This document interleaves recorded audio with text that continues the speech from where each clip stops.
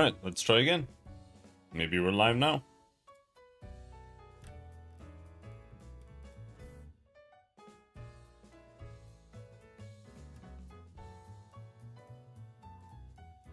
We banned a bot, so we seem to be good. An error has occurred.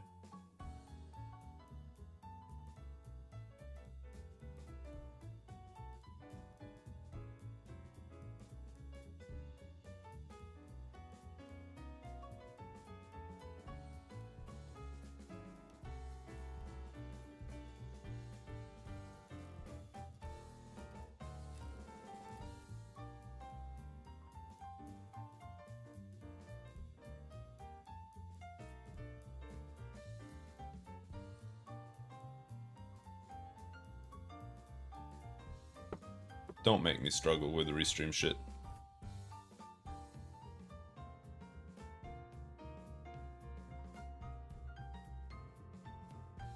Are we good?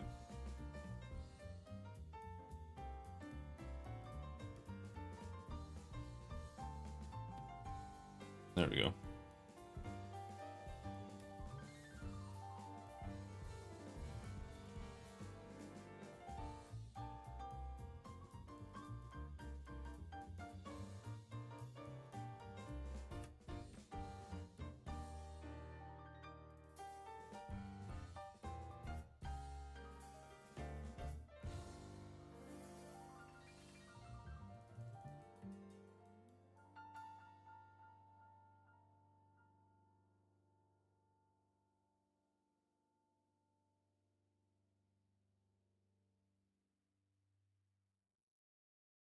Then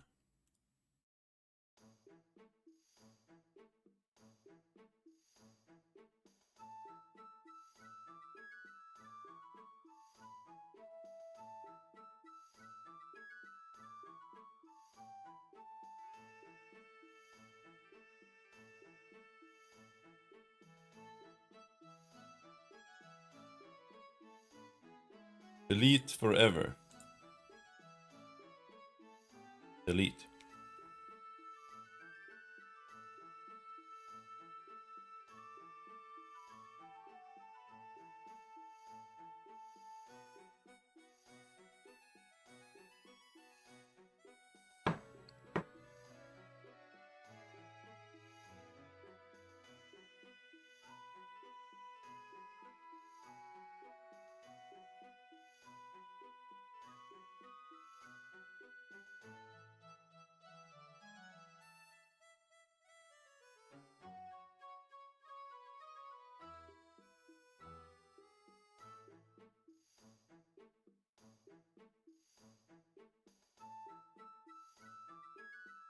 Alright, can we go back to thinking now?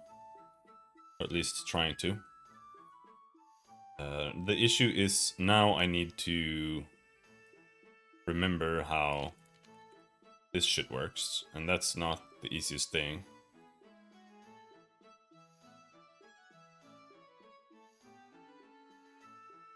Normalize.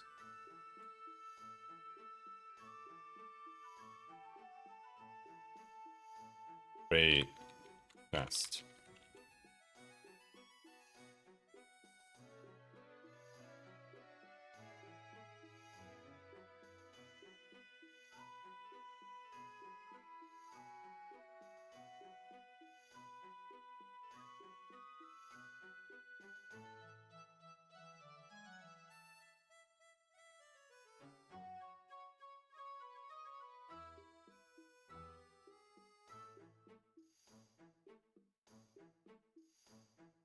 This is a little too complicated. So let's open up the other project that I have. Because I've customized it there. So let's open up the one where it's just raycasting.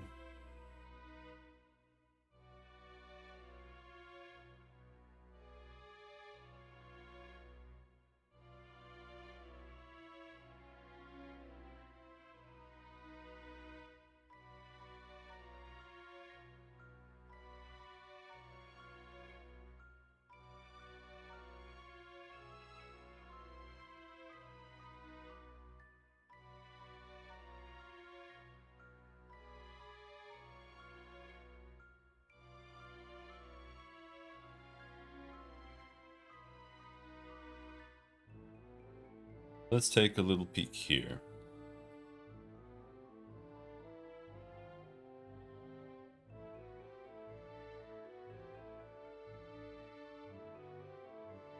Ray direction, ray direction.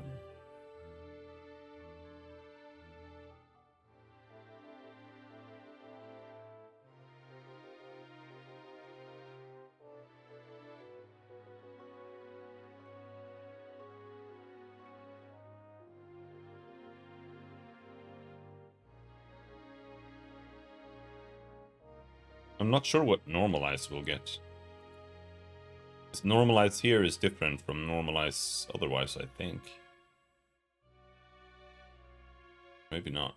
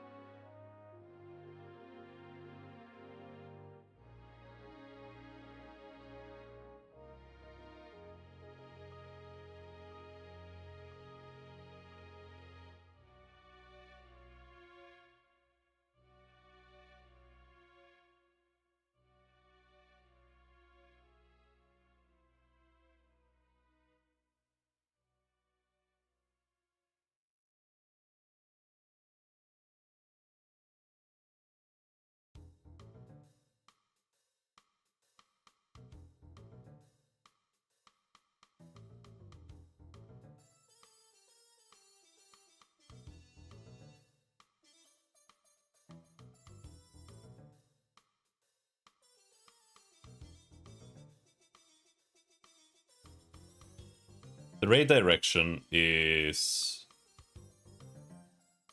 this delta.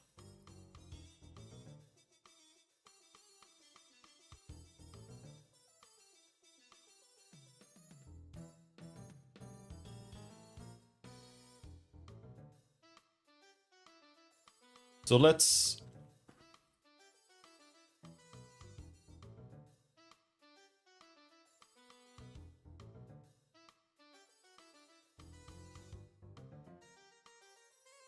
do that. We'll save the previous one, and then this is gonna be radir.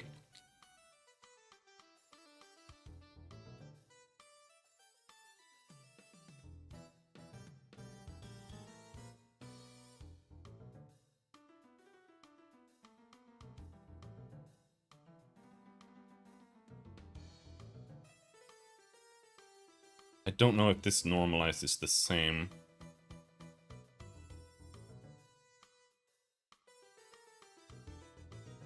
But I think it does.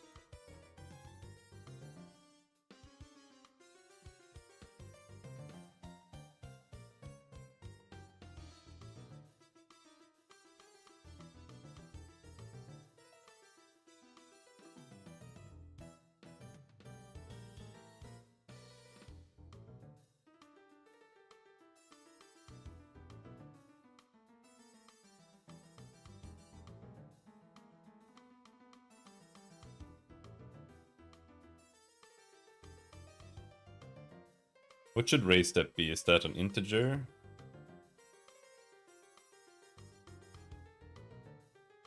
Yeah.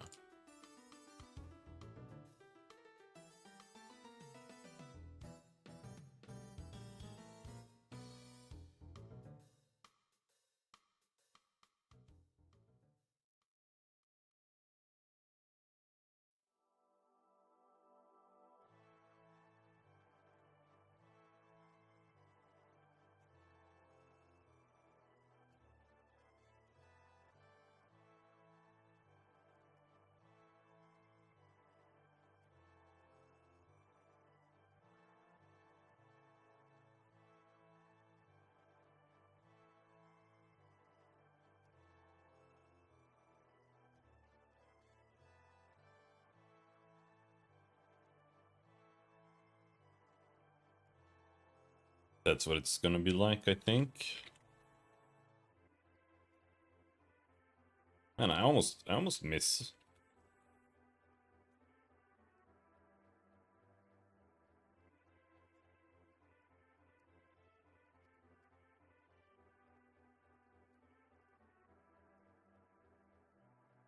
Working on this.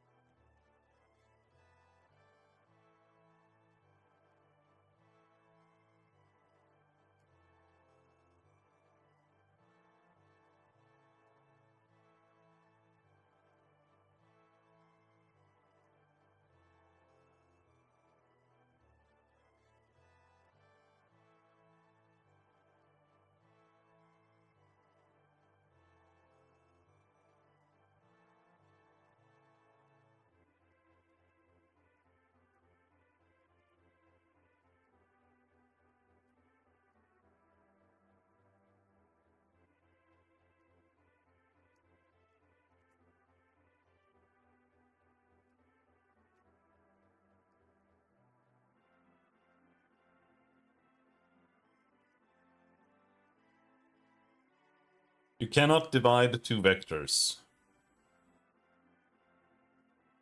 So it needs to be vector 3 dot... What is divide called? I'm pretty like...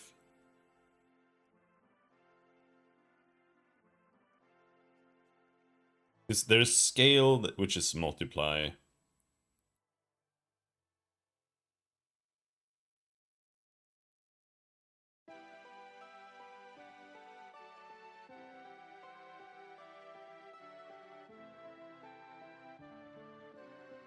Or we simply say... We do it like this. We have one new there, and then we say 1f divided by 1f divided by f divided by. That's fine. And then the side disk is also a vector 3, I believe. Raise step. And then this is vector 3 times... I haven't set up map pause here yet.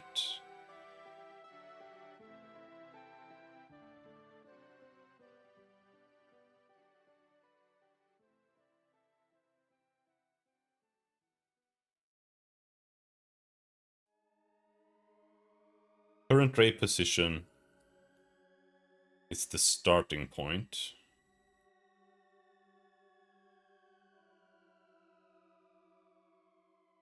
That's fine. So let's see.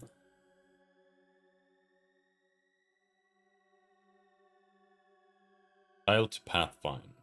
Origin position.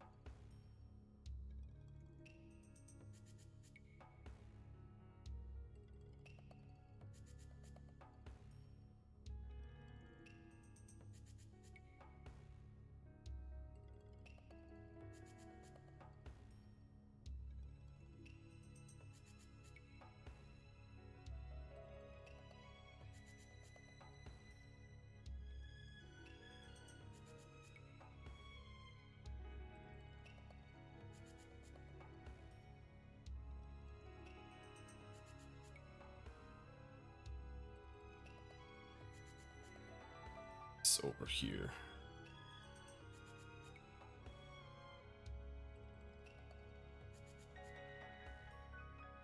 Let's see.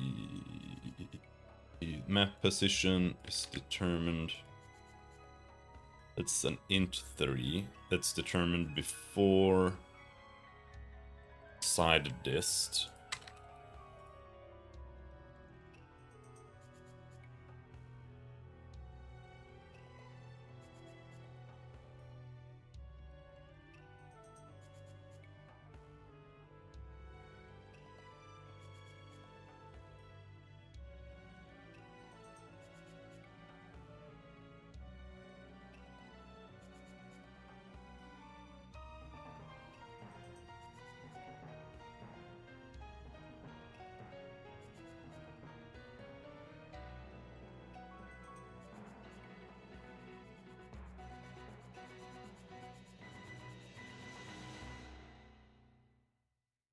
Something like that.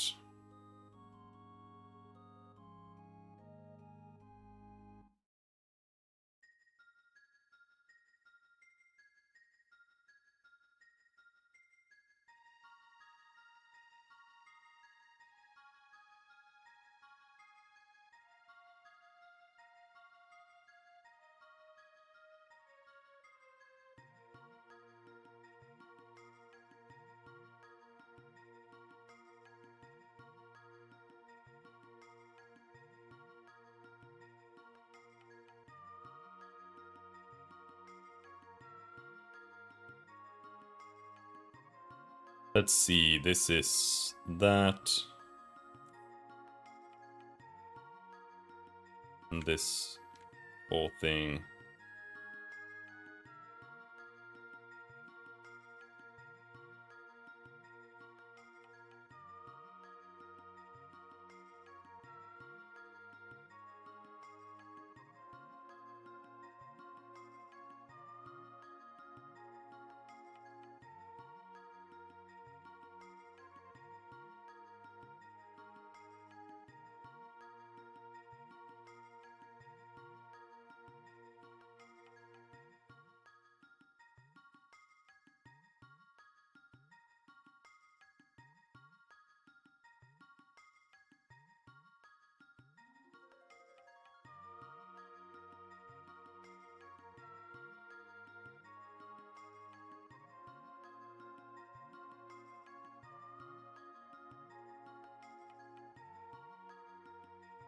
Vector 3 dot scale.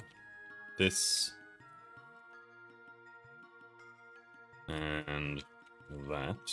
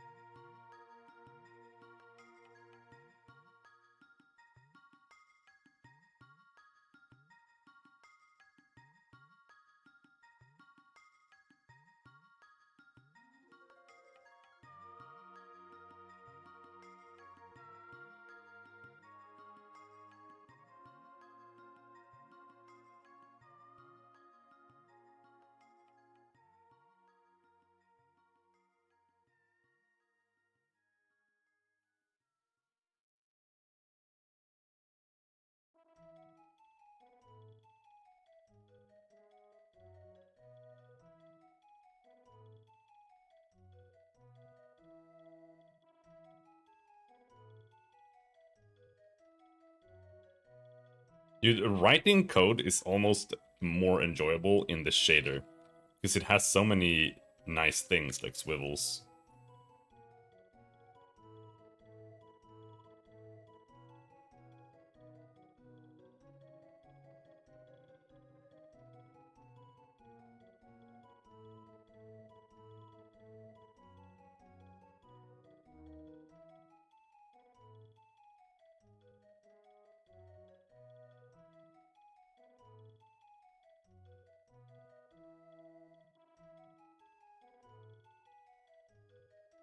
Okay, let's see here. This is side dist.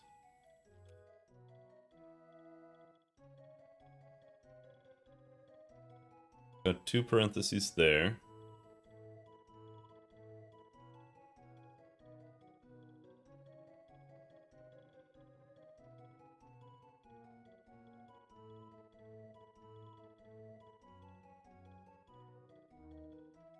Current ray position, parentheses. Parentheses.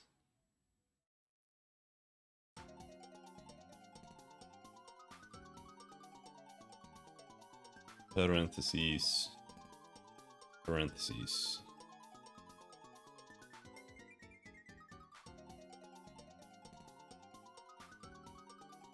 And this is then there. So this is a comma. And this is a vector 3.scale. That should be correct.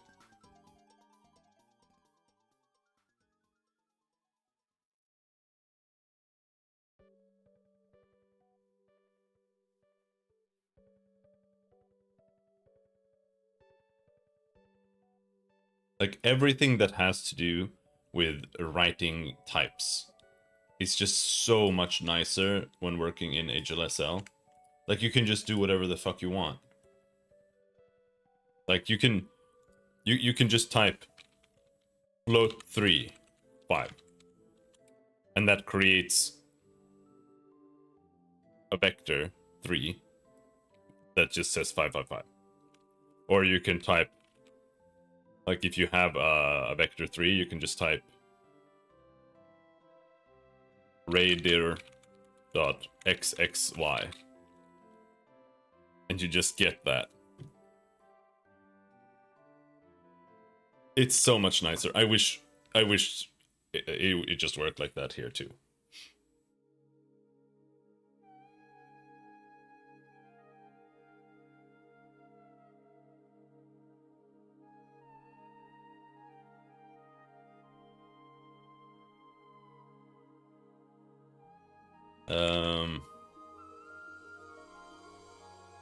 Implementing swivel in C#.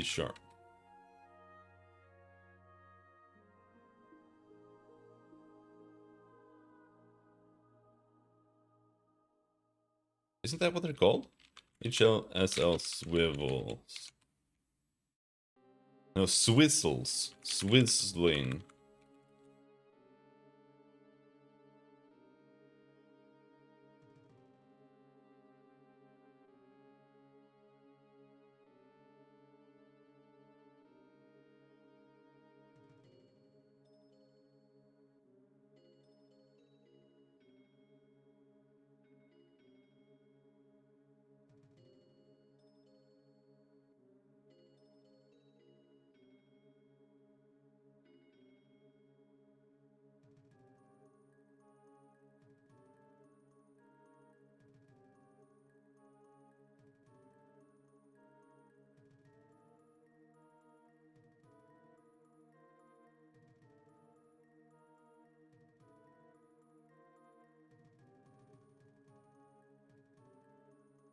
C# swizzling.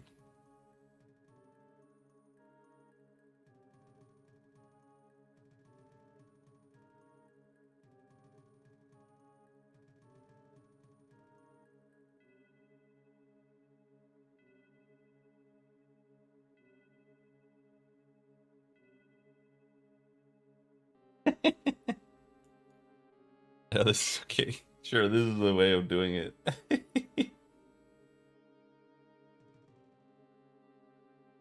This is really the only way to do this.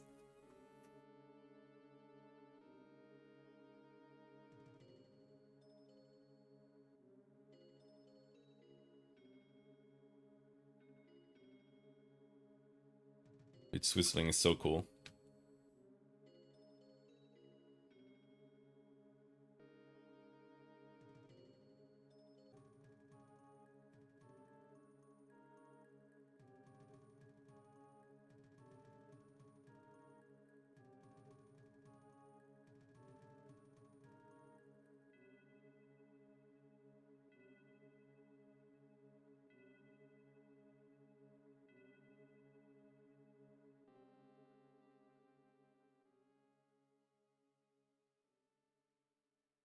Strict aliasing, what the fuck is that?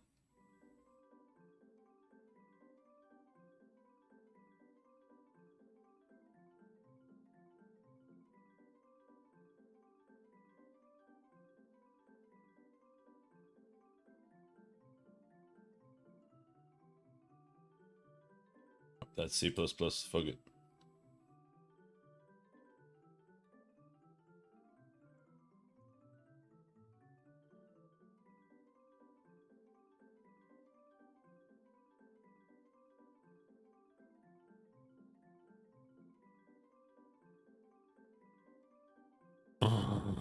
Oh, stream is still bugging out. That's cool, that's good.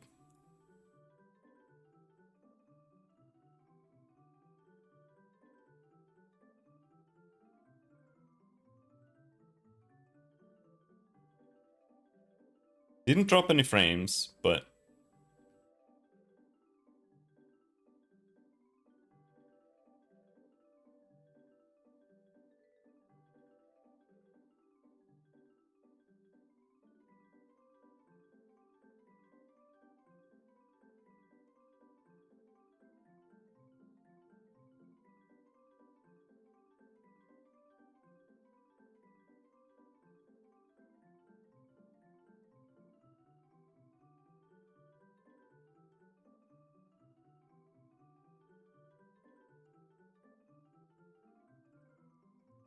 anyway, swizzles don't matter. What next? We've got ray direction. This is from the other. We're already normalizing the ray direction. This is some kind of fix that I've done. Light side dist. We already have the side dist there. Ray step. We have the ray step. Delta dist. Have that there. And now it is D. D is a float. Length, I'm not sure what that means.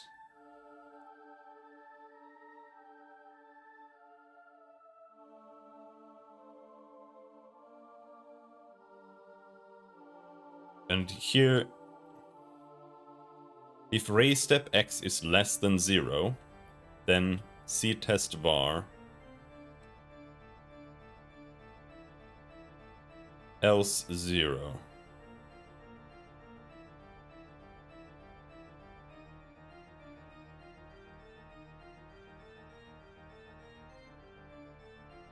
I don't really know what I'm doing there.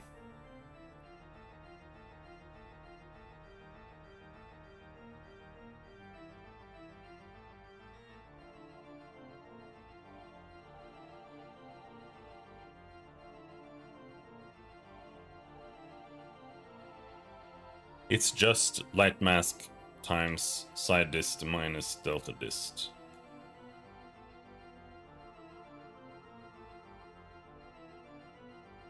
That's all this should be. And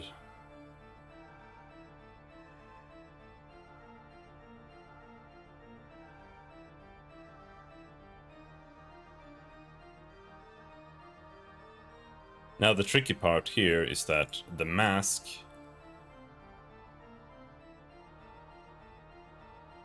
doesn't necessarily work in the same way. Maybe I need to make the mask be a vector 3 int.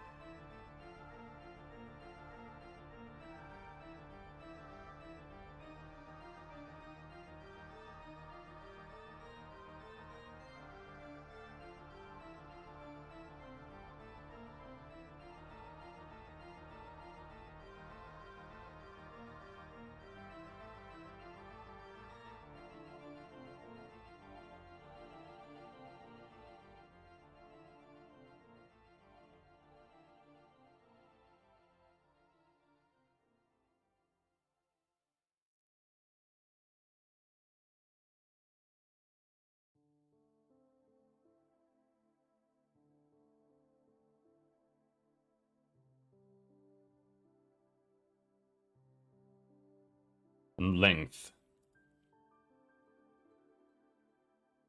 I don't know how to do length here. What even is math f dot length? What is, how do we do a length?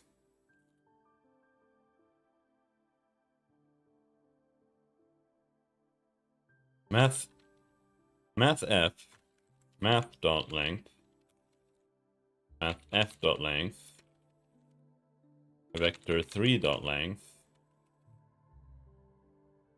vector 3 int dot length. No, nothing has length. What is length?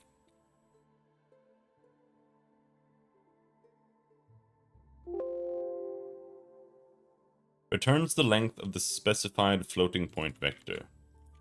C# length.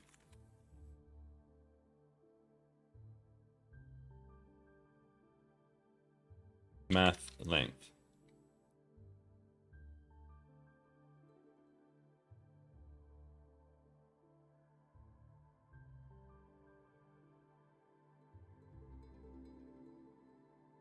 Methods. How do you write length?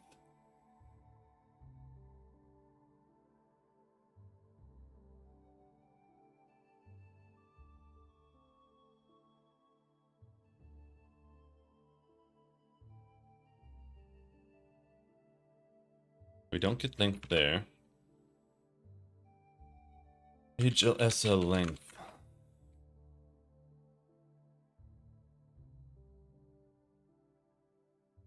Floating point scalar that represents the length of the x parameter.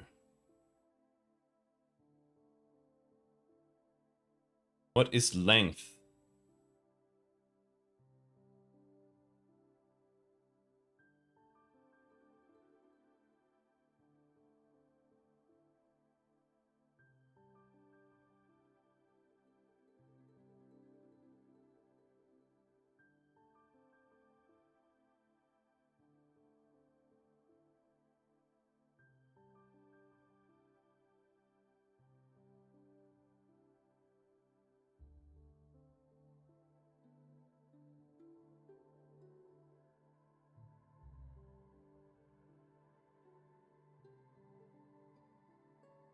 It should calculate the square root.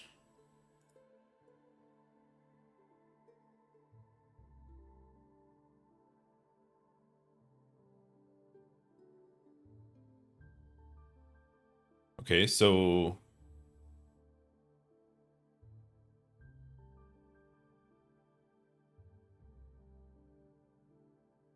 length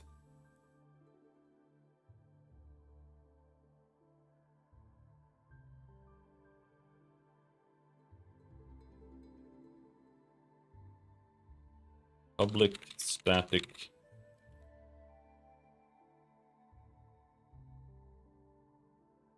float, I believe. Length.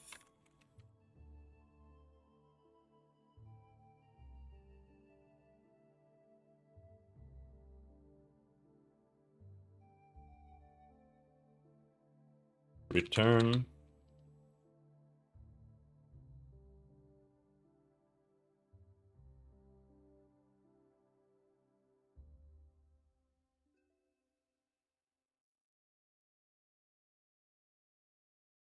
input x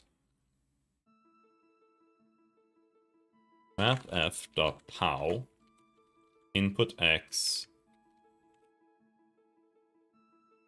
2 plus plus. Why don't you continue? Like the autocomplete is so bad. It's like 1 second it's good and it does the exact correct thing, and then it just doesn't for no reason. But then we need the square root of this. I don't know how to do that. Square root. Worked. Is that it? That's good.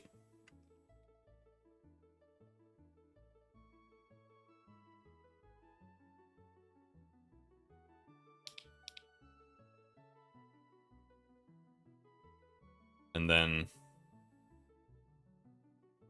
here here we then need math f. No.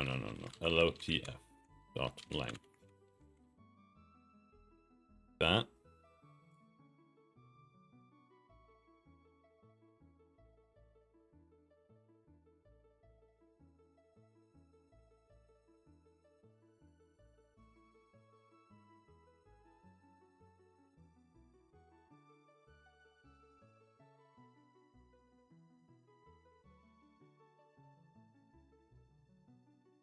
We getting closer?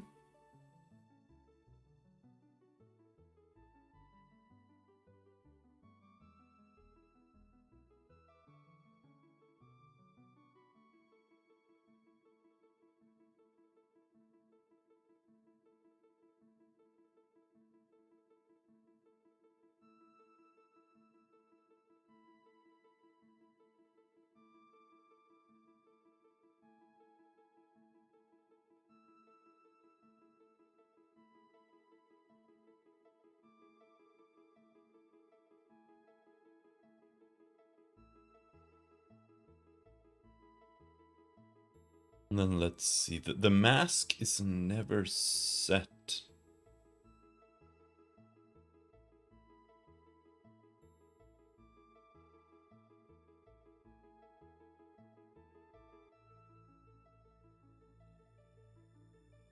that weird?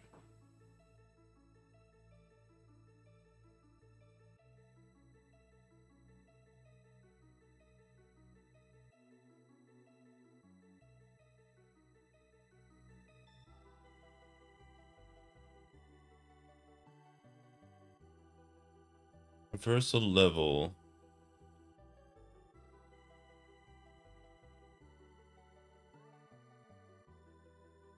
If traversal level 0, that's the one we want to look at.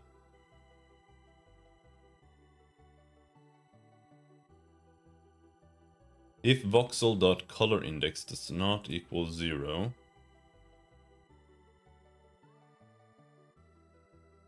then okay.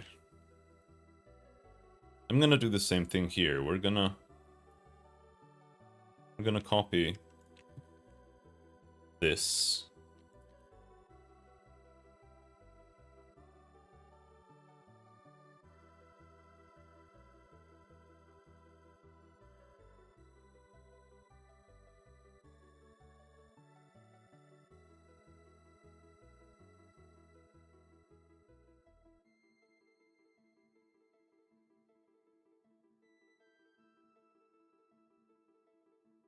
And then here we're gonna say get voxel. But mask equals, and it's side dist.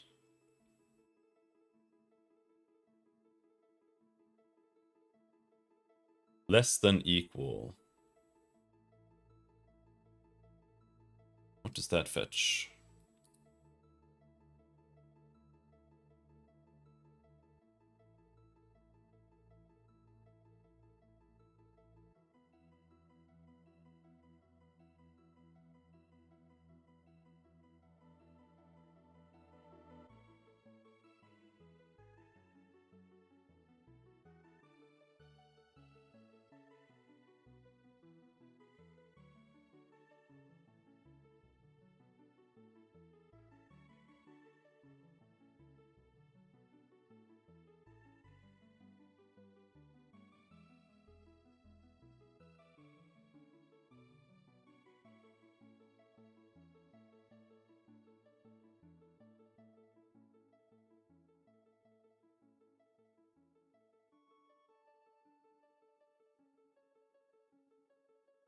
If x.x is less than or equal to y.x, what is it that we're returning? Then, well, if that is that, then it's true, right? Else 0. That's what this means. Because this is a check.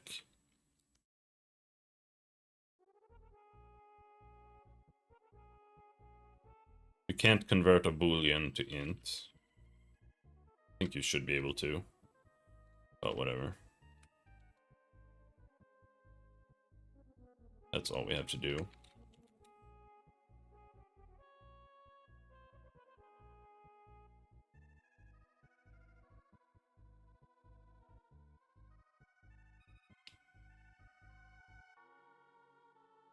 And then mask equals math f, no, LOTF less than equal side dist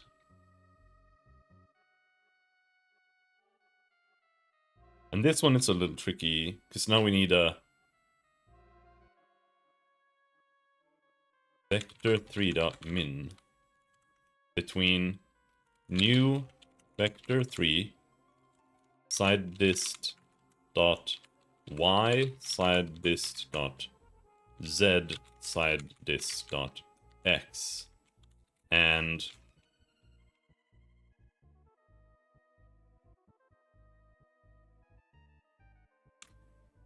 this is side dist z side dist x side dist y.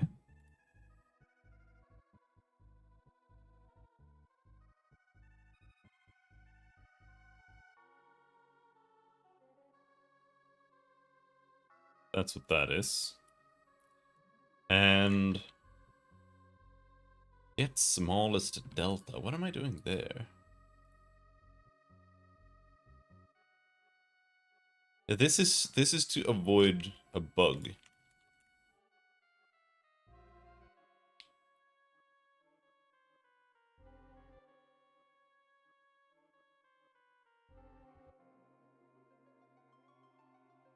Fixing this one is gonna be annoying. Really, really annoying. Vector3 int. We have a mask and we have a vector3 delta. Bool 3, vector3 int. Because we can't have a... Yeah. I'll be right back.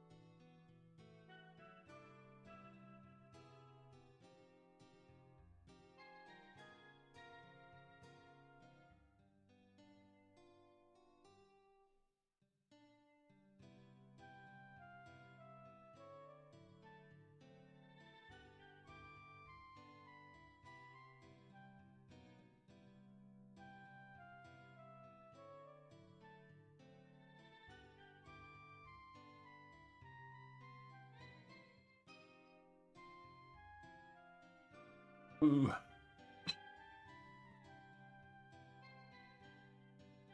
Hello, BD Nubra, how's it going?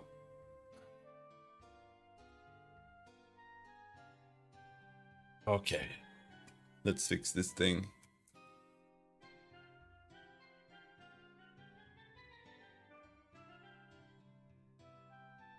If mask x equals 1 and equals 1 and equals 1. I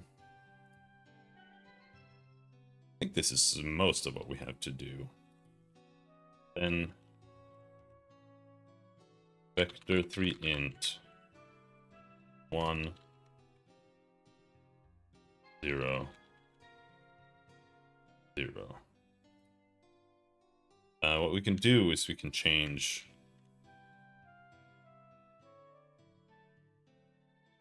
every false and replace it with 0. Every true, replace it with 1. And every bool 3, replace it with new vector 3 int.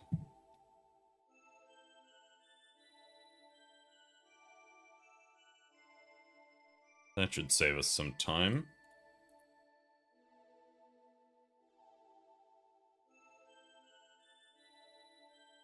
And here we can say every mask.x, we'll replace it with mask.x equals 1.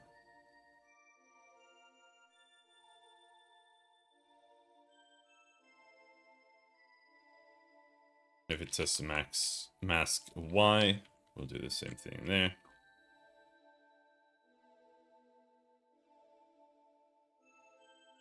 Then z.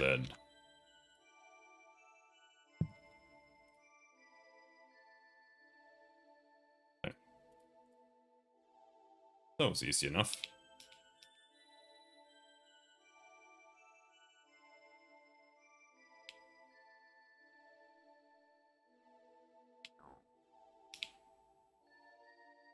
Then we're gonna say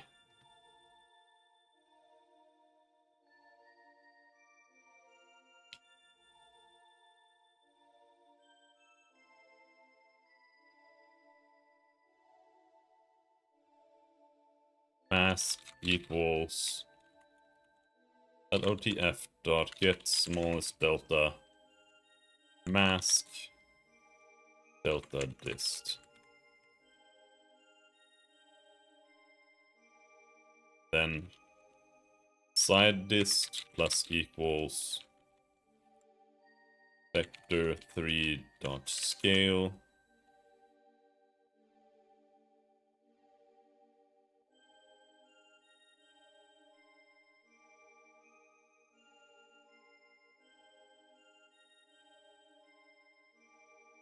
new vector 3 mask.x times delta dist.x.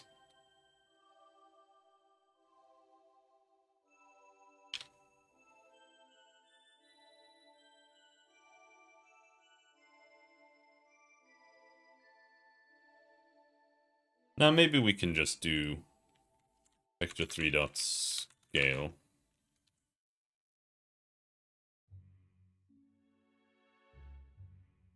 On mask and delta dist. Can you do that? Yeah, it accepts a vector 3 int, but that's because it gets automatically converted, I think. It does have an overload. Maybe that's what's doing it. Oh, now it doesn't have an overload anymore. Now it does. Okay. Whatever, bro. That's side dist. And map position plus equals vector 3 int dot scale mask and raise step.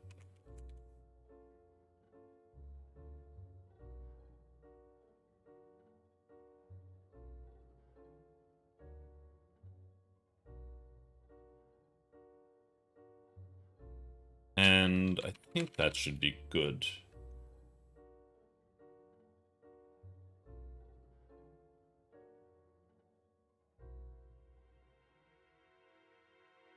Then we just need to say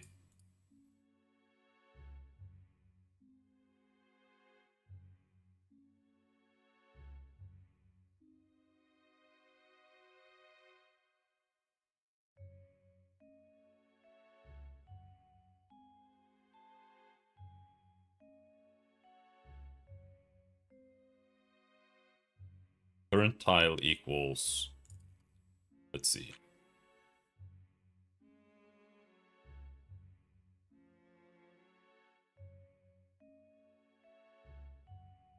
Map position, current ray position equals origin position.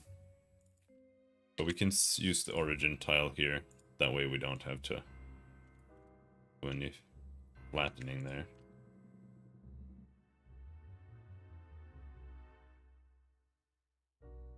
Then we just do this.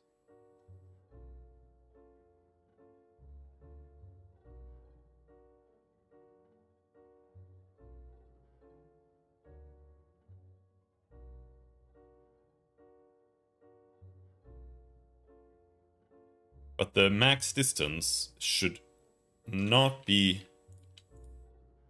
based on this. This is ray direction.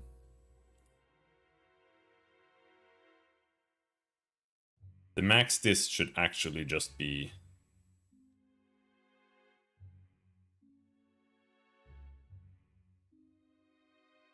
it.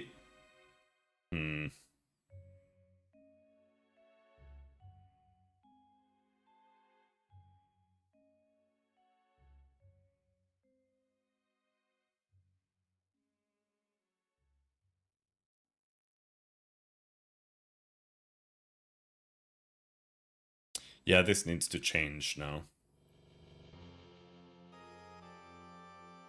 The distance is now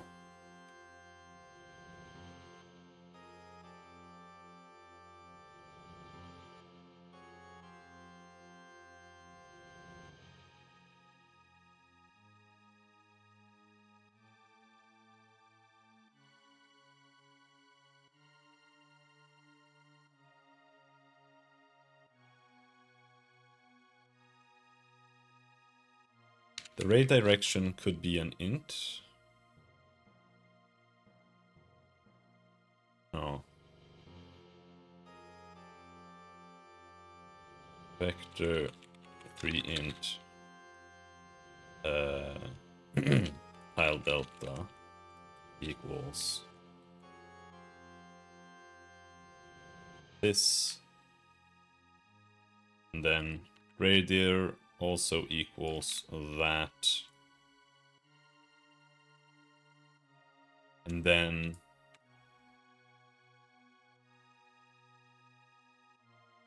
the max this is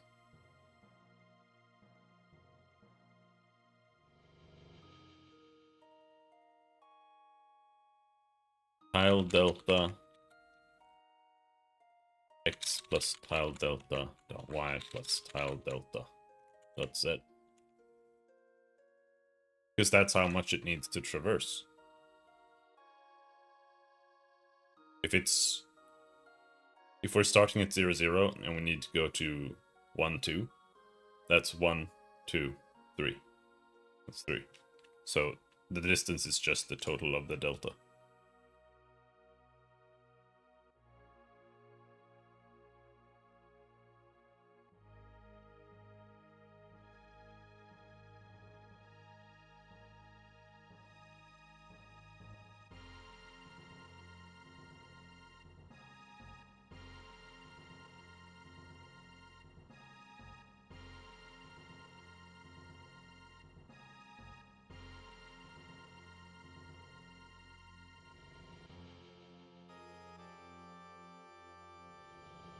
This should be less than max dist.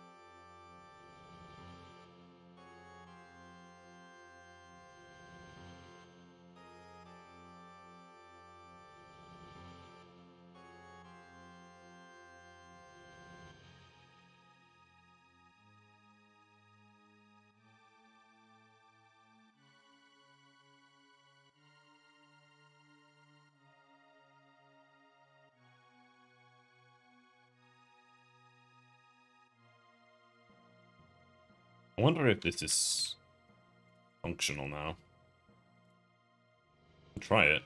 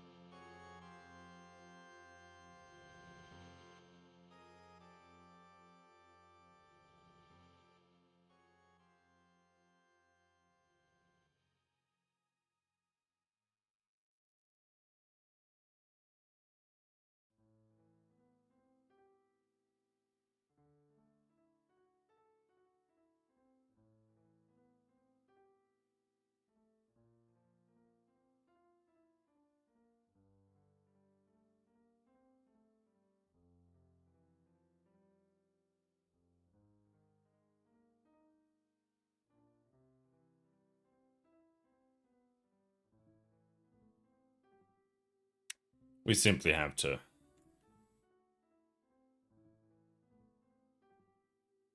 step through this.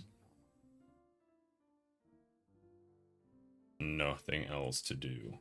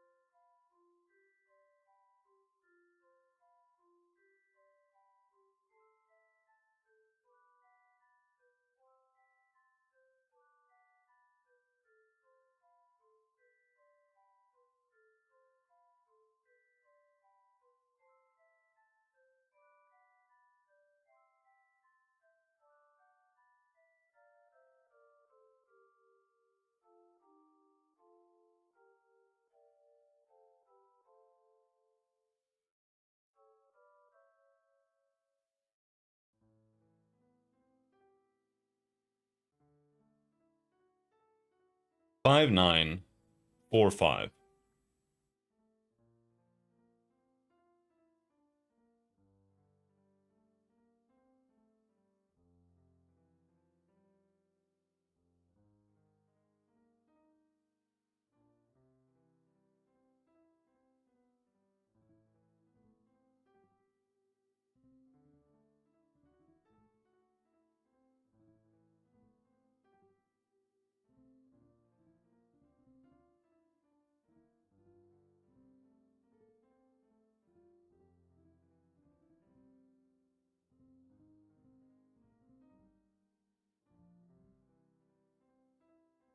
That's 5. Did I set the range to 5? No, the range is 3. Why is it pathfinding 5 away?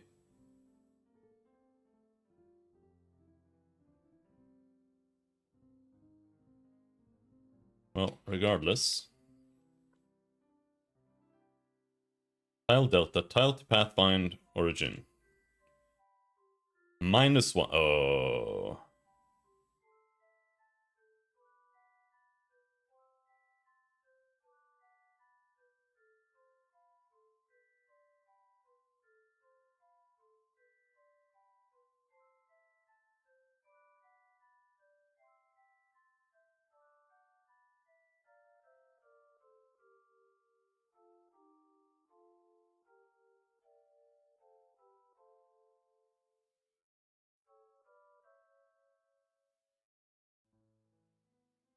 That's why. This needs to be math f.abs.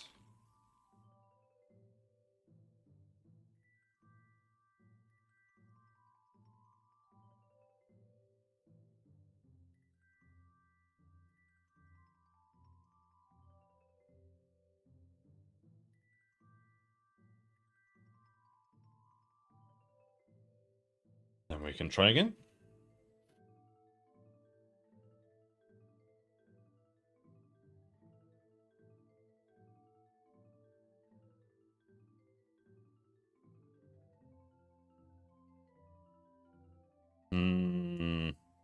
It's better, but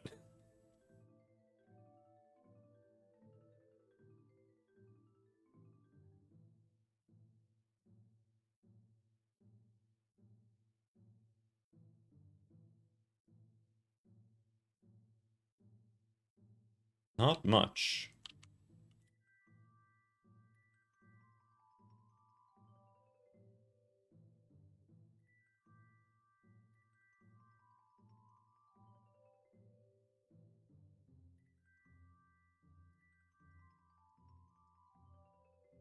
L delta -1 -4.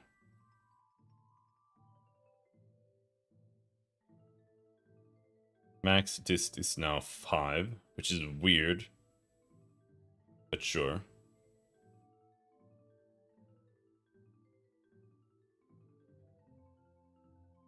Ray direction.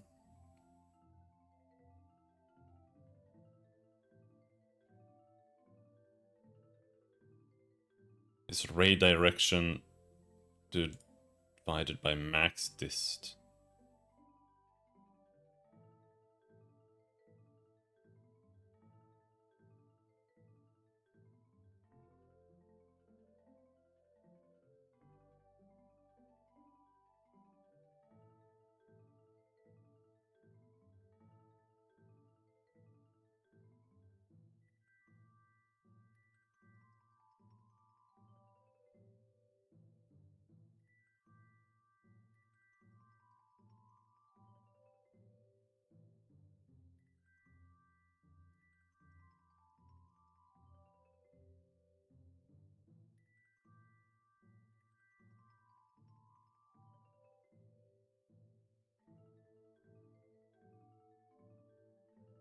Why am I doing that? Where did that come from?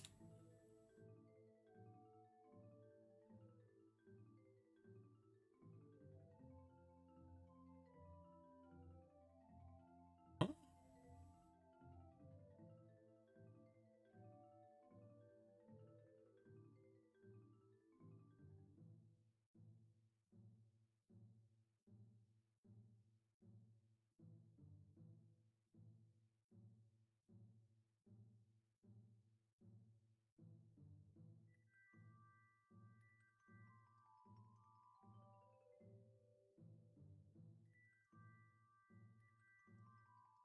Not a thing.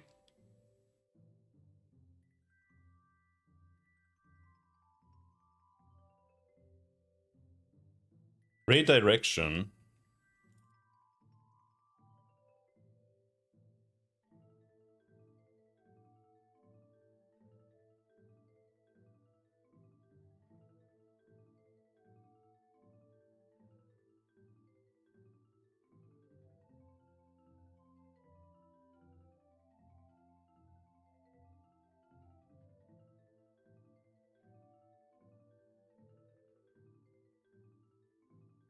Why am I doing so many strange things here? I think it...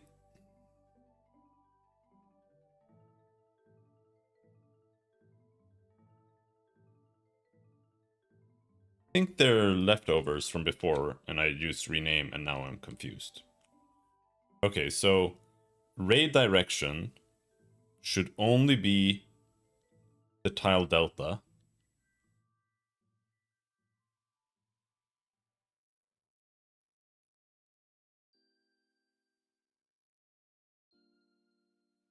Normalized.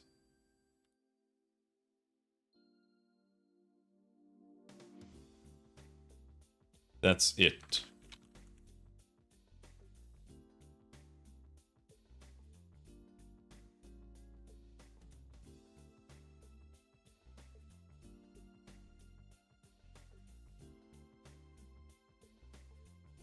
Ray direction scale. Ray direction delta sign.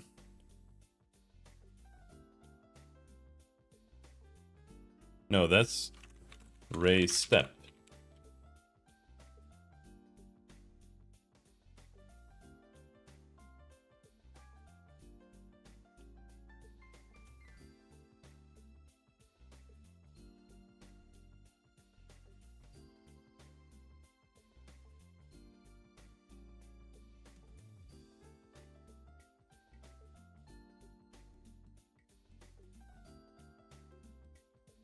I made so many weird things here.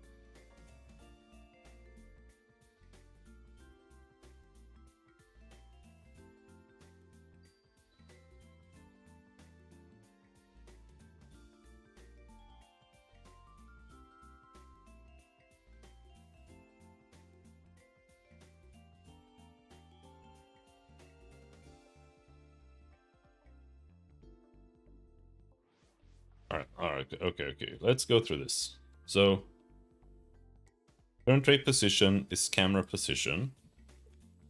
We're setting that there. Let's set that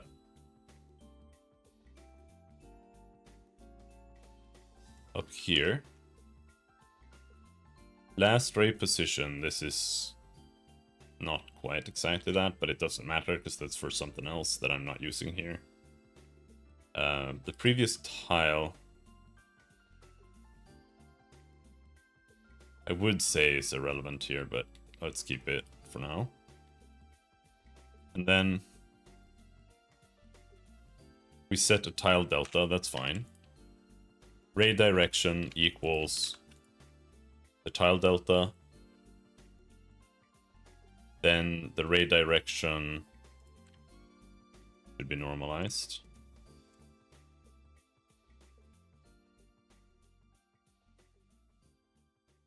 And then we set the delta sign.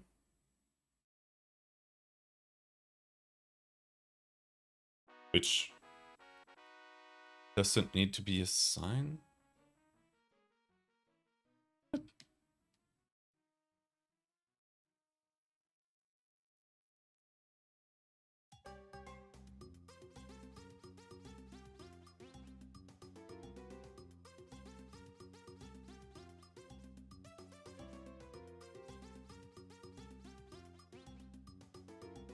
Yeah, this should be vector3 int ray step.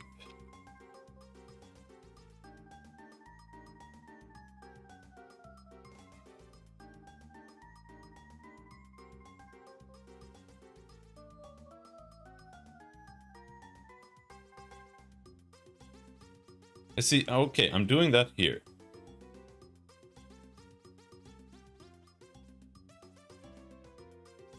Right?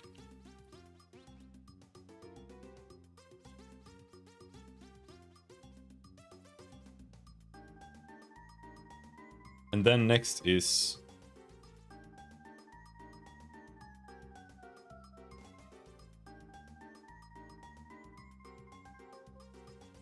max dist needs to come down here.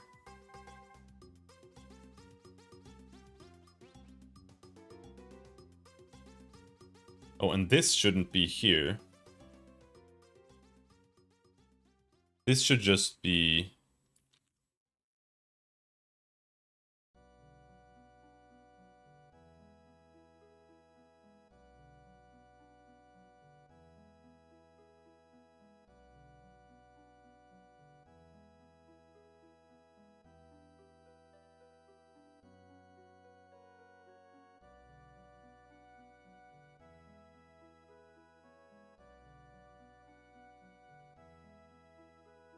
It should be in here.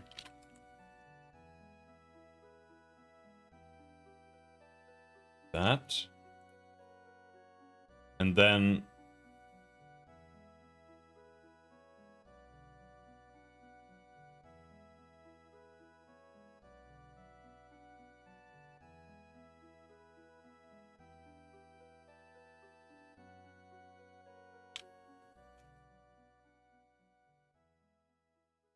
let's see, shader toy, the Ray Marcher. Where is it?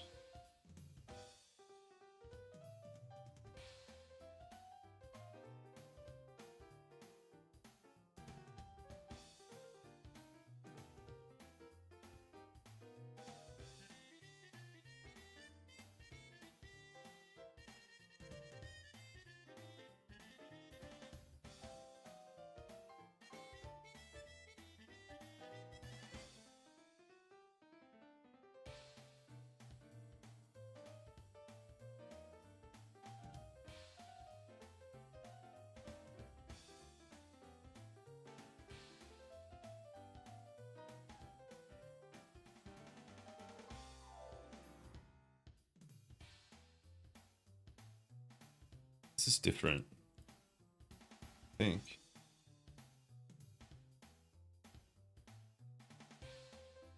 This one doesn't use length.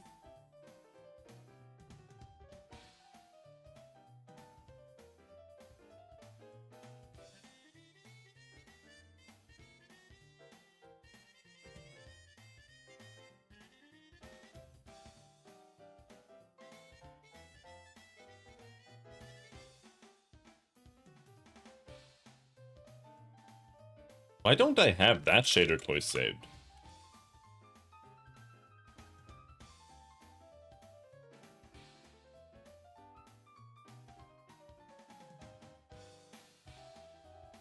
No, maybe there. Maybe that's the one.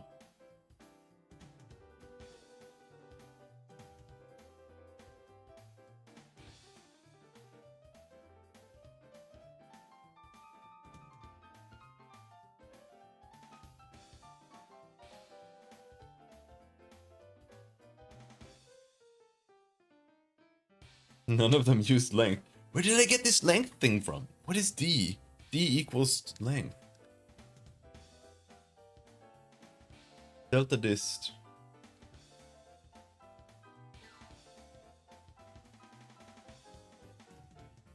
That's the delta dist.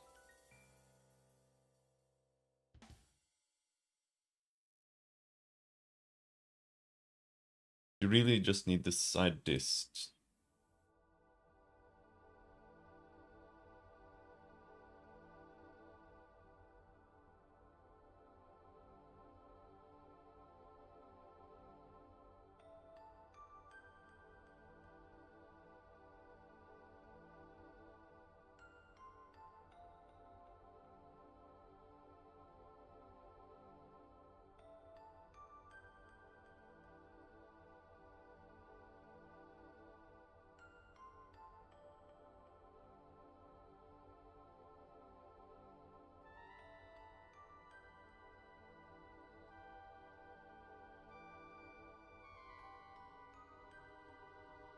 Oh, right, okay.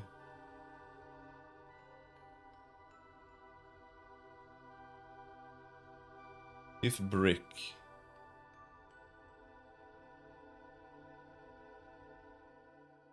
But it says traversal level 1. I thought traversal level 1 meant...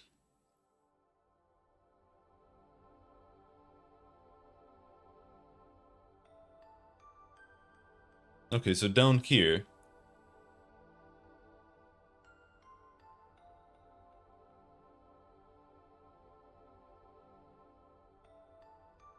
Current ray position.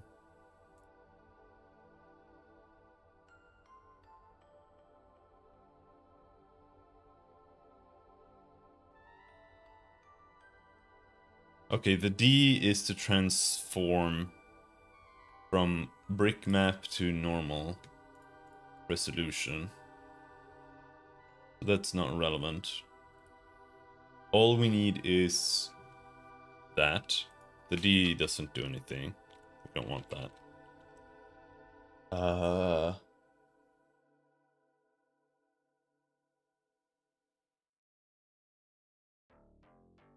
this should be kind of correct now.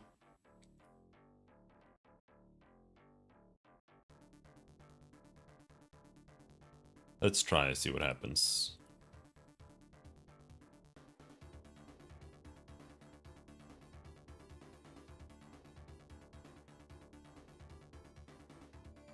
Now, this solution might still end up with gaps. It still doesn't work.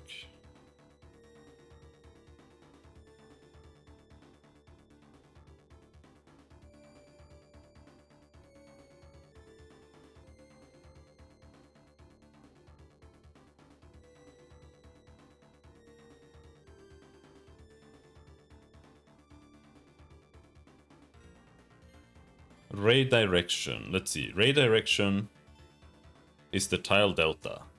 That's fine.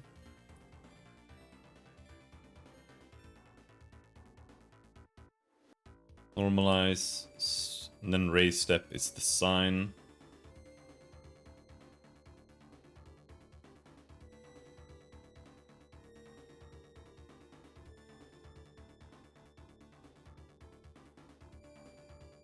And then delta dist.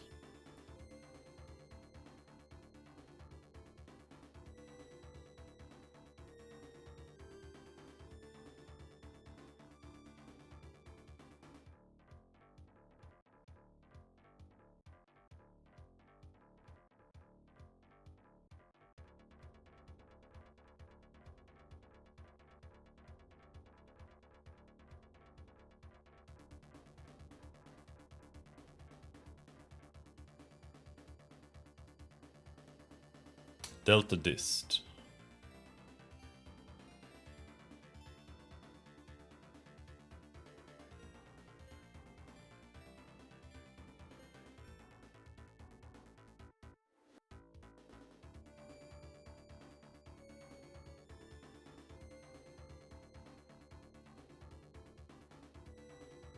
And we have the map there. Origin. Side dist. Ray step.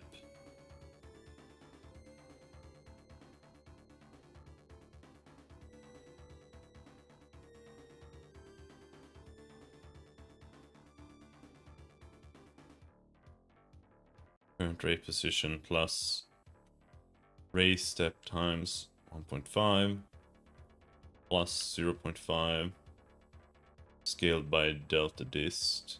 That's the side dist.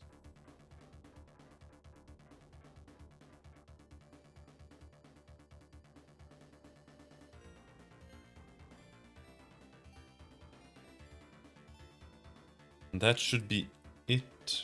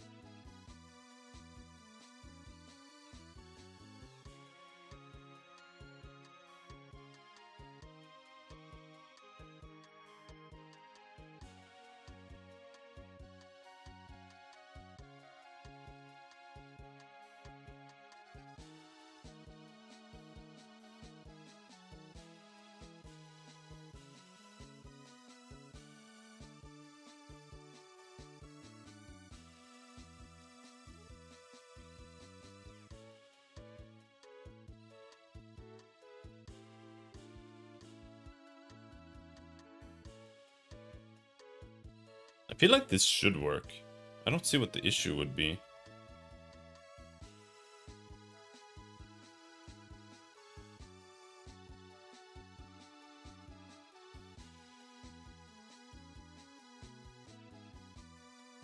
Unless it's like a max dist issue.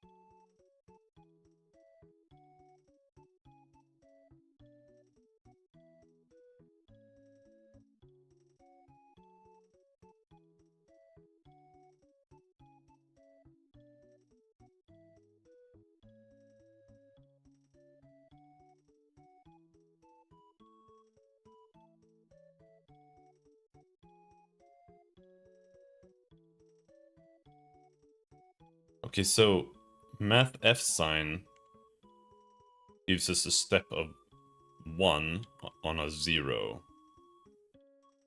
Alright, I think that's fine. I actually kind of think that's strange, generally speaking, but maybe it's because of the float. Maybe they... because...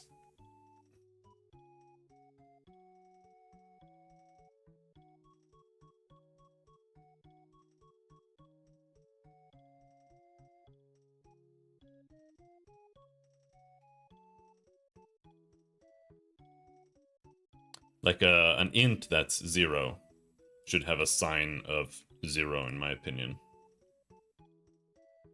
But a float might be fine to not have that. So delta dist.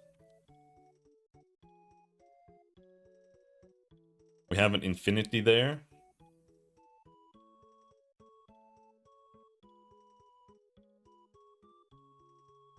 So we have a ray that's 0, so we are dividing by 0.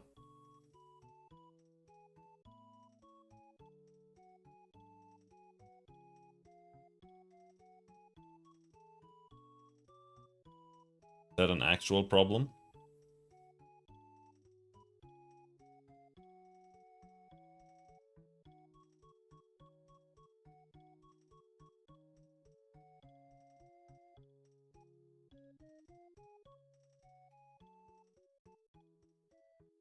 Let's say if radier.z equals 0, then 0 else.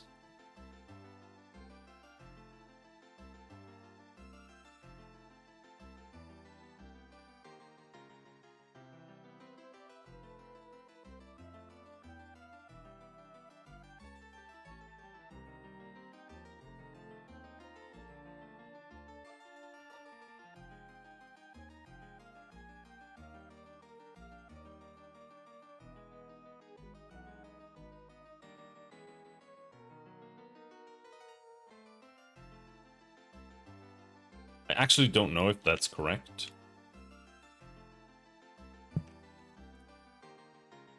Well, we can try that.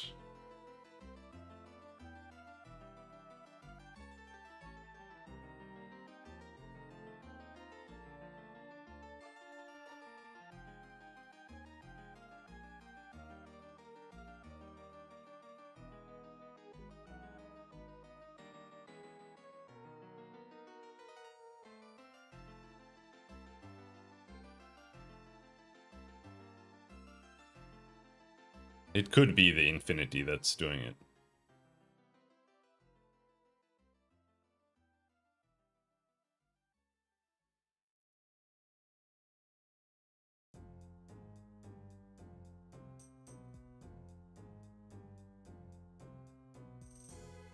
Hmm.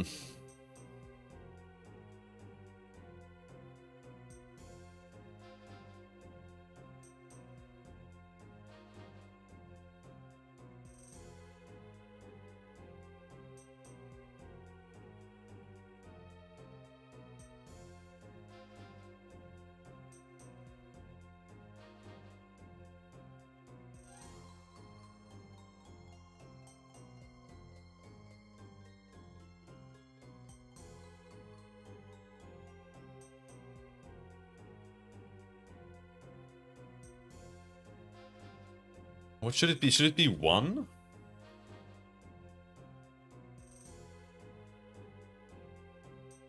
Sure.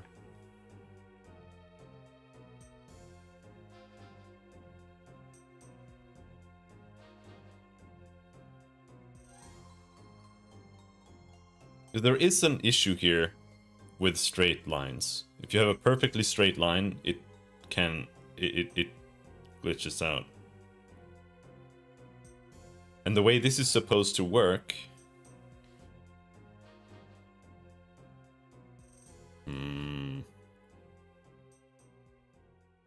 Oh, this is the wrong game.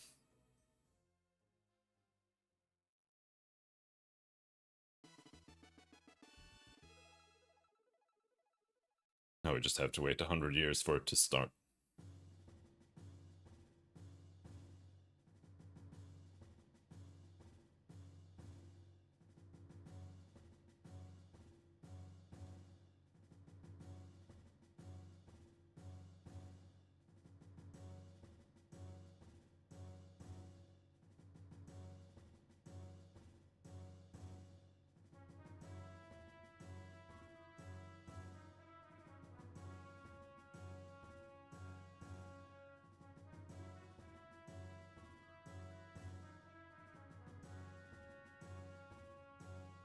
So now we have a delta dist of 0 instead, but I don't know if that's better. Why is this side dist 0, 0, 0?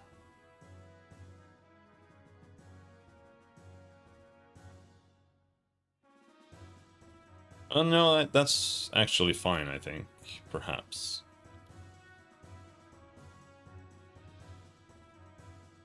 Maybe? I don't know if it is.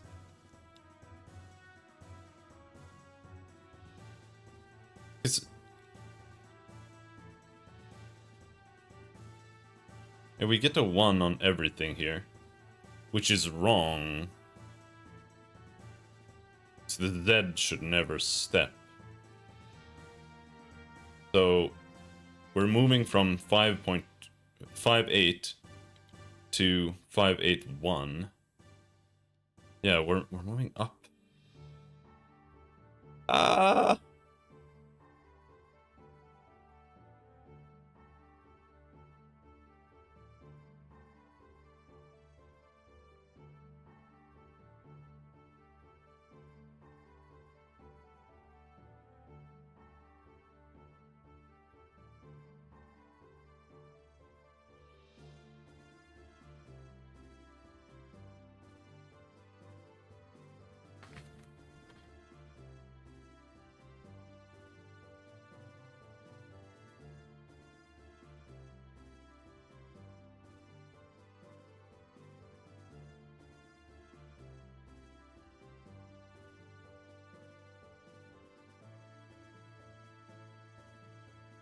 Oh, but there's something wrong here. But there are several things wrong here. Why is the origin position 1 in the Z? Huh? 580. Failed to pathfind 4-4. Where's the 1 coming from, man?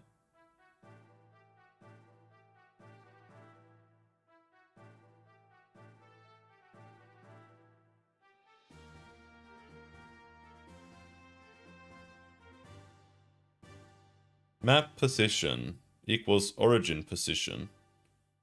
581.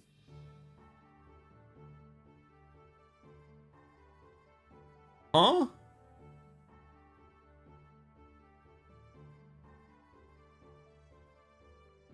Man, I love math. Math is so good.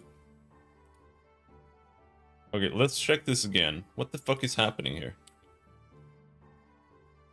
Is this just a rounding error?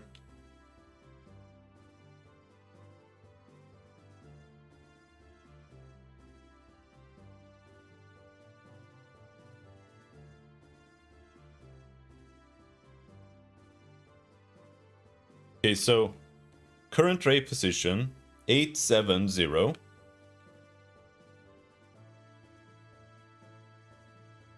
And we have all this tile delta -1, 4.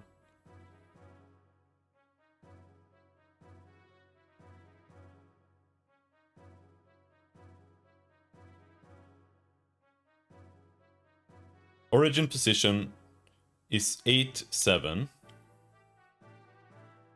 Map position is 8-7. Side dist.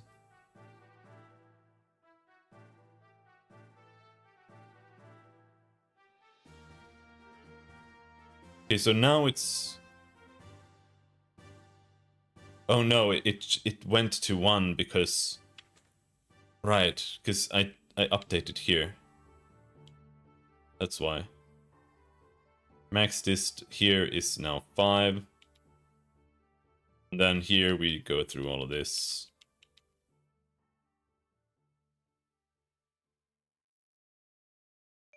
And then they're all 1.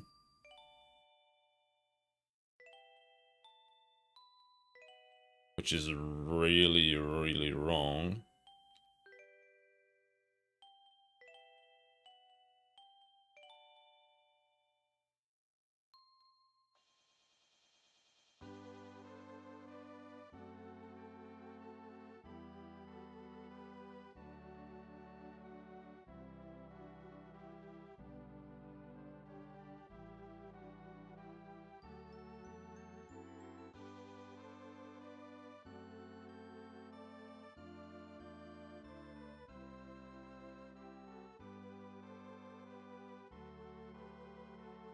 But yeah, it shouldn't be 0, because 0 means that we're gonna do it immediately.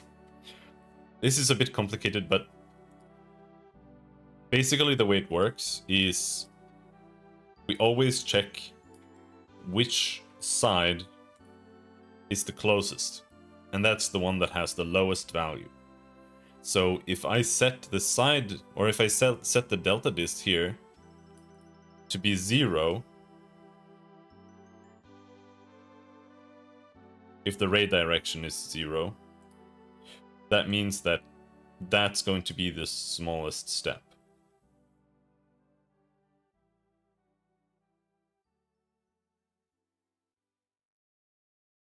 Now,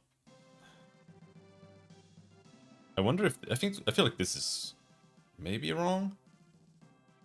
Map position minus current ray position. I mean, it's not technically wrong, because the ray position and the map position are always the same.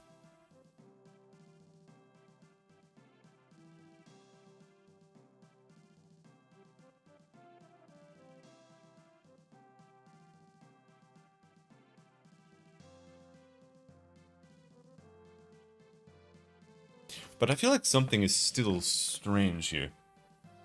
Ray step, delta dist. Because we still have the delta dist.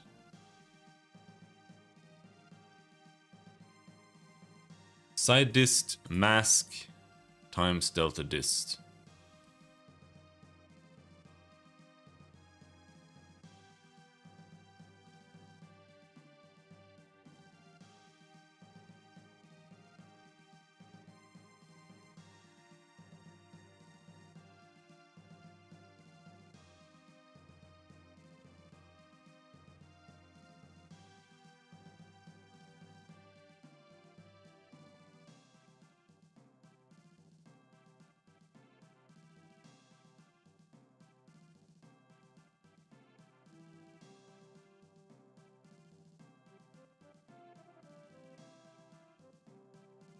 And this is wrong, because the Z is the value that should never change.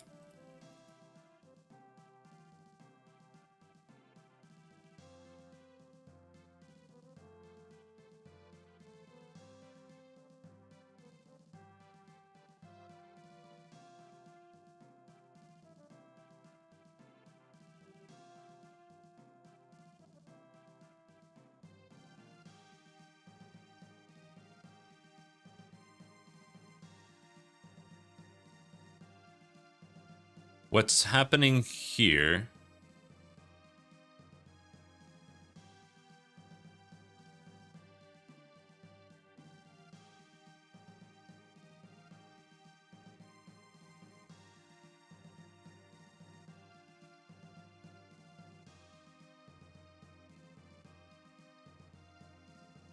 is that we're scaling a 1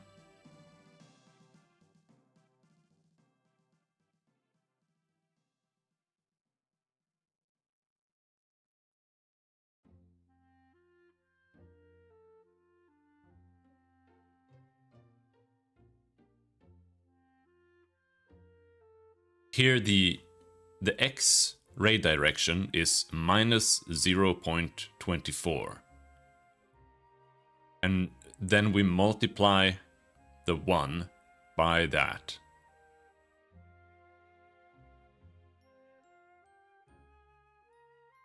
And then we get 4.12.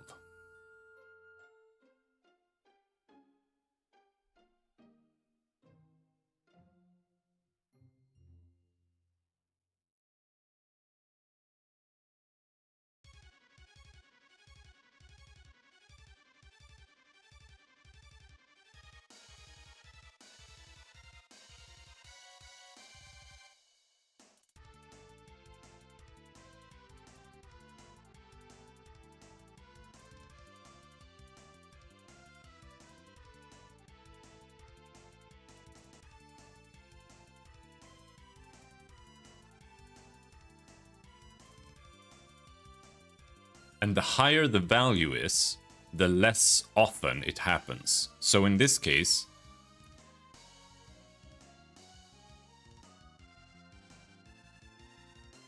the delta dist in the x is 4.12, and the delta dist in the y is 1.03.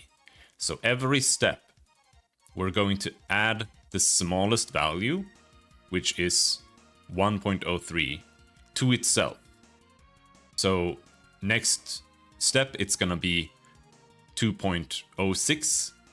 And in so doing, we also iterate our tile position in the x by 1. And next step, we check again, 4.12 versus 1.206. Then we add another, so we are at 309. And then it does that until like 309. Next one is going to be 412, which is a little interesting because that means that they're the same.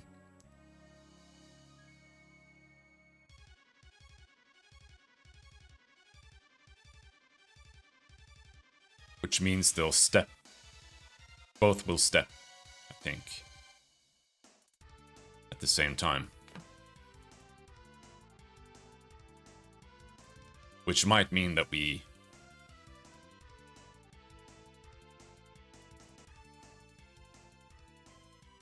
skip a tile.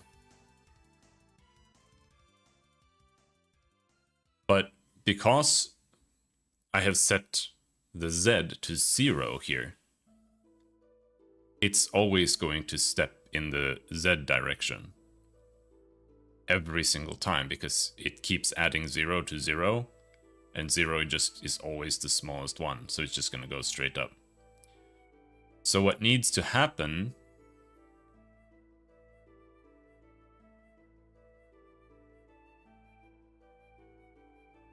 is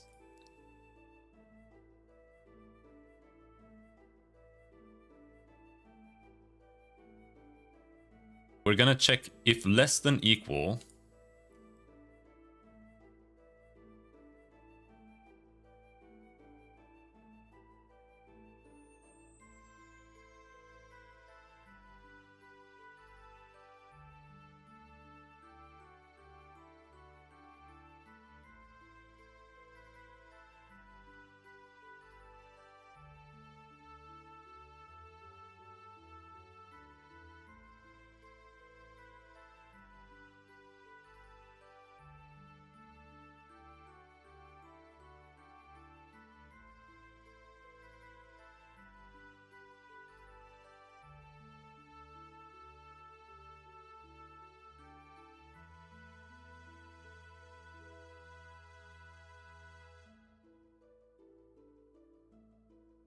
we have to check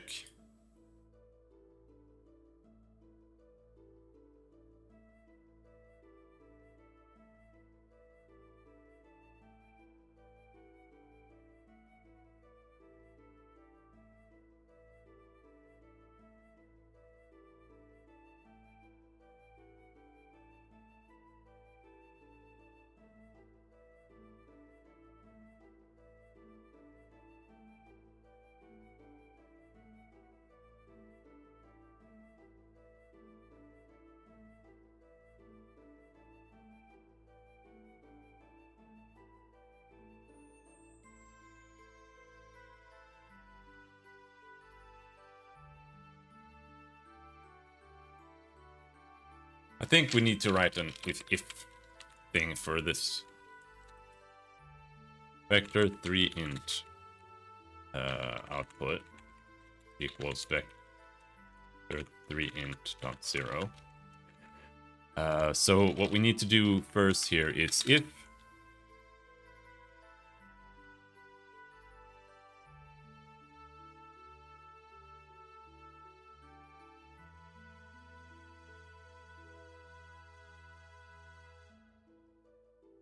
x.x equals 0 or y.x equals 0.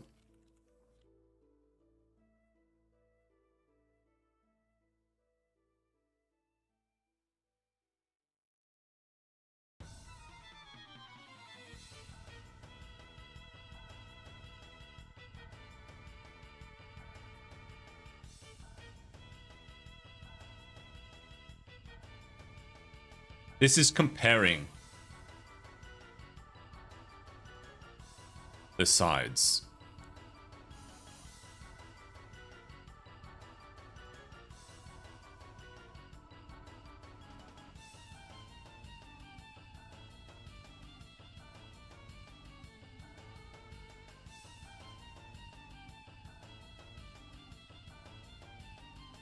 So if x, y, or z is less than or equals to any of these sides. So all we need to do is say if x.x, we don't need to check the y, equals 0, then output.x equals 0. So what we'll do here is, because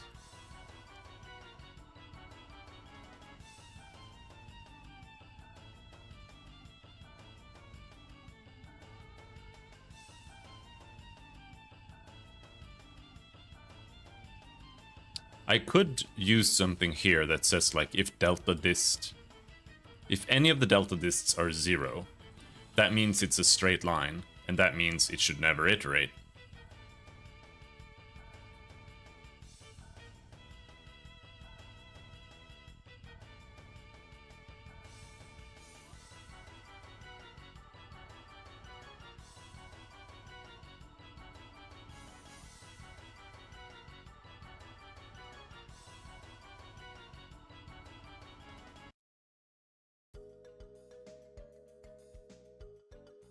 Get smallest delta.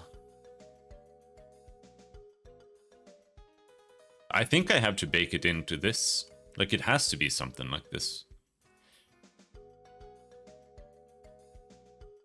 If x.x equals 0, if x.y equals 0, then output.y equals 0.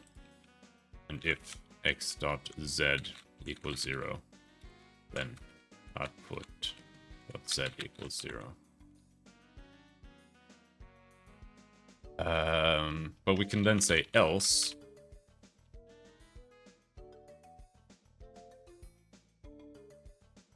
Else if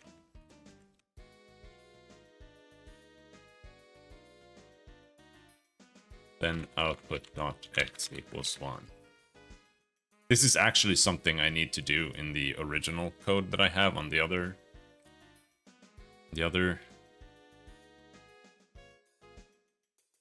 project. This isn't a terrible solution, because it does have a bug where if the line is straight, then it frizzes out. But it just needs a check like this.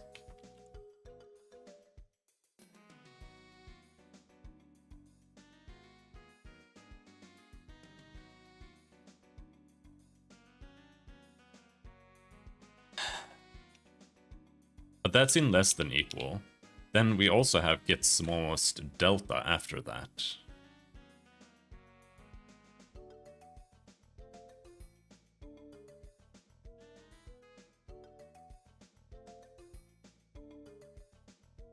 And then here it says if delta x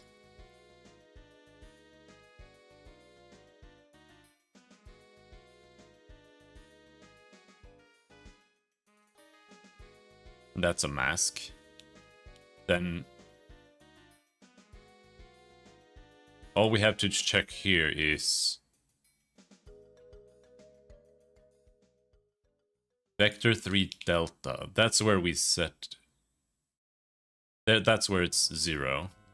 So all we have to do here is at the end we can say if delta.x equals 0.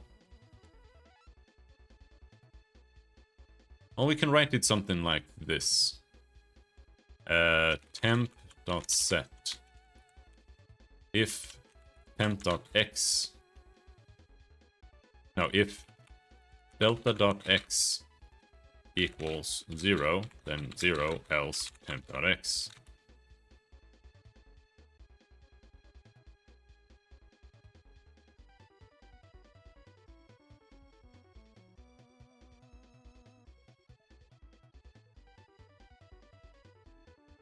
That way we are safeguarding it from changing.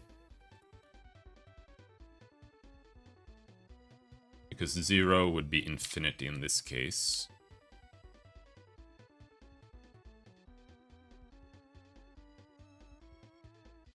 Don't want to step infinity in one direction.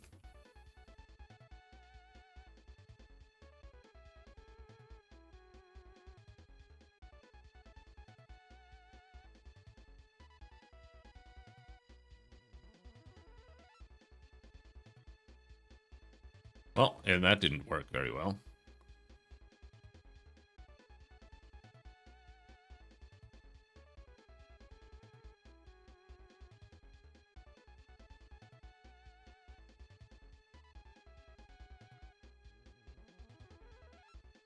We'll have to attach again and try, see what happens.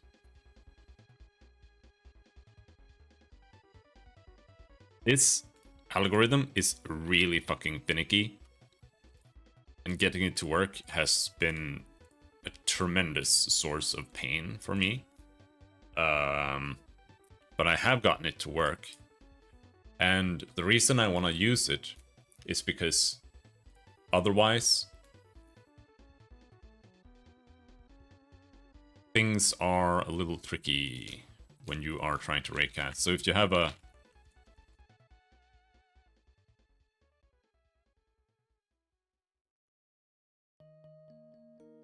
like a targeting reticle that's like this size or something, let's make it one bigger. Do you wanna... Should we made it a different color?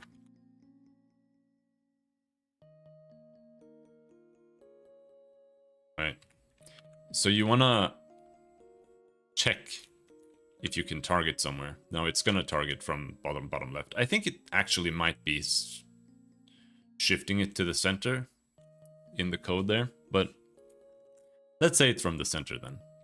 So if you want to step over here and you want to check the tiles along the way, if you just do that based on how many tiles there are, like let's say in this case it's 3, and if you just say, okay, we're gonna check 3 tiles ahead, then the only thing that's happening is that you're doing this. You're like chopping it up in 3. I mean, in reality, it's going to be like this and like that or something. Maybe that's 4.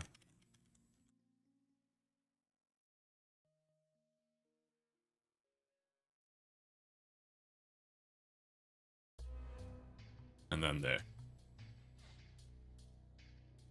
This is how it's going to be. And you can see it is actually correct in this case. Like it's stepping here and then it's checking, yeah, that's actually within that tile. Then it steps again and yeah, it's actually there. And then yeah, it's actually there. But this is extremely inaccurate. So what I'm doing is I'm making an algorithm that's instead if we're starting, or if we're going in this direction, then we go and we start here, This is our starting position. And then we go here to this edge. And then we go here to this edge. And then we go here. All right. So it's just always going to the next edge. And that way you get very precise tile-based collision checking. But the way you get these distances is by dividing a 1 by like a value that you get. And if you have a straight line, you can see it's basically the X value is more steep here, so we're going to be traversing in X more often than we're traversing in Y. And so the Y value is going to be lower than the X value. Because what you do is you add a value into a pool, and every time you add that value, you then recheck and you see which is the current value that's the lowest. And the lowest value is the one where you need to step. So here, we would add, let's say it's like 2. Let's say X is 4. Or let's say X is like 4.5 and Y is 2. Then we're gonna step. We're gonna add 2 in Y. And we're gonna go, or actually this is kind of a bad scenario because no, Y is gonna be 4 and X is 2. So first we check the X and it's 2 versus, or let's say Y is 4.5. So 2 is, the X is the lowest, it's 2. So then we add 2 to it, and now we are over here. And then we check again. Actually, that's not... Yeah, that's how it would be. But we're also not taking... This is really complicated, so you're not going to understand a single thing I'm saying. But also I'm explaining it really badly. We also have to take into account where we start, right? But either way, we add smallest value into a pool until another value becomes the smallest value, and then that makes us move in another direction, and then that gets a value added to it. And then now Y is the lowest value again, that means we go in Y, etc.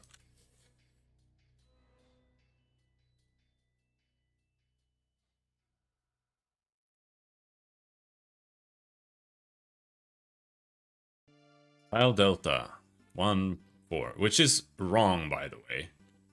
I don't know where it is getting that from, because that's a distance of 5. Which should never be the case. But whatever. And then we get the ray direction, which is -1, -4. Then we normalize it to -0.24 and -0.97. We set the ray step to -1, -1, 1. The delta dist set to 4.12, 1.03, and by that we can determine that we are moving a lot more in the Y than we are in the X.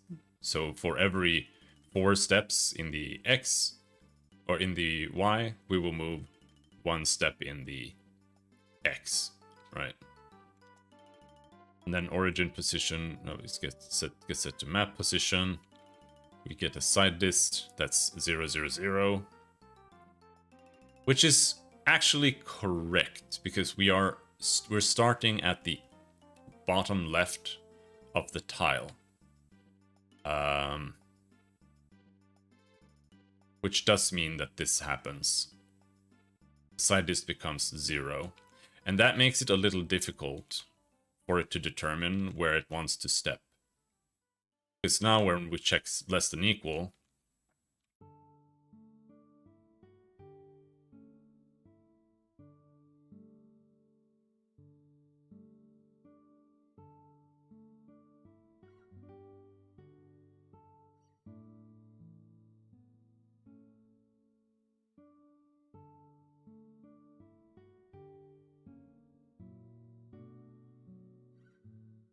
then we get a mask that's 0.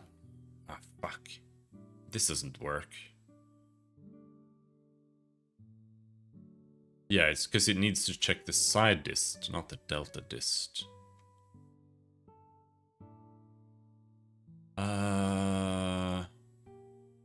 Okay, maybe less than equal is okay.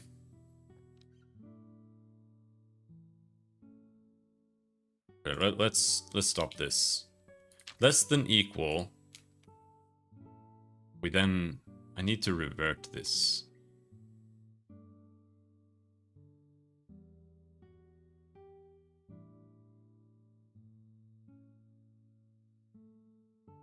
Less than equal.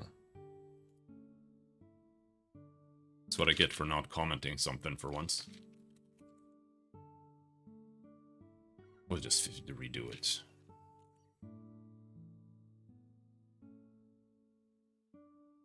It was quick.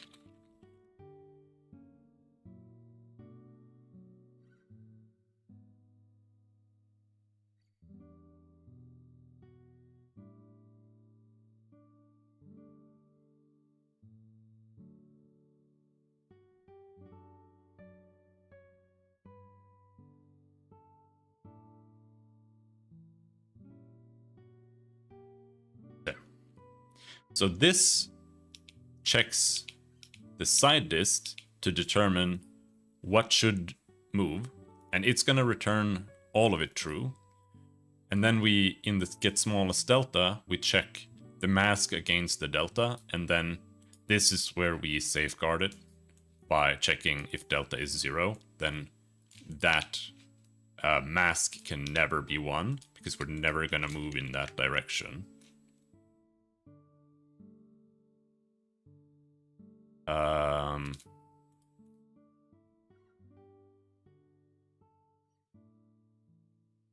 But this might be a problem.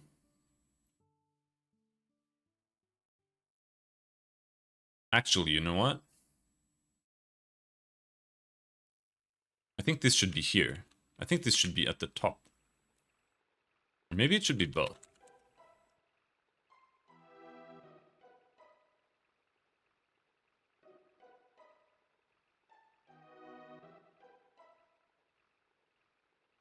I think the top would be fine. Because here, we're trying to see, like, if... Let's say all of the steps are true. Because sometimes, in rare cases, you need to step in 2 directions at the same time. But that generates bugs. So what I've done is I've made this function to check if 2 values are the same, then we compare it to their original deltas, the ones where like the lower one determines that it steps more often. And then we pick the lowest one and do that first. And then we do the bigger one.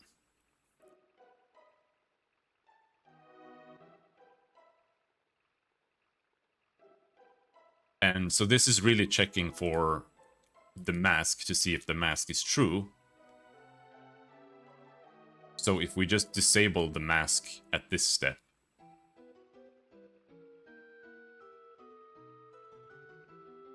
actually we need to set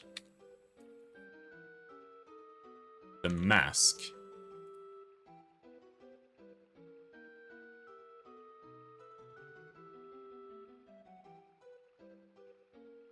actually we need to set both, I think.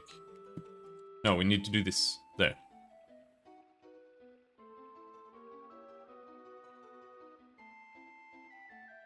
We set the mask, then we can set temp to the mask, then we can set this, and then we return temp. That should be correct.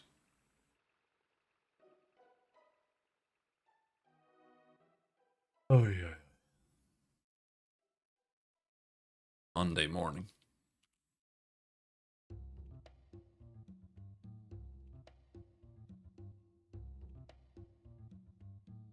All right.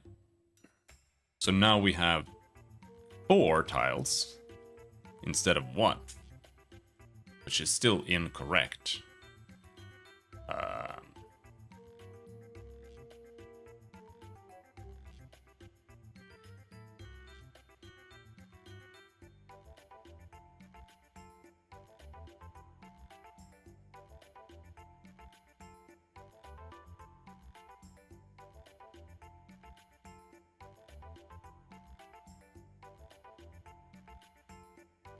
All right, let's attach again.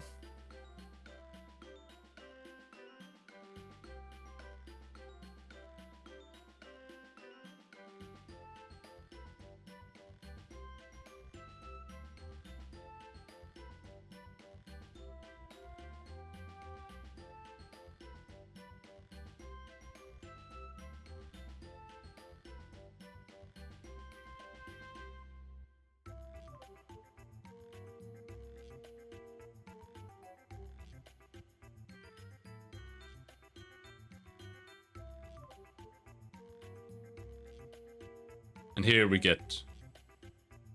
Wait, what? That should be a mask of 111, shouldn't it? Oh yeah, it is. There we go. And then we go in here. We set the mask to 110. Temp is 110. Temp is 001. Then we return a mask that's now 010, which is correct. Then we add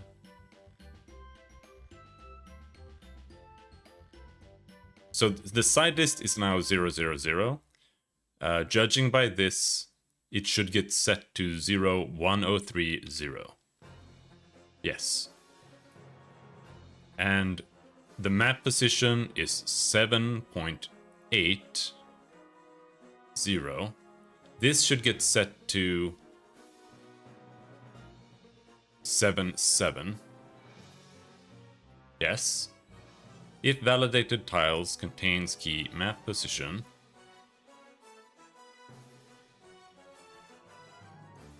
if it's within the tile matrix, if it is collider, it is false. Then we do that. Oh, fuck, man. I don't need to see this.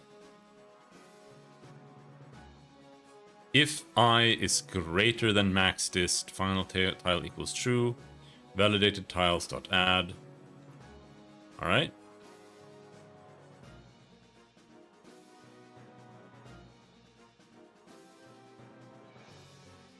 And now we're back.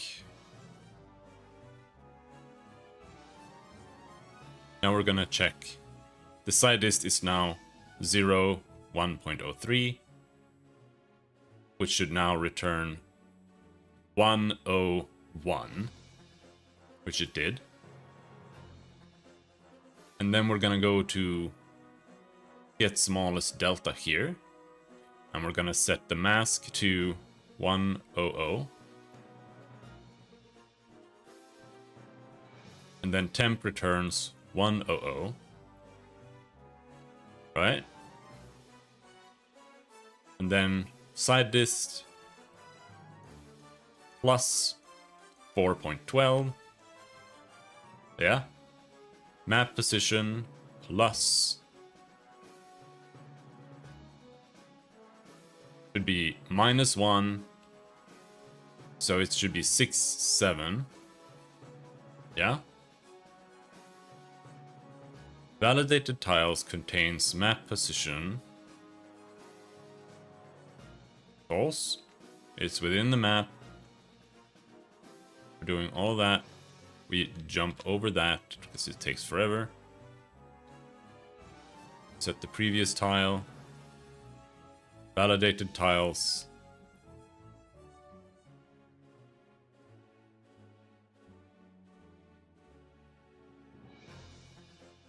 We continue. Mask equals 0.001. Now this is where we have a problem.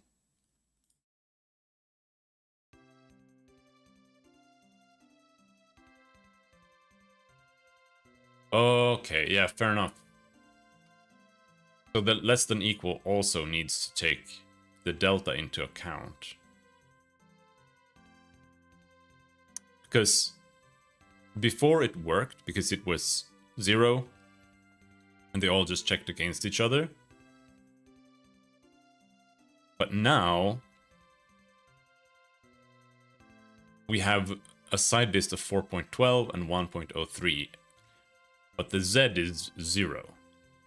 So now it gets stuck, because now the less than equal is always going to see the Z as the smallest one, and it's always going to set the mask to 0.0.1. And then here we make the check, right? So less than equal needs to be readjusted to vector 3 delta. And then it needs to once again do this, kind of. So it should say if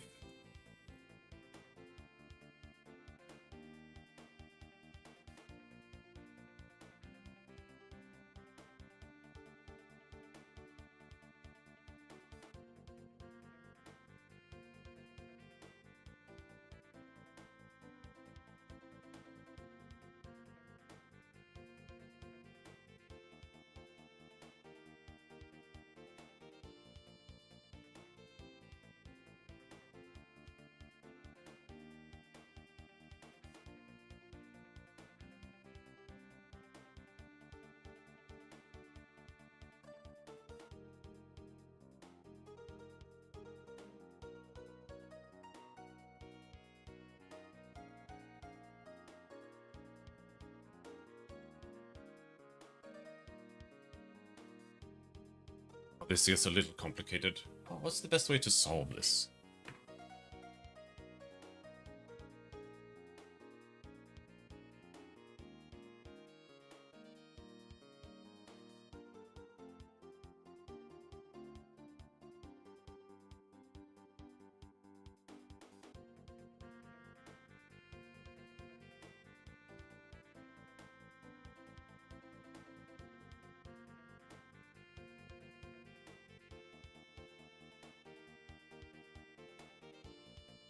And this is a little complicated too, because the less than equal is actually, if we look at it, less than equal, side disk, this is XYZ. But then we're actually doing an XYZ against this, which is YZX and ZXY.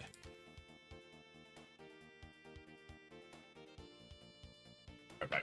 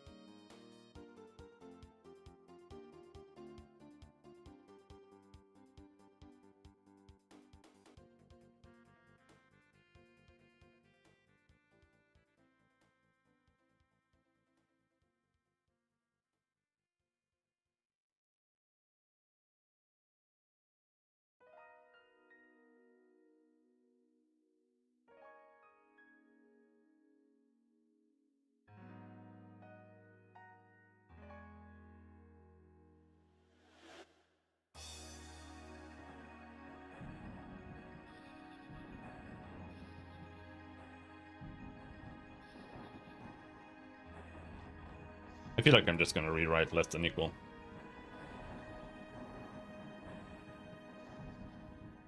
I'm gonna do this.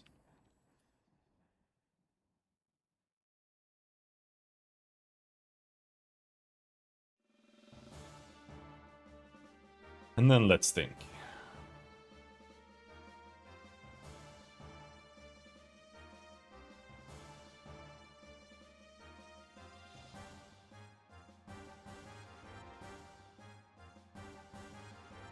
We need to figure out which side is the smallest, right? So if if delta dot x does not equal 0. Now that's a float, but doing a 0 check on a float should be okay.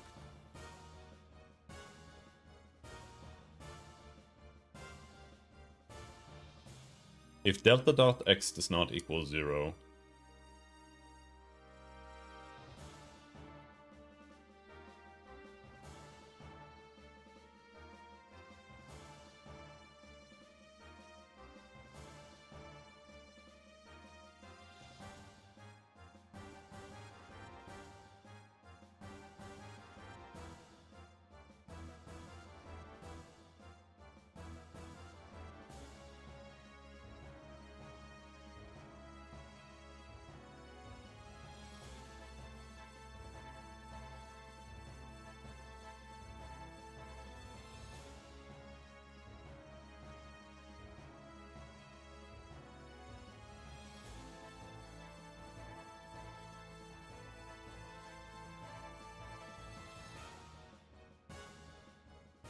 if delta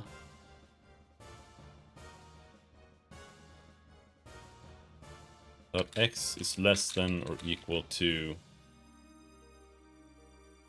no, if input dot x is less than or equals to input dot y,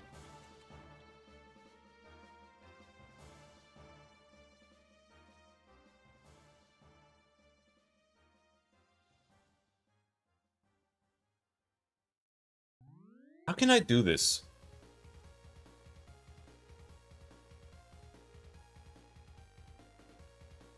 I feel like I'm gonna have to just write like if delta dot x dot y dot z does not equal 0 like 600 times.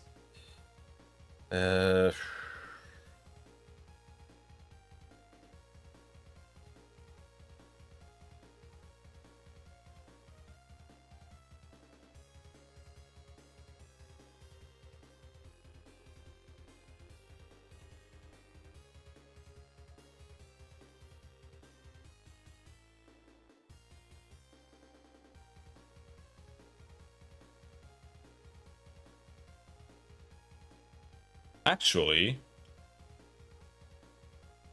maybe this is extremely simple.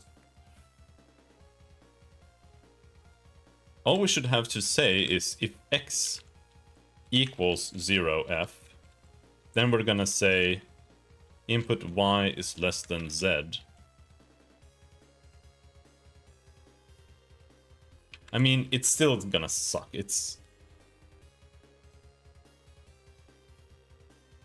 We still had to know here.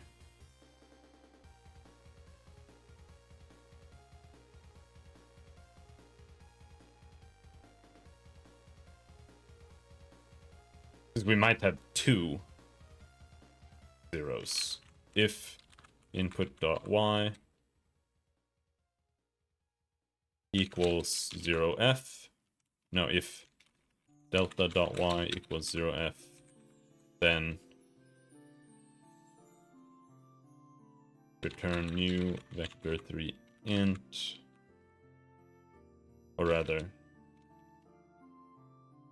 output dot set 0 0 1.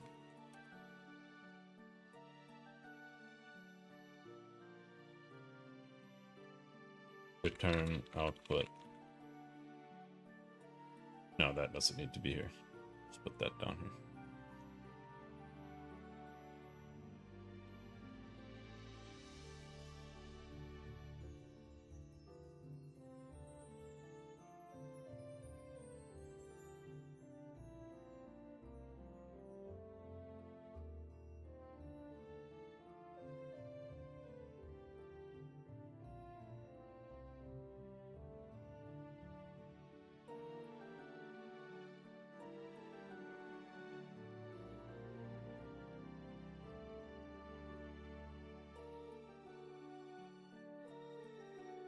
I'm just thinking.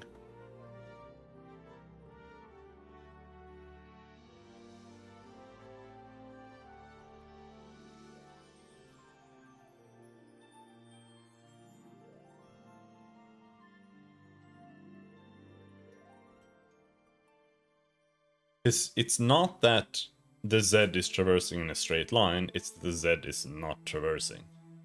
That's why.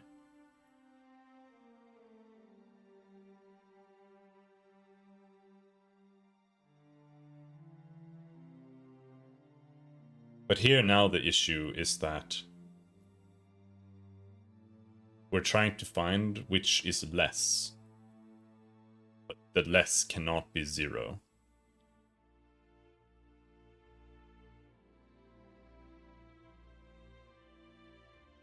So it's like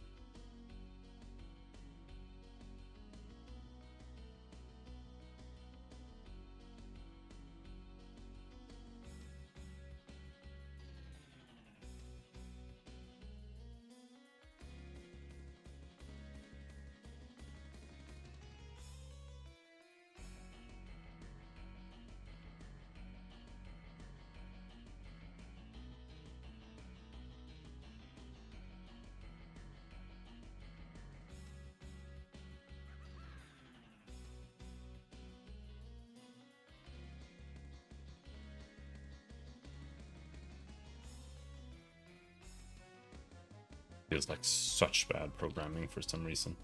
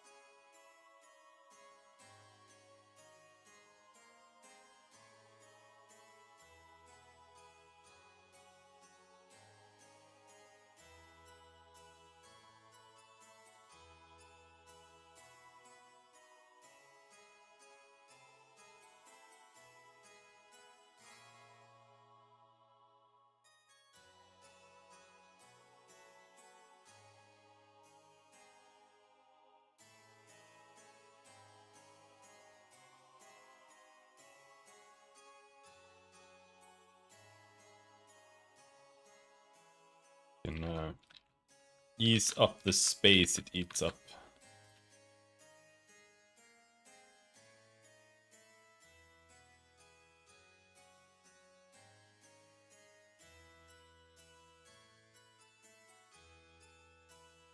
And then we need a final else.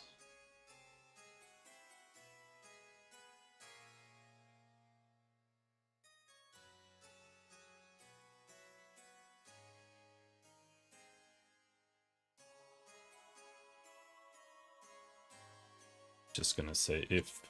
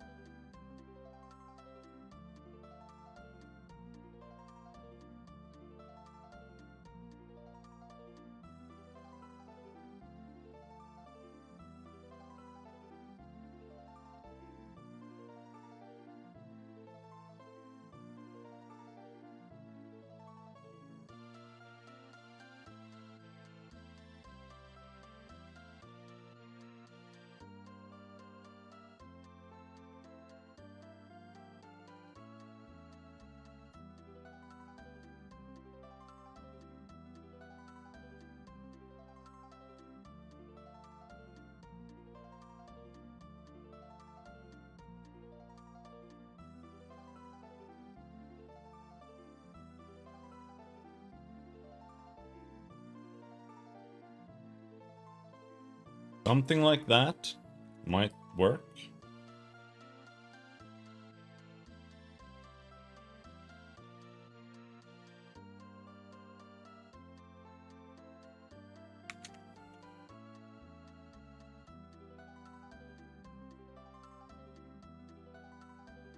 Total mess.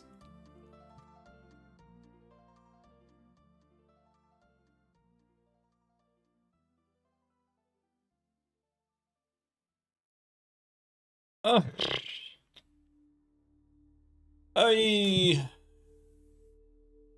What's the problem now then?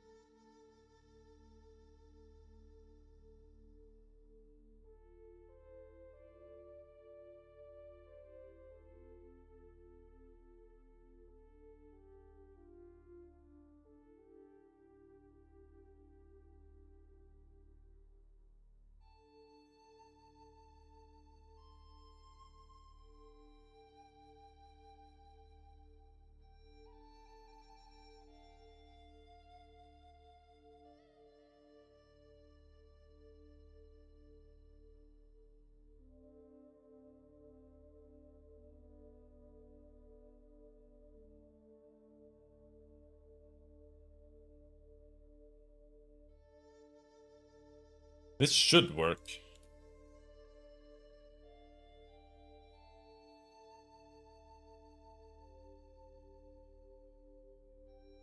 Where is it getting caught now?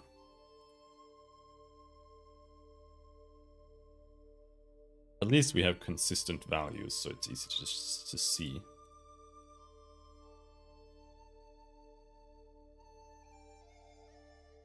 Okay.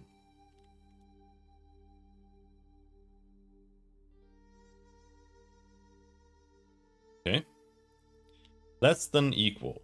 So right now side dist is all 0. So we should get 1, 1.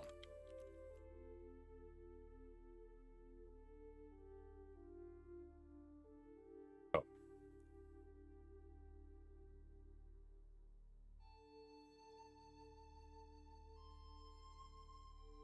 I see. Yeah, this is incorrect now. This should be side dist and delta dist. There.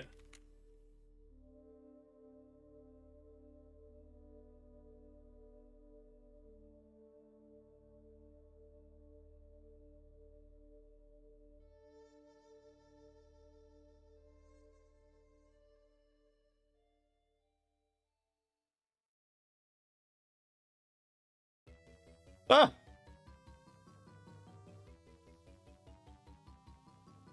It almost works.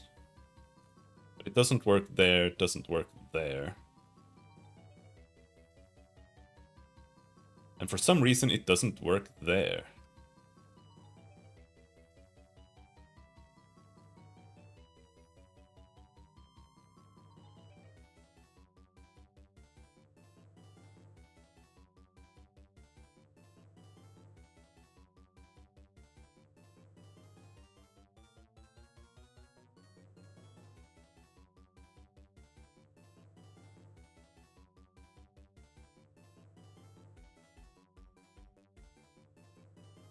So what's the issue now?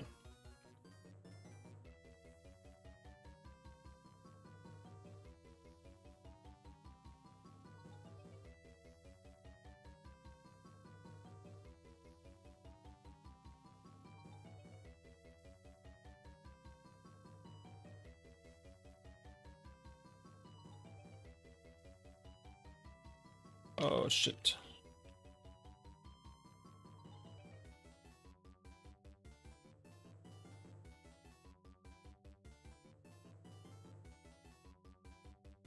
You're validating 7, 7, 8.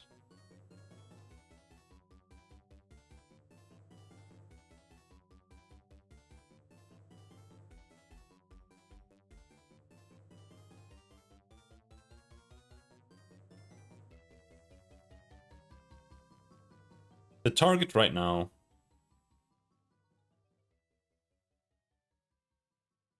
is 7, 4. We're in 8, 5, 8, 8, 8.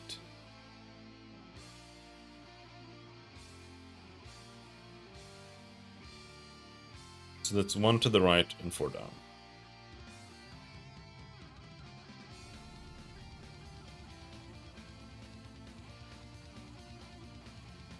It makes sense if it's it's 5 because we have the Ria's size is taken into account there, I think. I think her size is always added. That might be weird.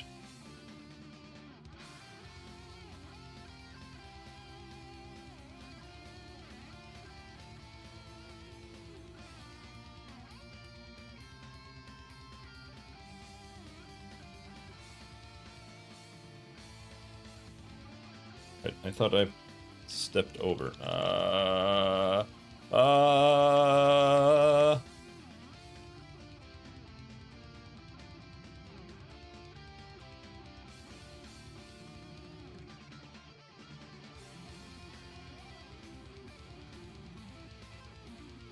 Validated tiles too.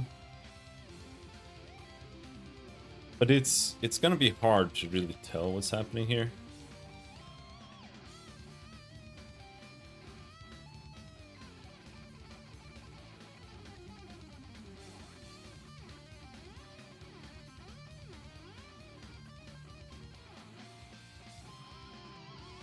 Seven, 6.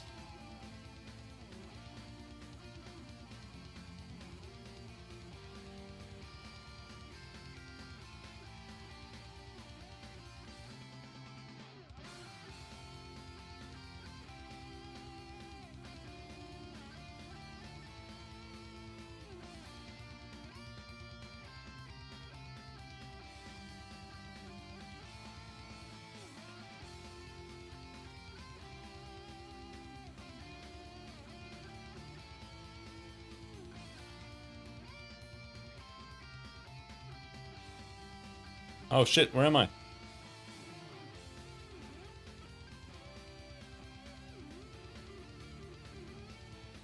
Okay, so check line position. Now we are checking the line position of...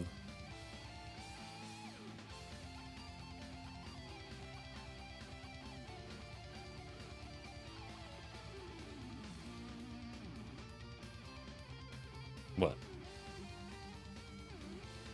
I is 1. So our target list is now 6-5. 6-5. 7-4. 7-4 is over there.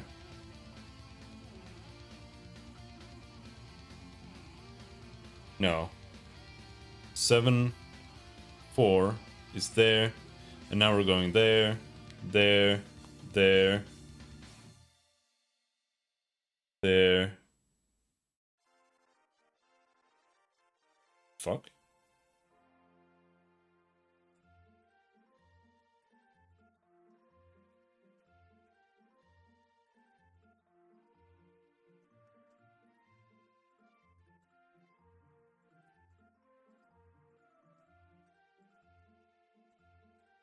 Okay, there. It goes to 7-4.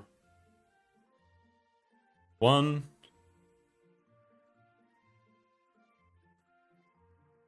It's there, there, there, there. 1, 2, 3.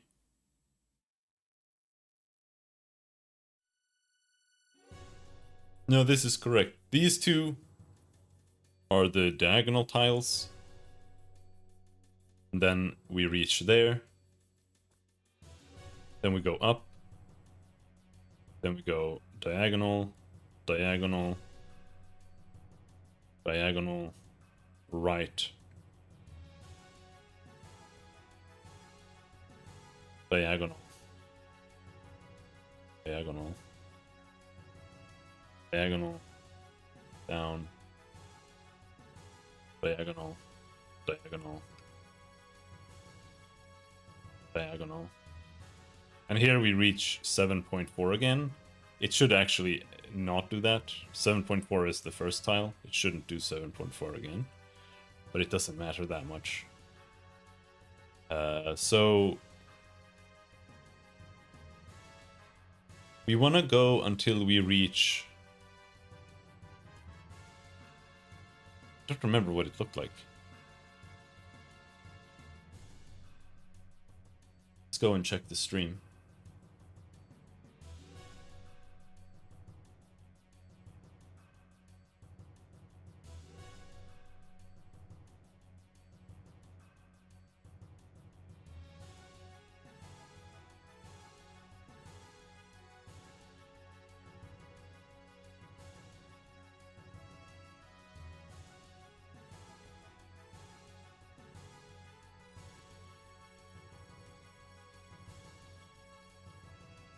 So it's...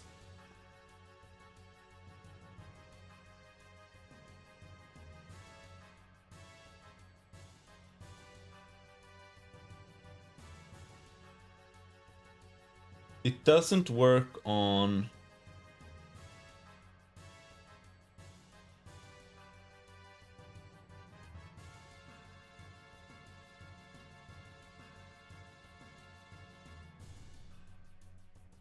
Five, 6, 5, 9, 6, 10, 7, 11. A number 7. So let's jump over. Come on, man.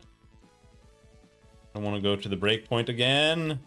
Why did you do that, you fucking bitch? I don't know how, like... You do have step out, but step out doesn't work. Step out does just stupid shit. I think we need to delete that. Check line collision.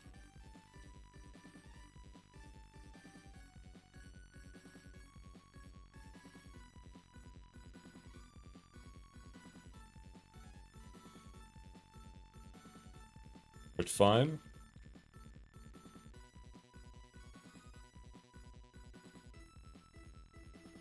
We're at 6, let's double check. 7, 11. That's 7, yep.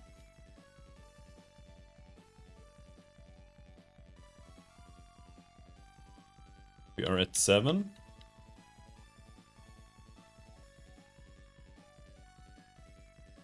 Origin position 8, 8.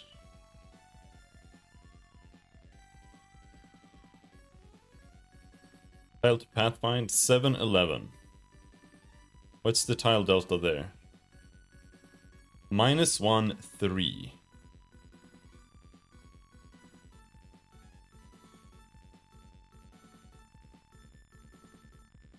That doesn't feel like it's right at all. Oh, it's because I'm pathfinding from the top right, I think.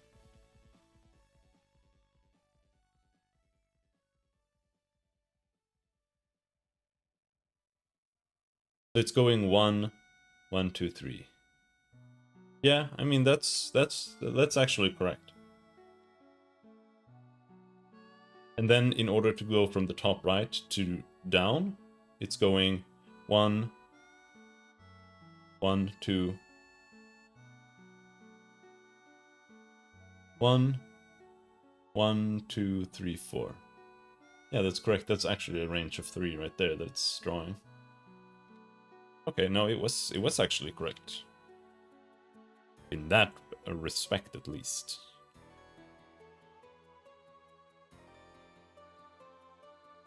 Delta dist 3.16, 105. Side dist of 0, 1.05. Oh. That's because we are at the bottom and we need to go to the top.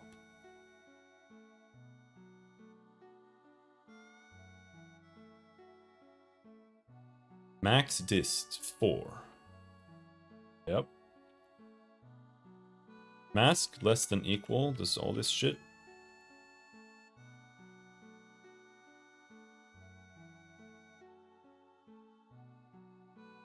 We return a 1, which seems correct to me.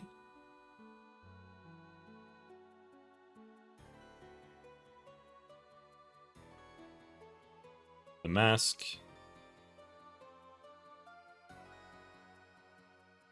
Mask is set to 1.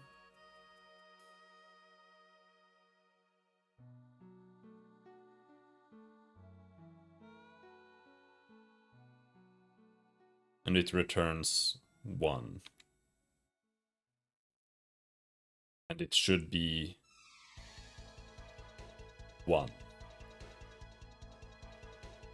So we add 3.16 to X. We step to 7, 8. Correct. We check that. If it's invalidated tiles, we continue, which we're doing. That's fine. Then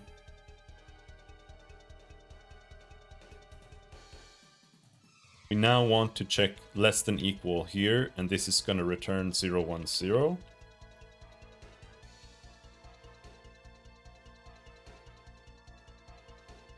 Correct. And then get smallest delta. It's irrelevant. Still 0, 1, 0. So we're gonna add 1.05. Map position iterates to 7, 9. It is not added, so we check if it's a collider. It's not a collider.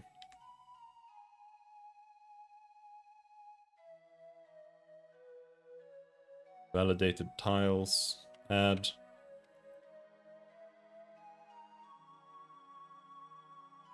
So, look, if the origin position is 8.8 and the tile to pathfind is 7.11,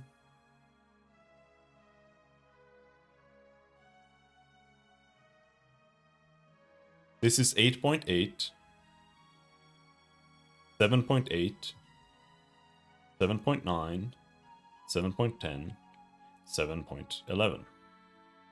That is... That's correct. 1, 2, 3. 1, 2, 3, 4.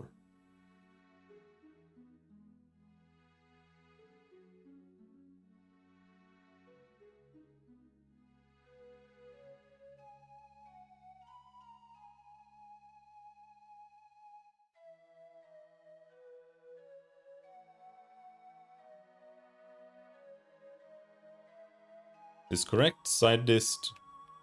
It's gonna be 0, 1, 0, 0, 1, 0, 0, 1, 0.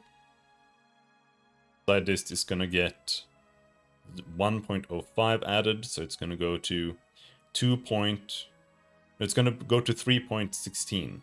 In which scenario the side dist will be equal. Now this is equal, 3.16. That might be where the issue crops up, but it should be fine. Because it should do the smallest delta. Unless I fucked that up.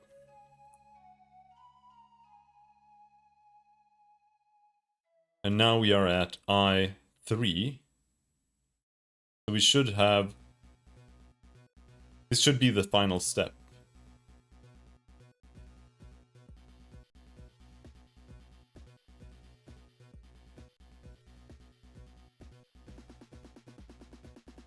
Our current map position is 710. So we should step to 711 now. And 711 is the tile to Pathfind 2. So we now have a side dist of 3.16, 3.16, 0. And this should now return 1, 1. Oh, I see what the problem is. Yeah. Because I wrote this up here. Right? So it's gonna go down here. And it's gonna set it to 1.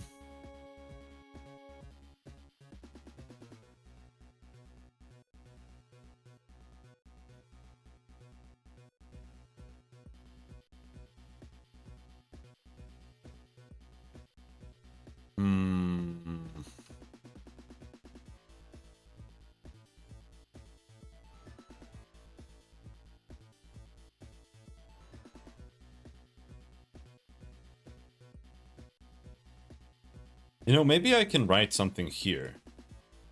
So, we're checking input X is less than or equal to input Y.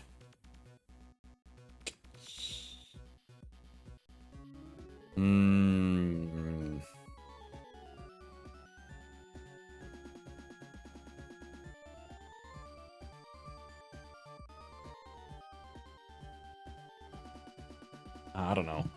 I feel like the easiest thing here is to just do this. Here we're doing else if this. So if we just add another one that just says equals to.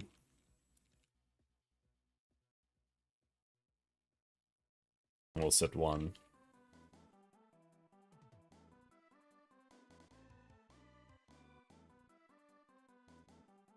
I feel like this is very ugly programming. I hate it, but whatever.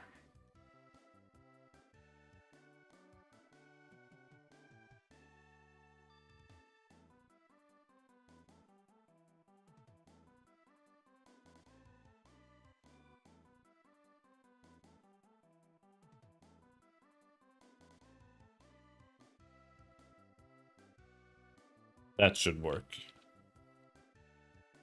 Perhaps.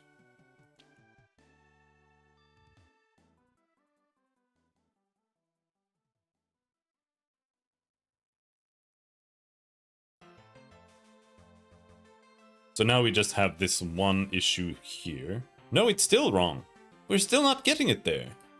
Huh? What?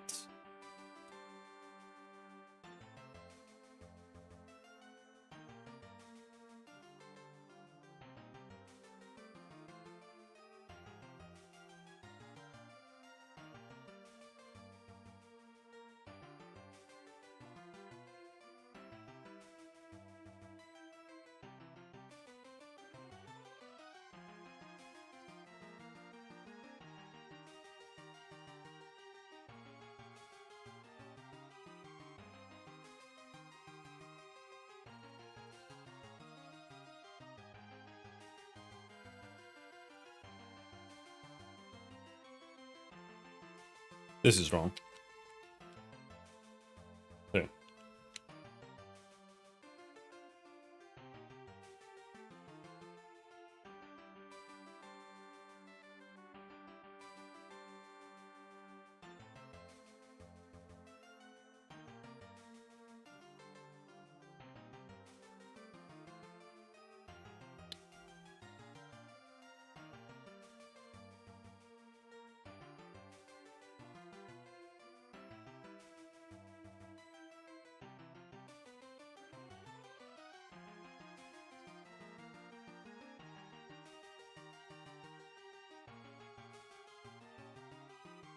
It's actually only entering here.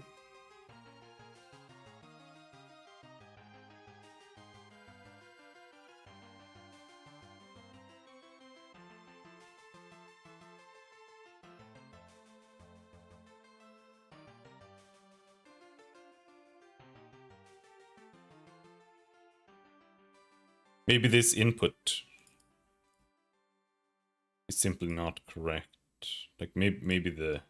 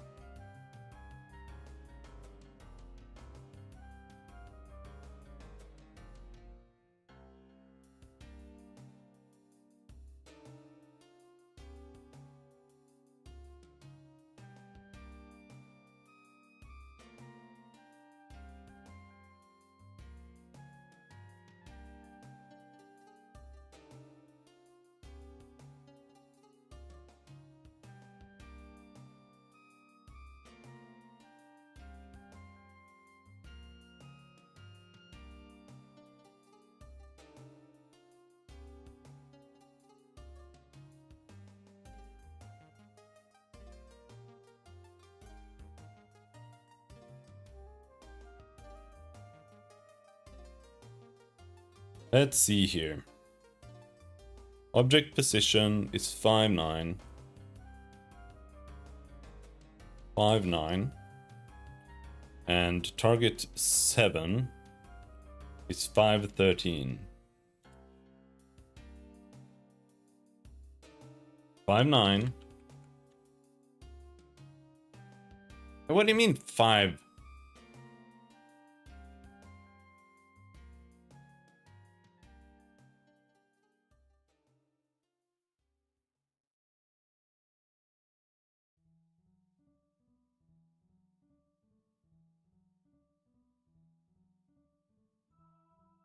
Position mod is added to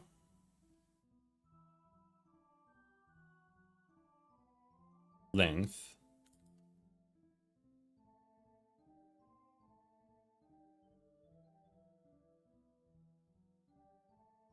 And here we have object center position plus offset.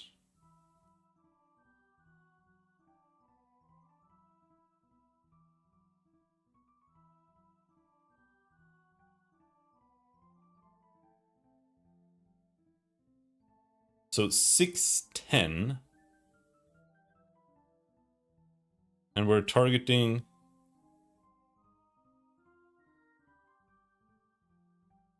513. 610, 510, 511, 512, 513.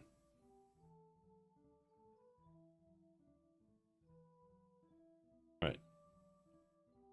This is the correct one. So why is it not working? Tile to pathfind. 513, 610. Tile delta, -1, 3.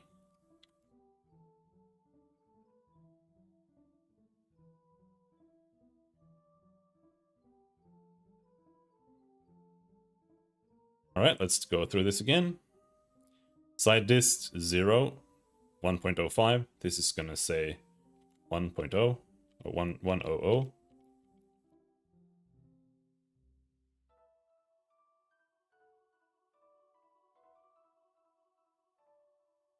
100, get smallest delta.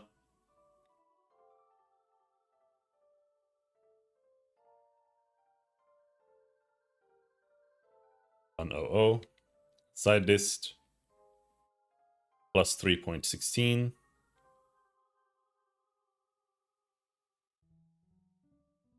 This goes to 510, correct? It's already been validated. The mask now is the gonna be 010.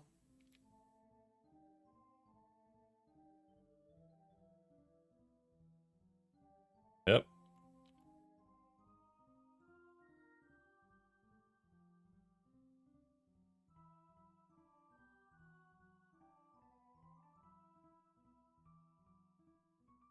It's gonna remain 010.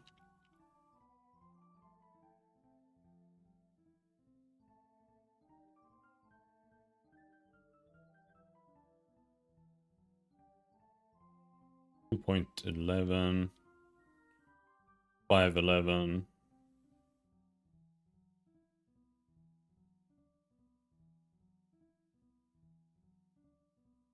We're not getting the full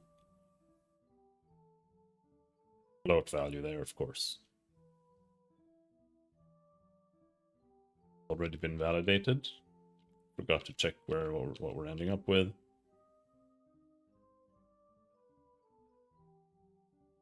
Oh, 010. Yeah. Correct.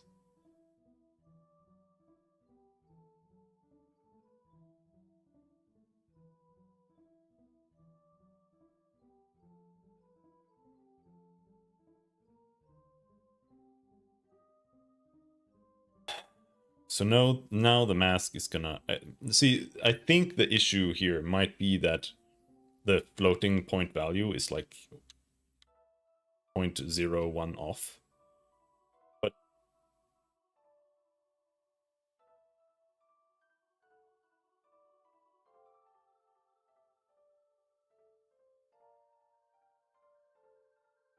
yeah, no, that would cause the issue.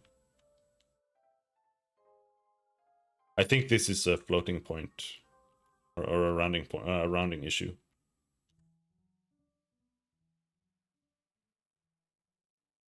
Because now we are at I3.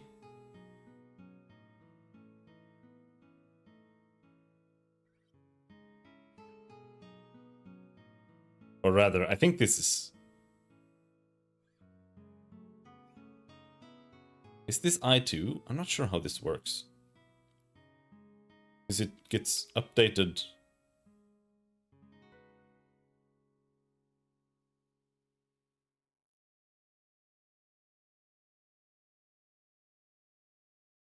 Yeah, this should be the third. So right now it says side dist 316, 316. But we get 1.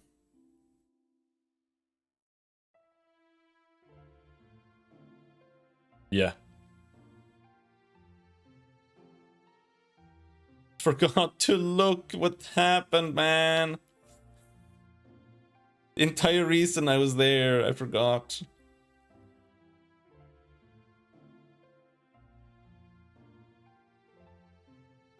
But, alright, we can redo this. We can fix it. We can add another breakpoint. Make it easy.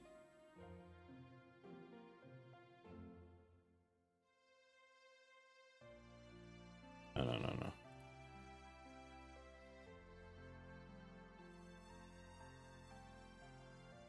Oh, how do I do this then?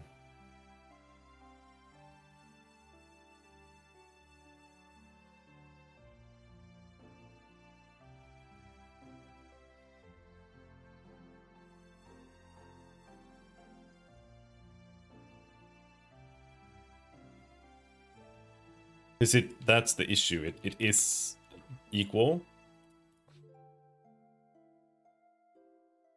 But the wrong one is getting given advantage. So we're now immediately on the correct one here, but what we want to do here is we're going to set another breakpoint and say I equals 3. Then we continue. So now we're at I equals 3. Right? And now it's going to say side dist 316, 316. Then we step in here.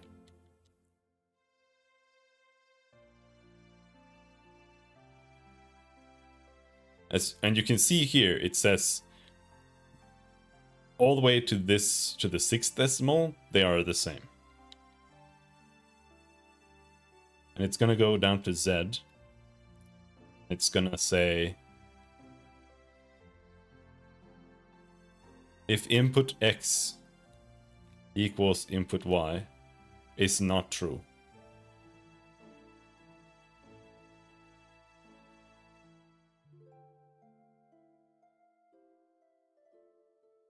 But it is true. So I'm going to have to round it down to a certain decimal, I guess.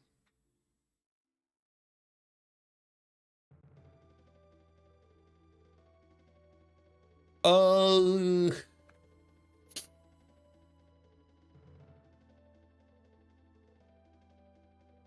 How many decimals should we use? 6? Is that good enough? I think that's good enough.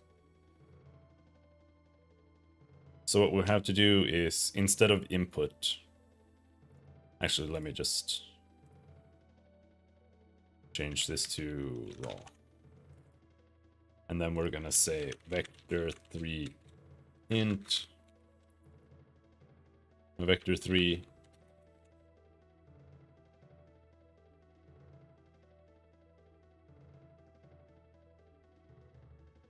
input equals input raw times 1,000,000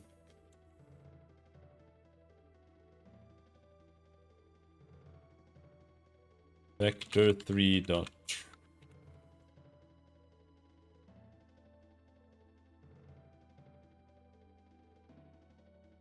input raw dot x times 1,000,000 math f dot truncate. Is this really? I fucking hate floats, man.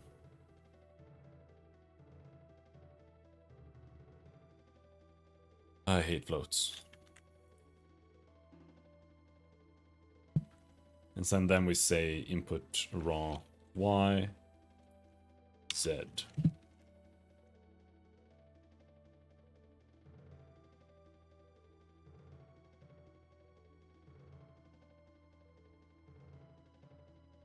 But this doesn't really, you know...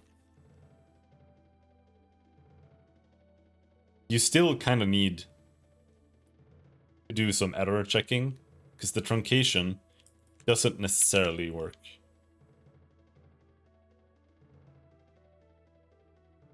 Either, because the multiplication here might cause the rounding error in the first place, and then the truncate is just gonna solidify it.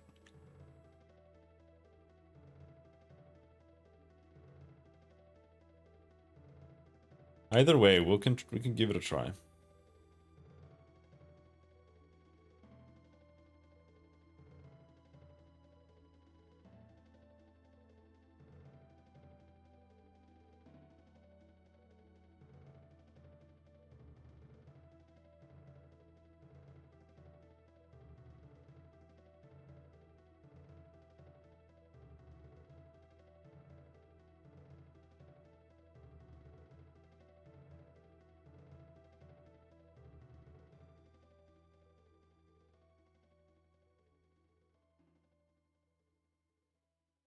Are we already at I3? Okay.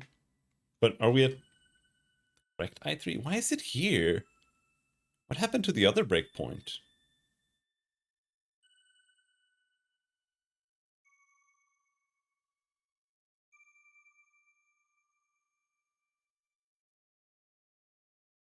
Seven, 3, 8, 7. Now this is incorrect. Yo, what the hell?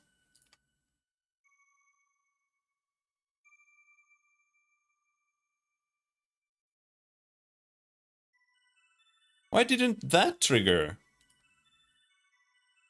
Oh, I know why. It's because it goes in there. We have to add it after we've started, unfortunately. Either that or it just smash continue 7 times, but...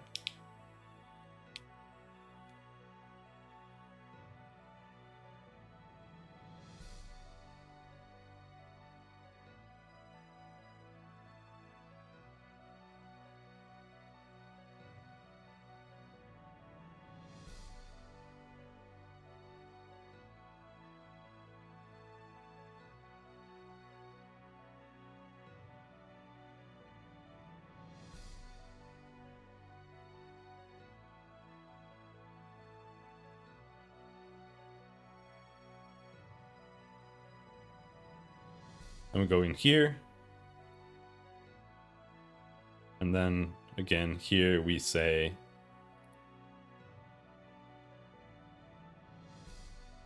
I equals 3. New.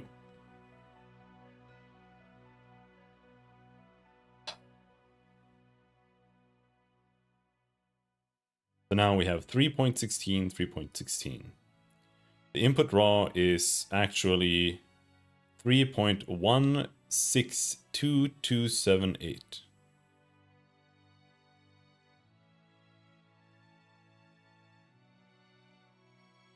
And now they are still wrong. So now it's 3.162277 there, and the other one is 3.162278. So we did get the rounding error. Ay.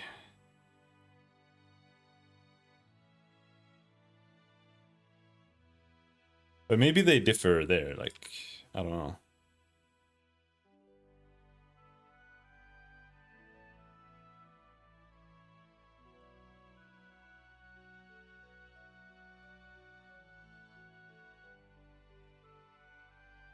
So, let's see, LOTF, fix rounding error rect3. What does that do? Decimals.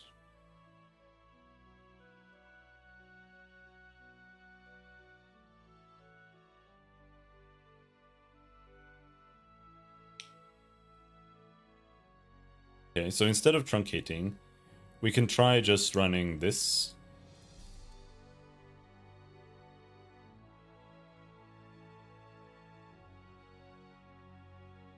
On input raw, and we say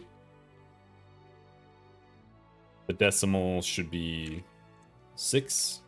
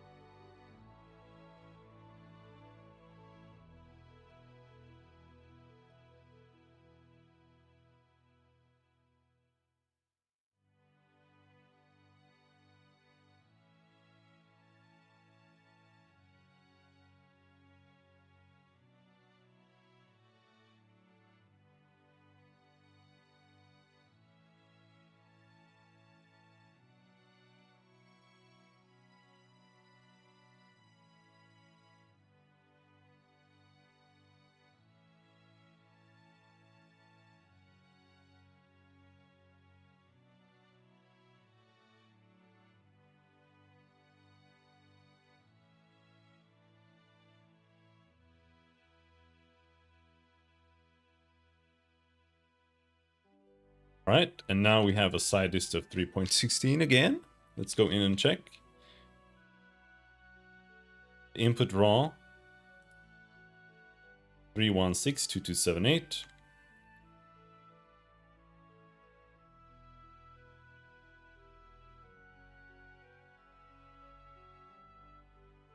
And then we return an input of 3.62278. Is it enough to equals? No, it's still less than. How is it still less? 1, 2, 3, 4, 5, 6. 6 decimals. Maybe if we try 5 decimals. Or am I stupid? Like input x equals input y. Could you answer a quick question for me? As long as it's relevant.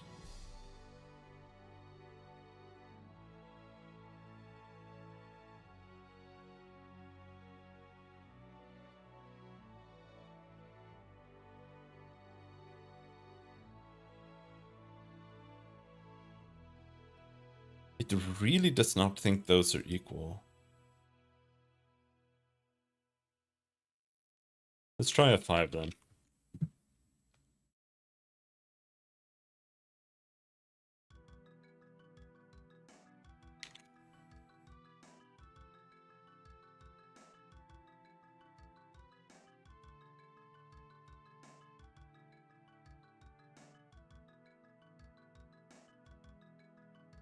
All right.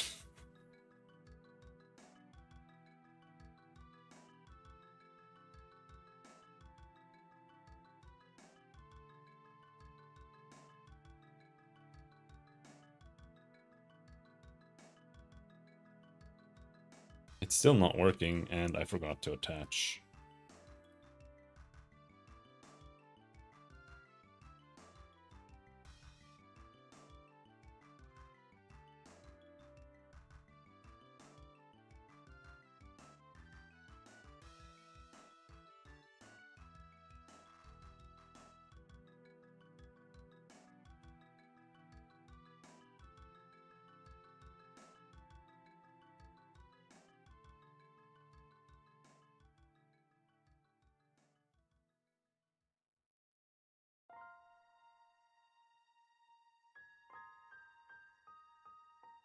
Continue. 3.16. Surrounding error. Now we're trying 5. The input is the same as always. 278.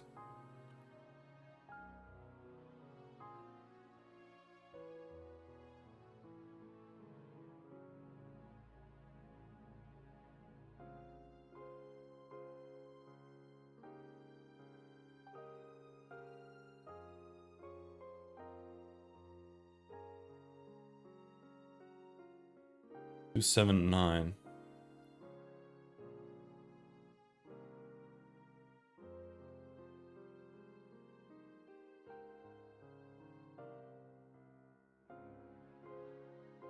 Okay, this is actually, I think I'm actually not doing quite the right thing here. It's not doing anything.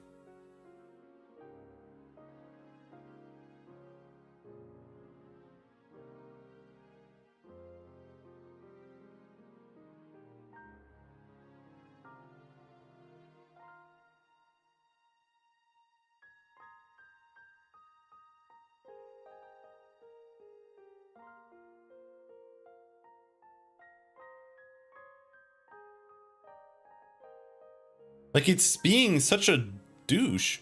Because this one shows as 278.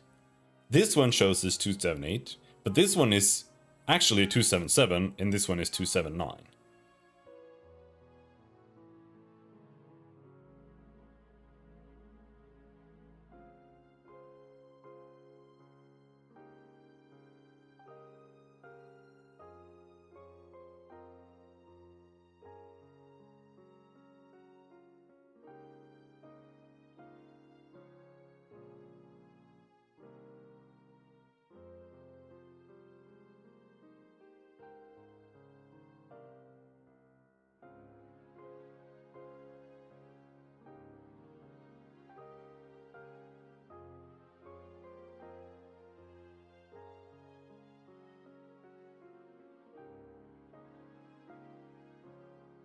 Yeah, this isn't exactly what I need.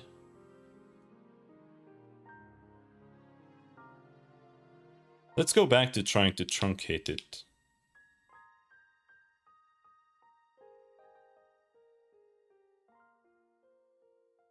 And instead truncate it after like 5 zeros.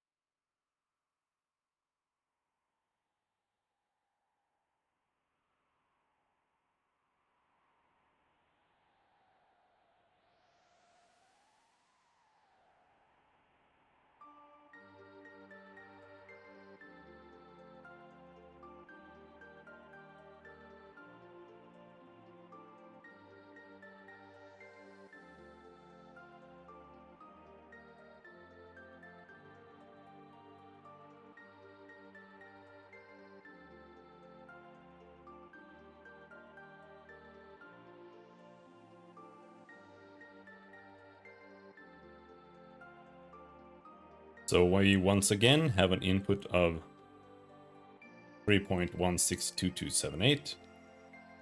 And now we are truncating it, and now it is actually 316227. Now it equals. But this is like not an actual solution, I feel like. It might solve this problem here. But it created problems here instead, and here. Man, why is it inaccurate as fuck?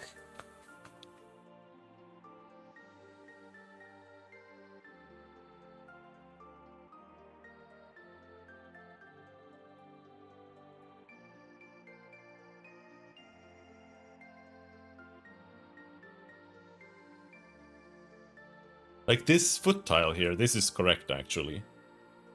This one is not correct. Or it could actually be kind of.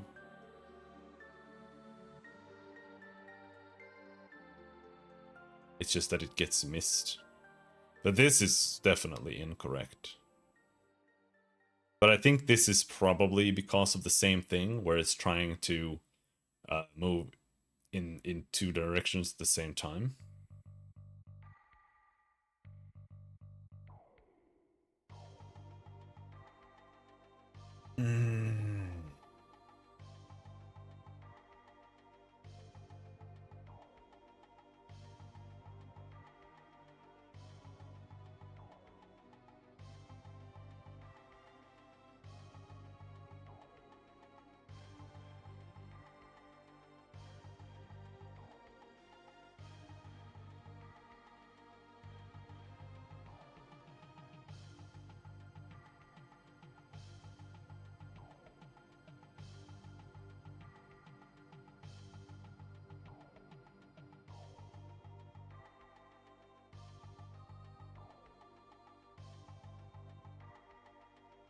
And changing the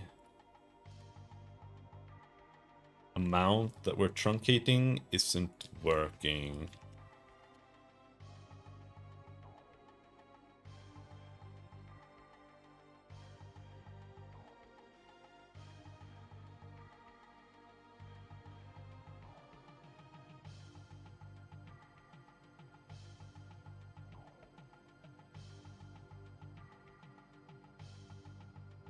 Maybe we should be rounding.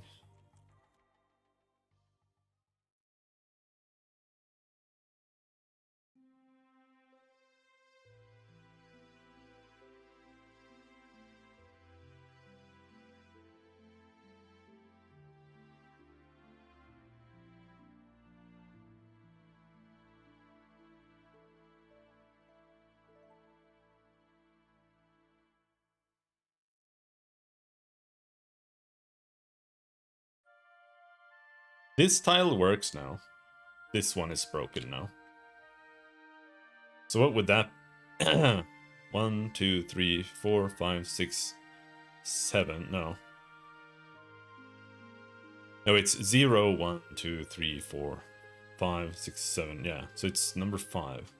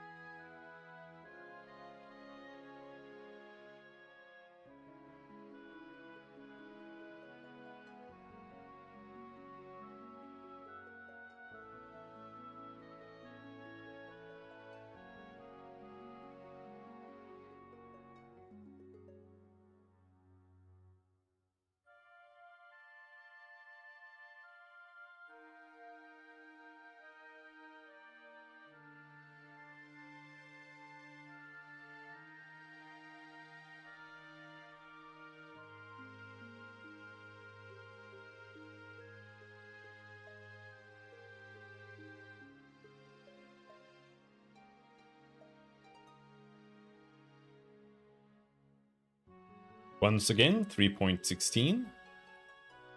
It's actually usually the same value. I think it always ends up with the same value. If you move like 3 tiles in one direction and 1 tile in one direction, you always end up with these exact same values because it's like a ratio.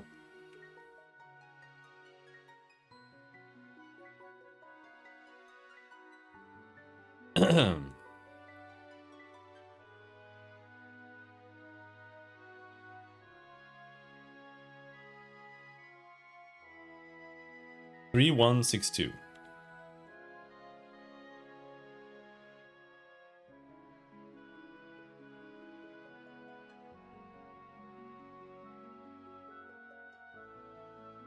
Right, so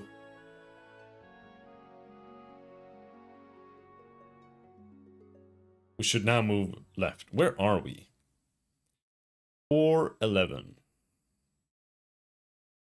And the origin is 711. Right? So if it's...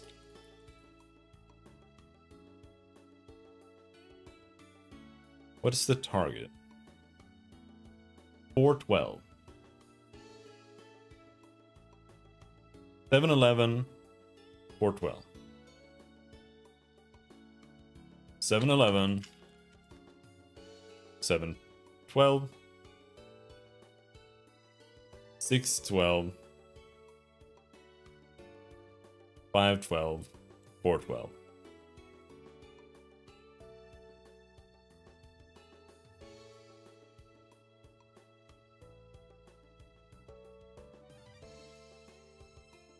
So right now we have checked 411.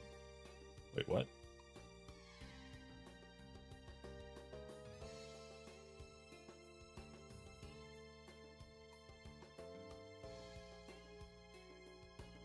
What do you mean we've checked 411?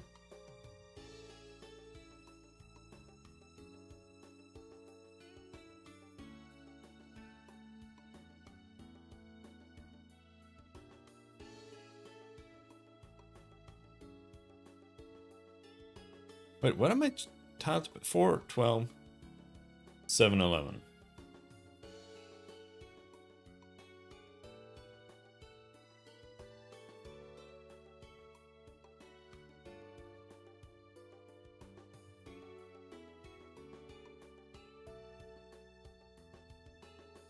Yeah. So we've gone to the left, and now we need to go up. That's what's happening there. So we need to go up. The side dist... Wait, huh? Okay, so this is actually incorrect.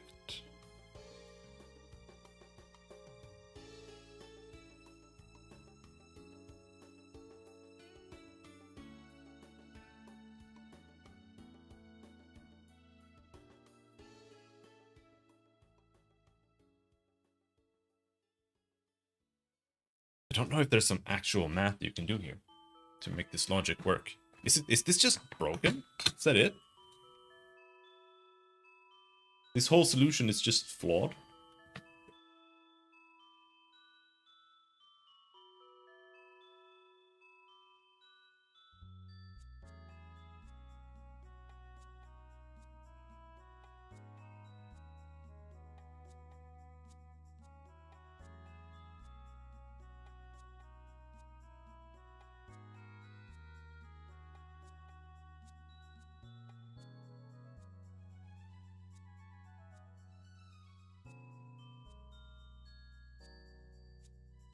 So getting the smallest delta actually only mitigates the problem. It doesn't make it accurate, because it's not always the case.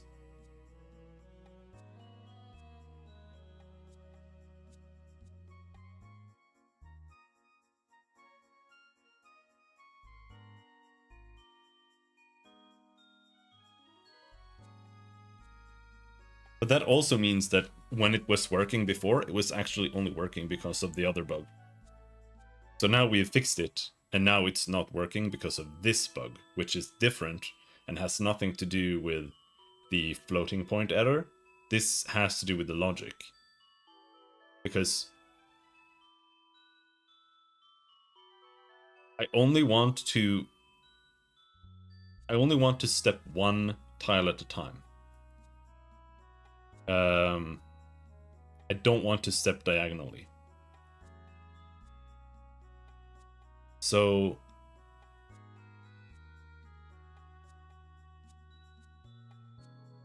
what's happening is it steps 3 times to the left. And then the ratios become equal.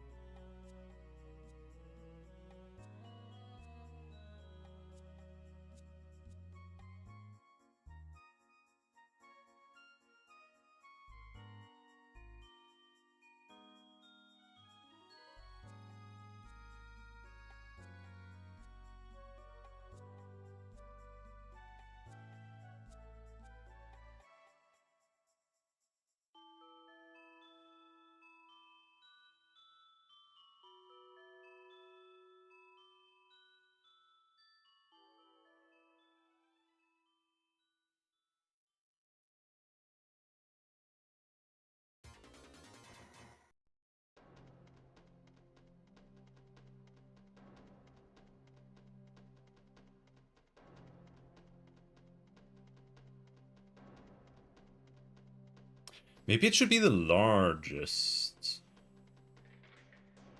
I mean, I think it should be the smallest. That's why the function is called get smallest delta.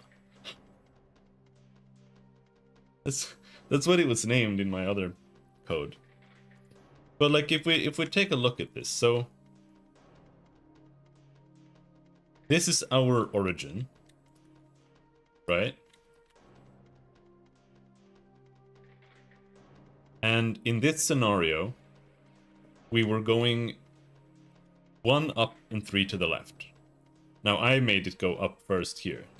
But what's actually happening is that because our side delta is 0, 0, 0 always, every single time we start, the side delta is always 0, 0, 0. And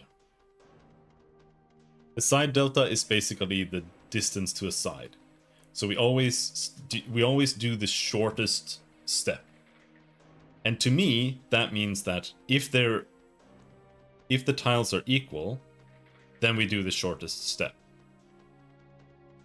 And because of that, that's why we move to the left first here, because the shortest step is the horizontal tiles, generally speaking, here, because it's just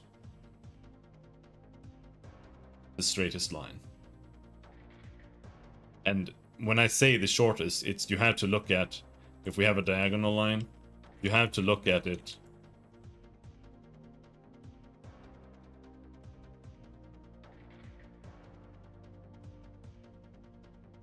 it's not like it's shortest here, it's like how many tiles of traversal in this direction does it take before we step once here. That's the distance. And that's why if you want to go from here to here, or let's say it's from here to here, right? The shortest distance is going to be here, and then the longest distance, the one that takes the most steps, takes 4 steps to go up here. We're actually going here though. 1, 2, 3, 4. Yeah. So it starts at 0, and then they're equal, so I make it take the same step here.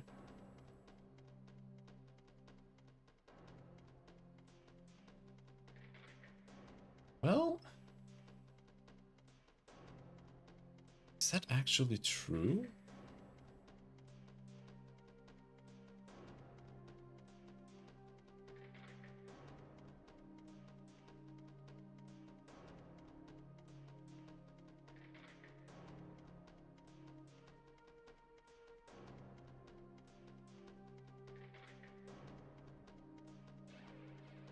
Maybe it actually gets a distance there. Are we still checking here?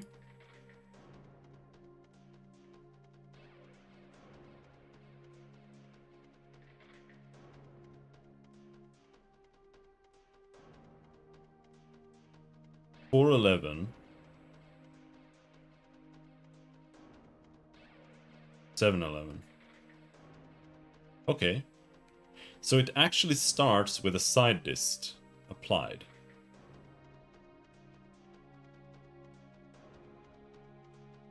And the side dist is the distance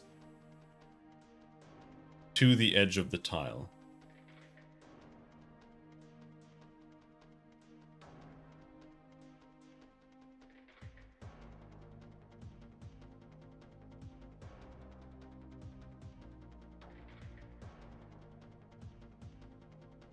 But it's weird because I feel like this should solve the problem, because this should be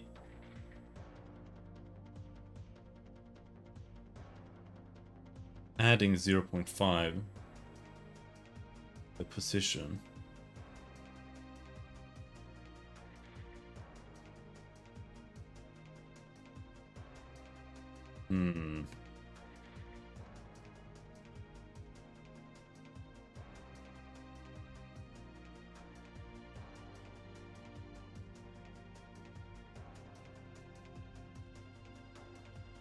But that means that currently we have stepped, like this shows, we have gone here, here, and then here.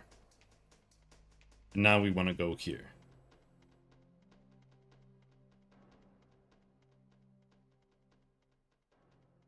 And this is where things are wrong, because this is now equal. They're equal to each other.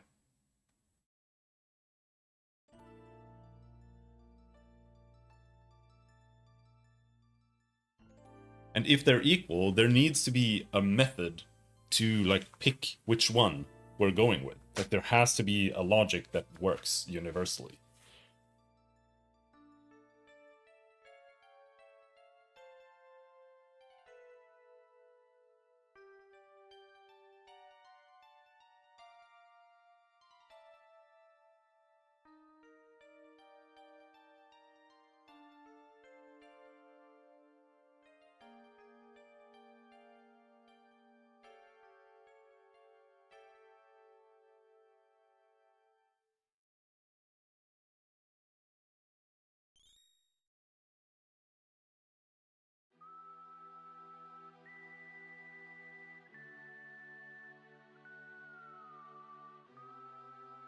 And that's where before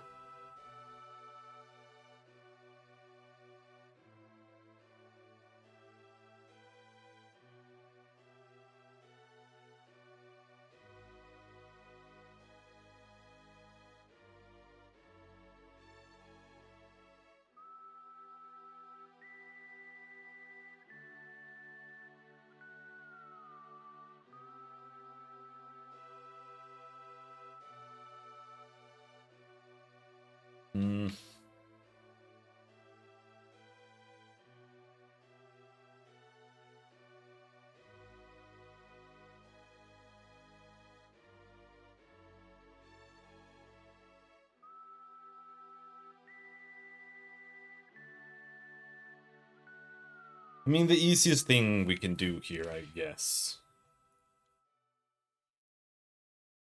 is to just reverse this.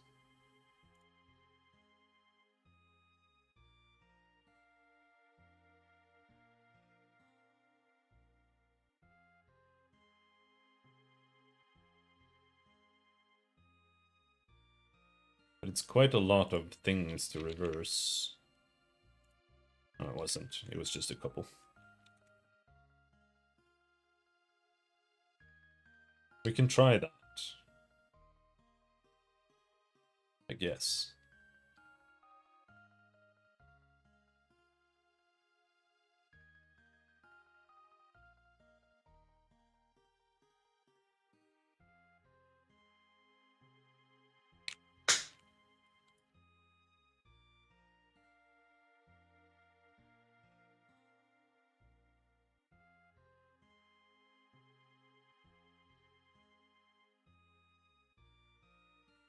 But that just generates other issues. So now we have a problem here and here instead again.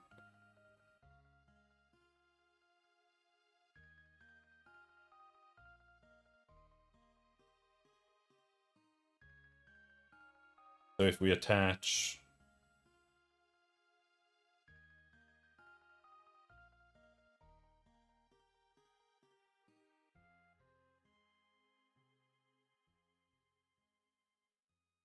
and we go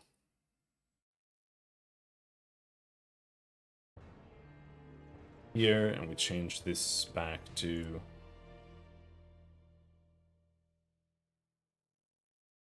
7.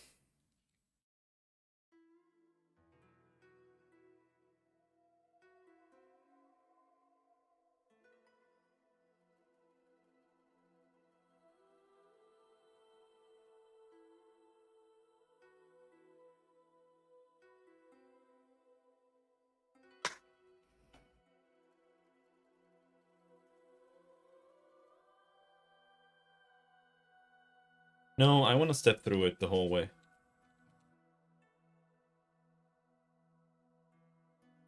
-1, 3.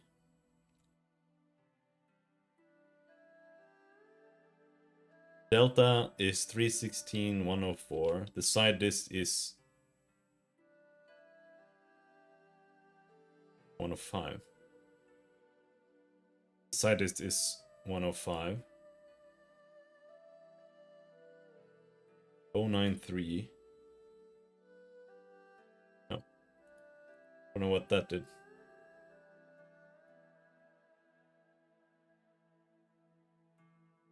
No, it fucking did some bullshit. I didn't want to execute that. Fuck you.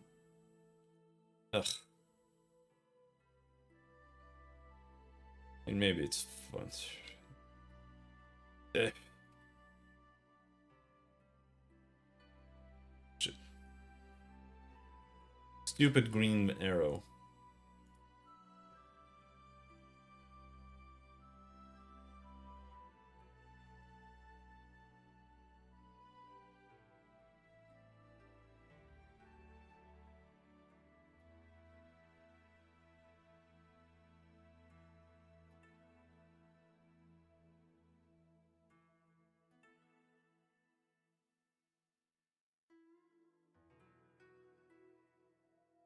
I7.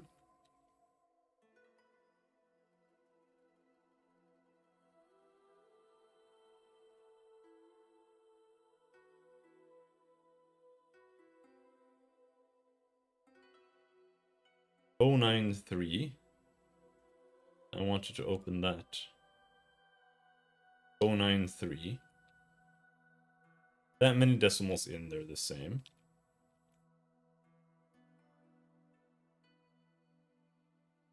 So here now, the side dist, we're going to the left first.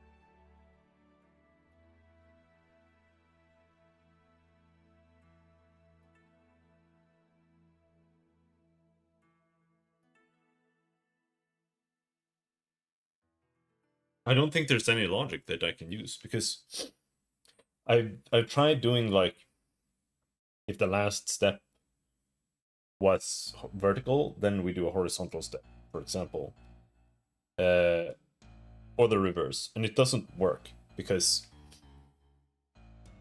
in the last scenario where we were moving horizontally and it needed to go up, in that scenario, the horizontal steps are the short step, and that's where when we did the get smallest delta there, it didn't make sense because it was like, okay, the smallest delta is to the left, so I'm just gonna go another step to the left, even though it needs to go up at that point. And there, if you did like, yeah, the last one was horizontal, then we'll go up. That works there.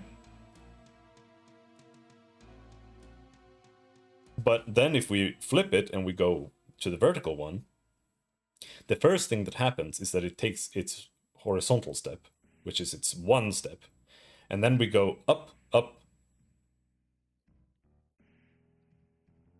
and then it needs to determine. Oh, it needs to go 4 up, so it goes 1 left, which is 3 point something, and then each step up is 1.05, so then it goes up, up, up, and then they're both equal now. So now if I do the smallest delta here, then it works. But if I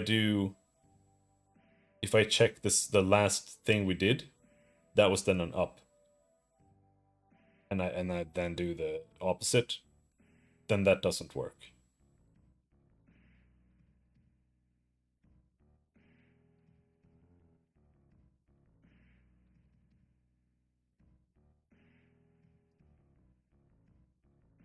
I do have an idea, though.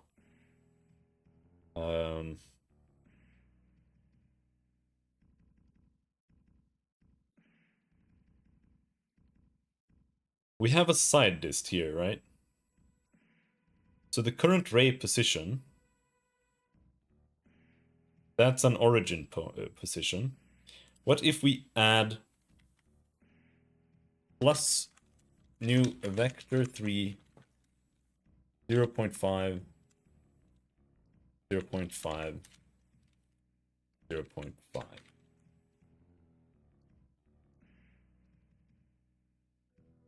That way, it's like we are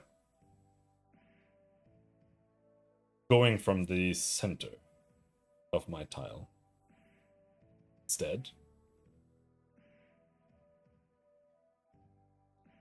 But I think that won't make a difference. It's the fact that they're on the exact same that I think fucks it up. Well, maybe not. Maybe going from the center is the smartest choice. Because in that case, it'll always be the same.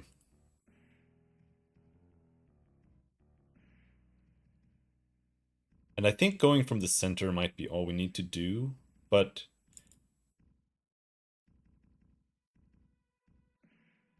we also have tile to pathfind here. So, but that's a tile, that's just a tile delta.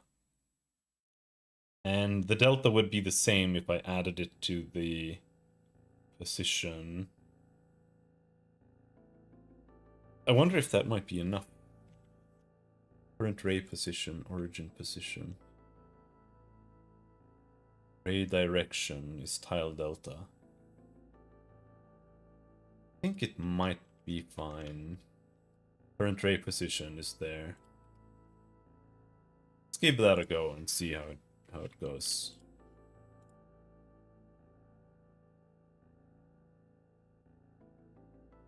Because that might add some consistency to how it steps.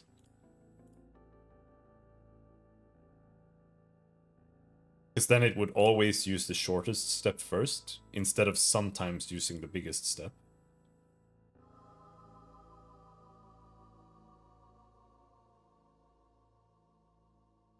That works.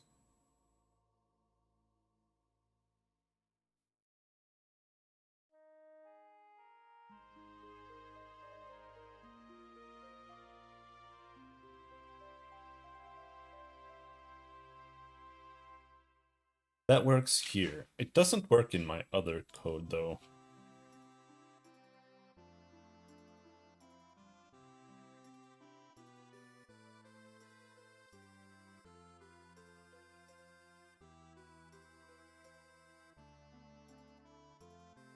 There you can stand anywhere all the time. That also means that it would be buggy.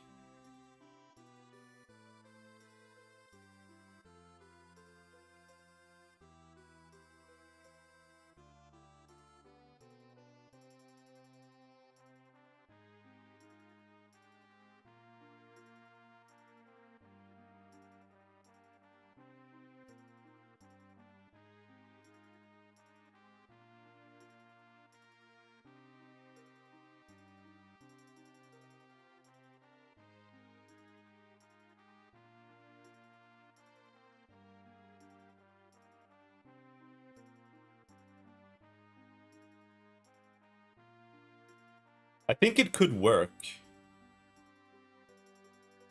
with what I was doing before too, if I simply remove the original, this here, the side dist. This.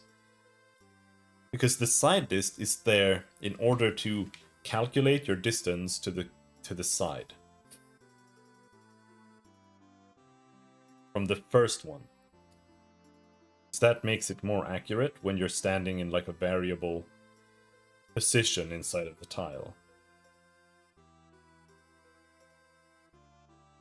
I think it's fine that it's there. It's just that now I've just made it to be always centered. The logic should work a lot better then.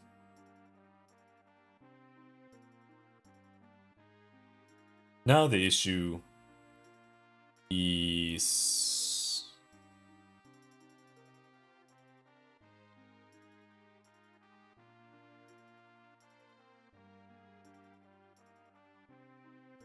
we do have a center point size, so what we have to say is...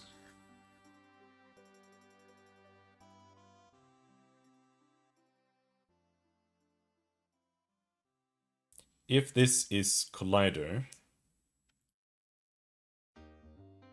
or if this isn't a collider, then this is good. But we also have to say else if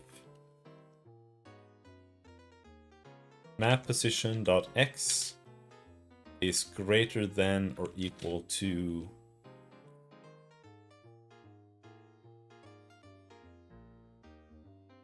we need to create some bounds here. Vector 3 int bounds or object bounds equals new vector 3 int, and that's gonna be origin position dot x minus center point size dot x.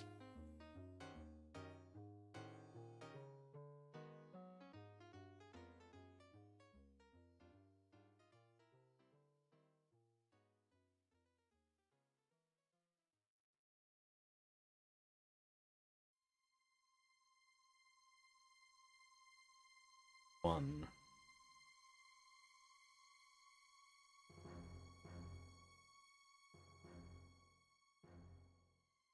Inner size.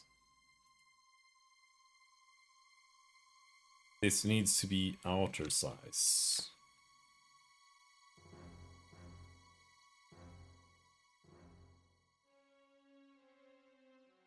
And then we have to calculate. Actually, fuck it.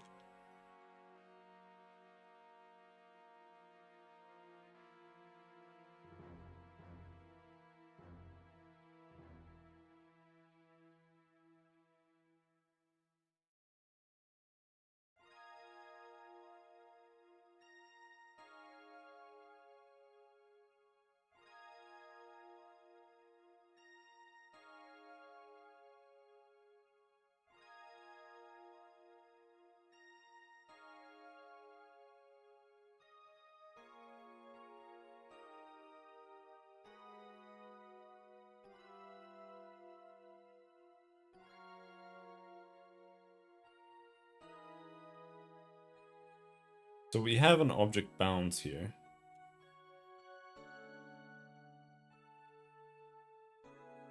I'm not sure. I think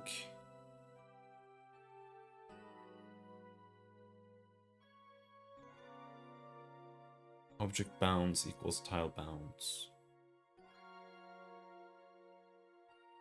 Bounds. Yeah.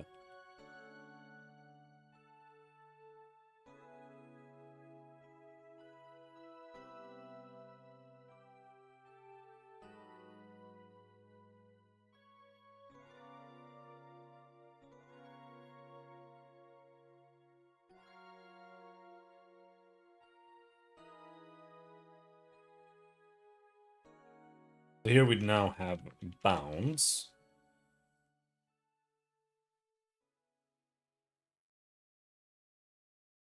Center point size. This is a location.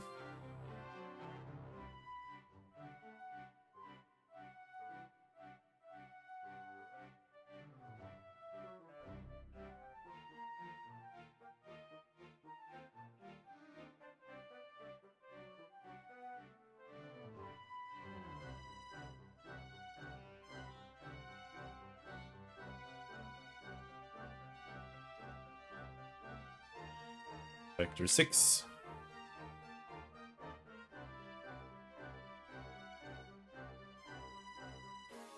Bounds dot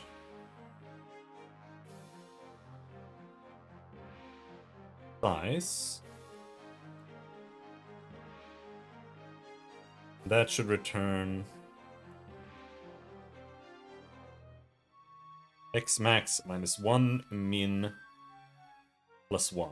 Yeah, because bounds cannot be, you can't have a, bounds can't be 0.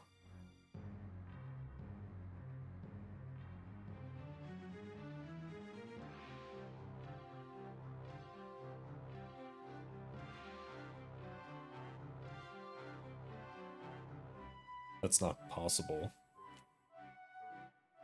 Because it's inclusive. So if the min and the max bounds are the same, that means that it's 1 in size. And a 0 in size is just not possible.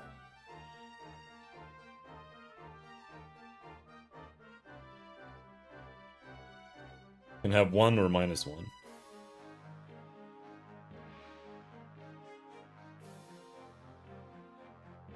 But it's 1.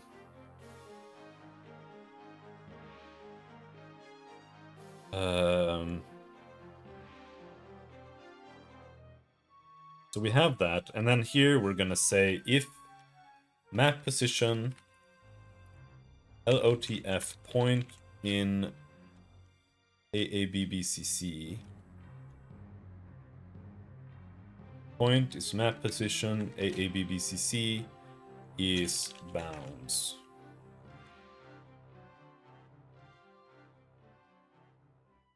Then we should also continue.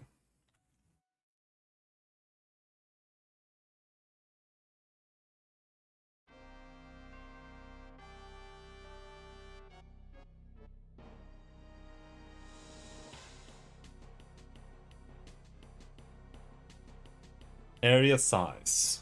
Bounds.size again. Generate edge matrix. I don't know what that should be.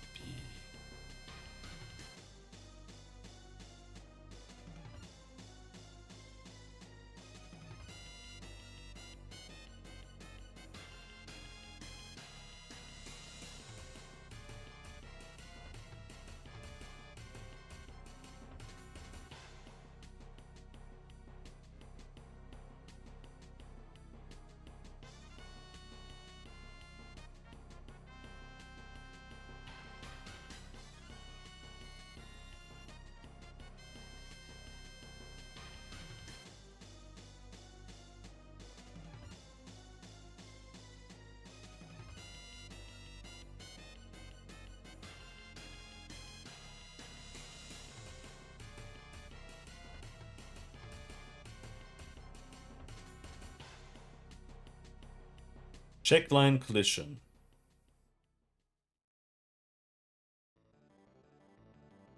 Not have bounds there too? Object bounds.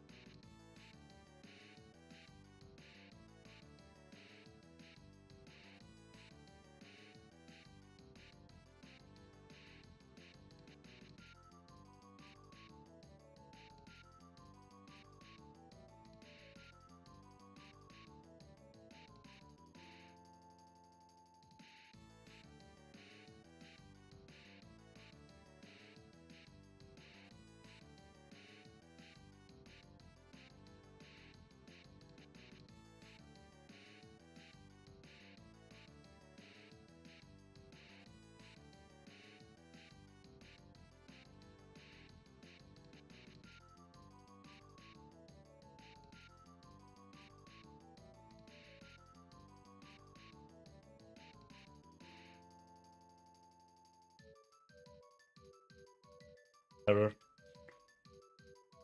Why? 614. I think something isn't nulled or reset. Init target mode.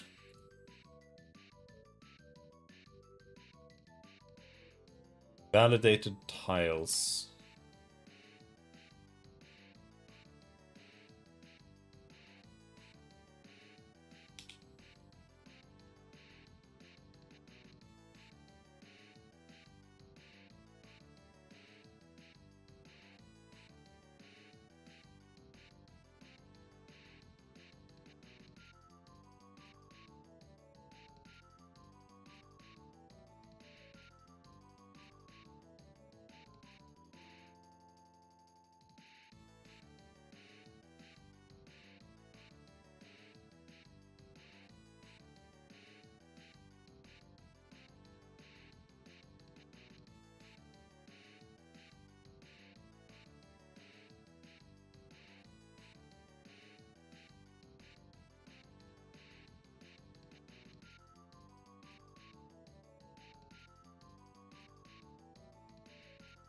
Wait, what is this? This is so strange.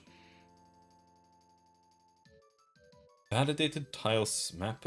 Why am I trying to access map position here?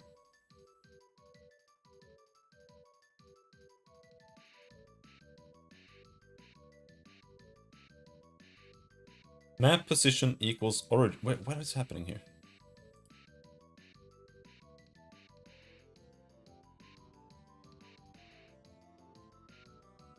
If is collider is false.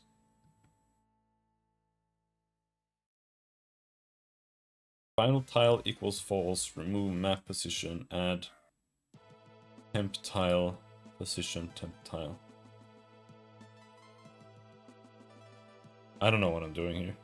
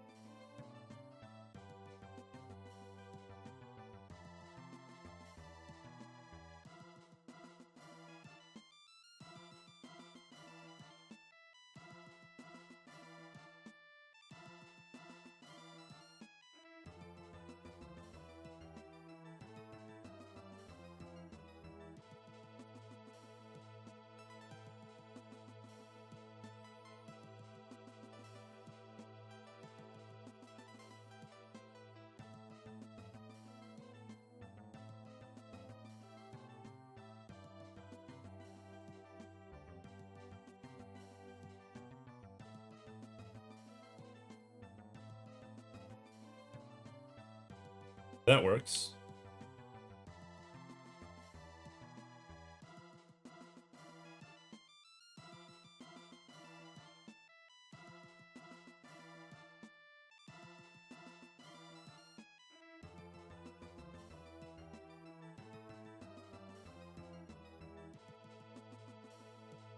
Movement is still broken. Triple stab does.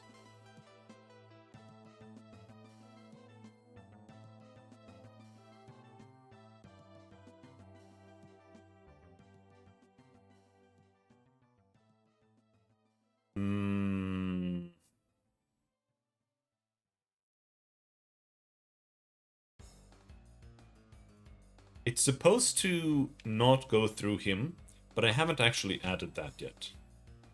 So that's what needs to be added here. Like right now, we're checking for hard colliders, but we actually also, inside here, after we've checked for the hard collider, because that comes first, we then also need to check the skill itself,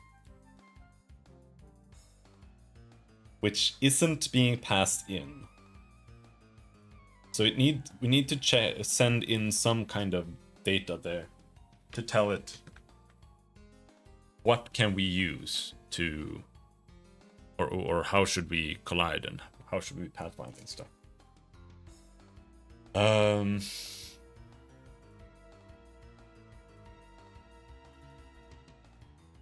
Yeah, it's been 4 hours. I'm probably gonna continue actually, but I need to take a break. I'm gonna go for a little walk, and I'll be back in a little bit, and then we'll try to add more stuff to this. So I'll see you soon.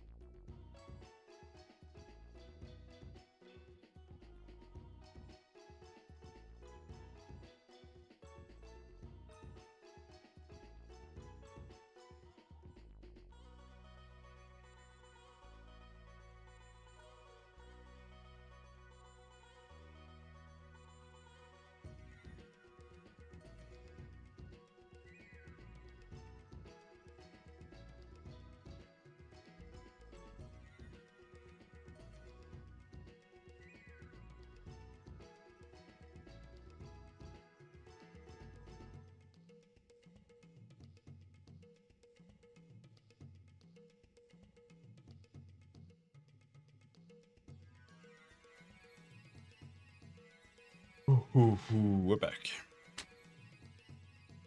More or less. I hope. I think. Maybe.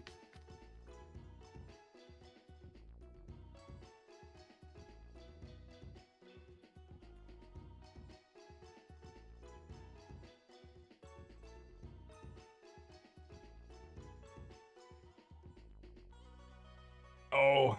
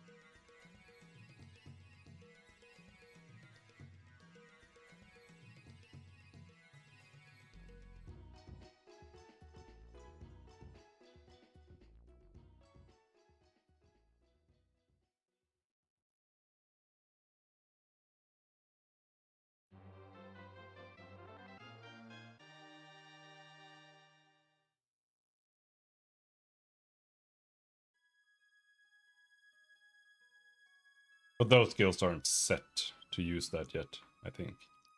Maybe they are.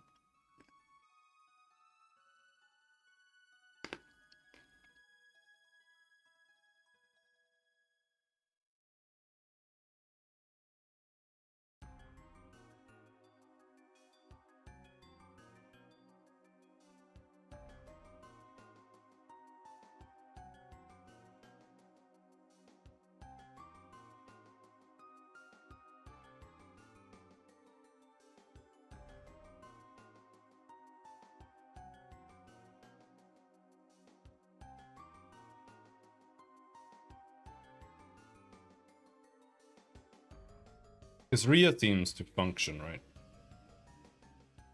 Like this guy. Works, but it's wrong.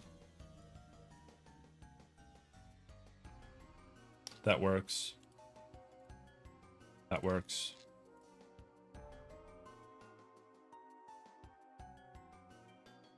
Seems to work.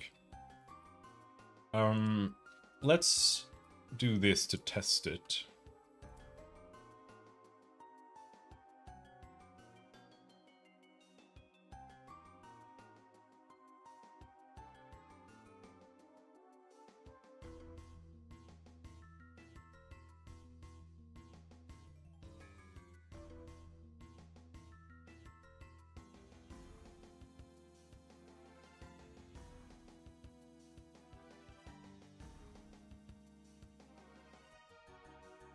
There's also a question of, is it gonna like chug?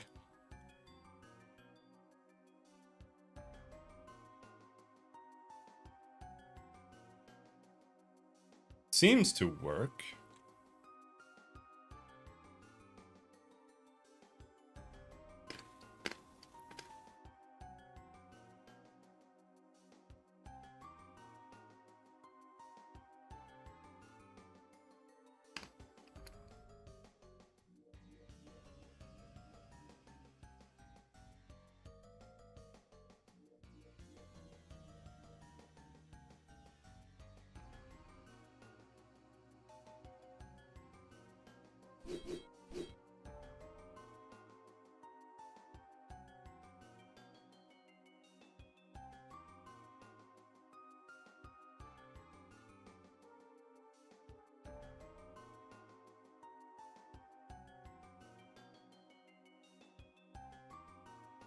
And then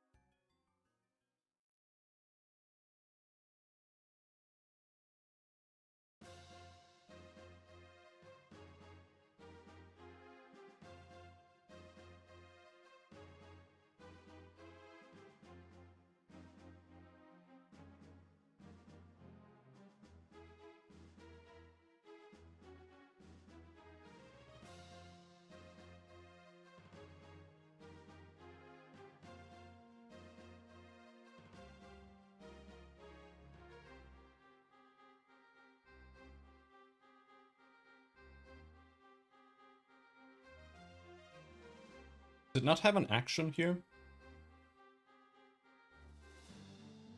No, it doesn't.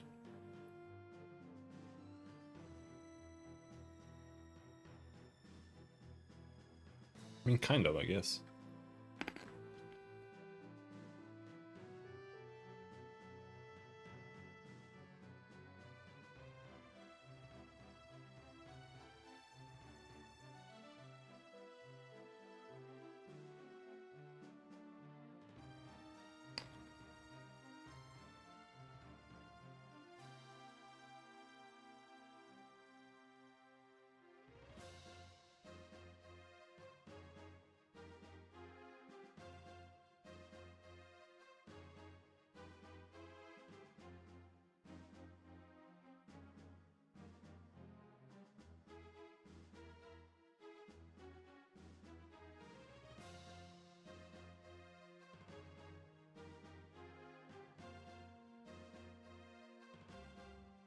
Yeah, it's here. I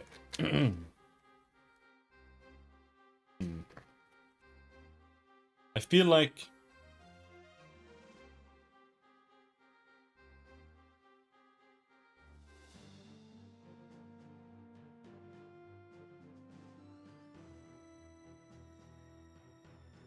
replacing the object and the action to trigger with something else, I think is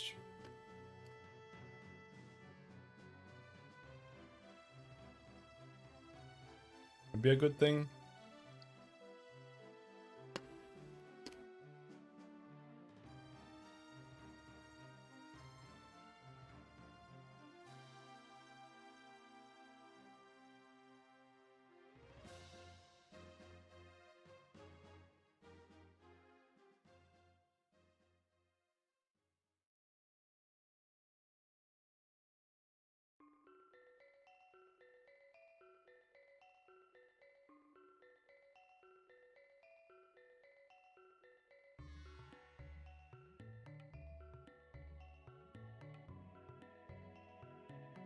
So we've got a lot of things I'm fetching from it.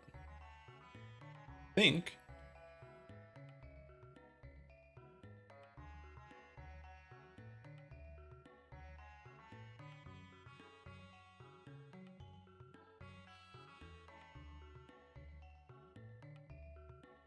We got the size, position, bounds, size, position, size, bounds,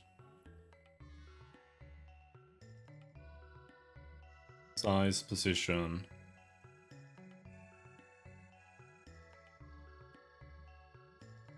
bounds.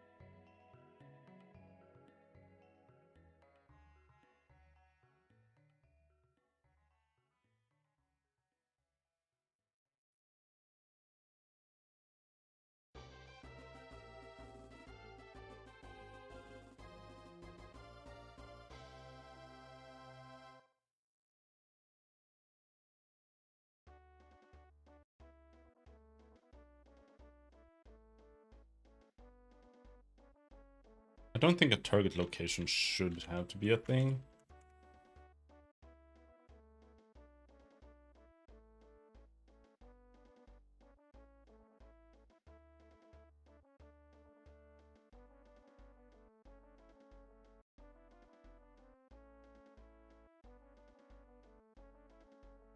Because, like, what is that?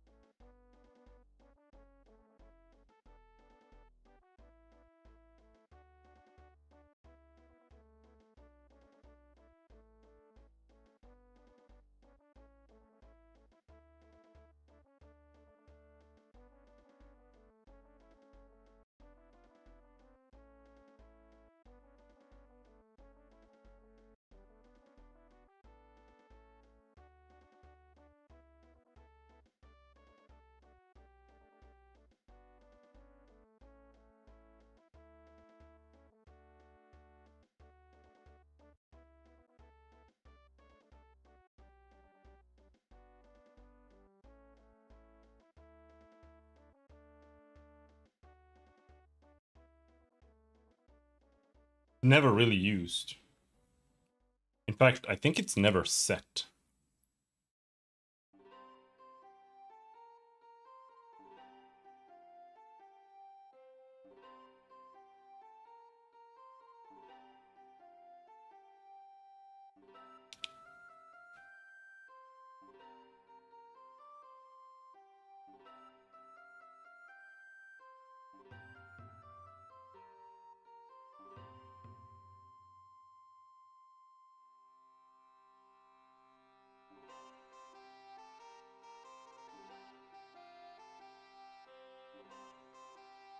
Maybe it is here.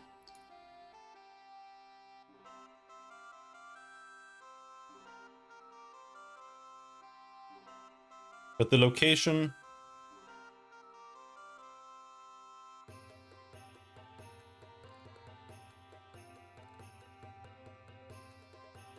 The location just fetches the position, the size, and that's it.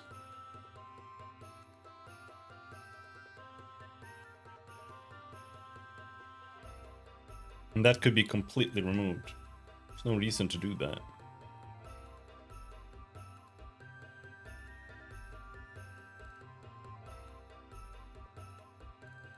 Oh!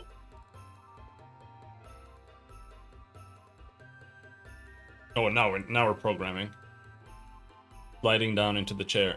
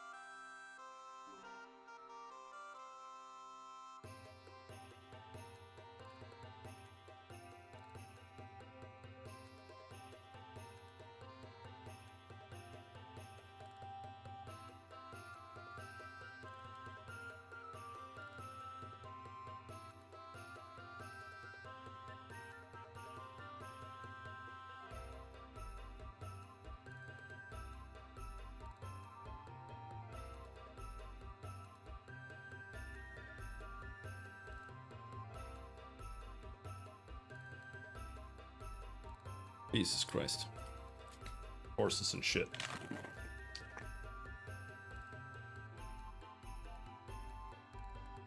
It's potentially over very soon. Now I have to rework the pathfinding for like the 12th time.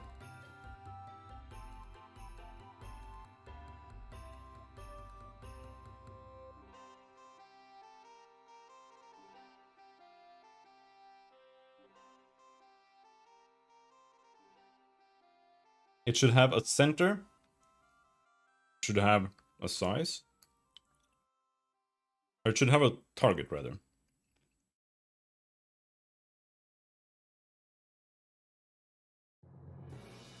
Or it should have an origin. Pathfinding should have an origin,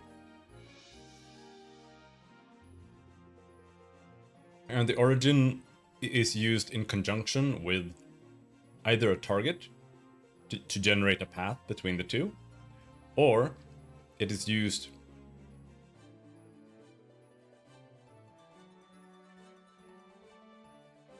fuck.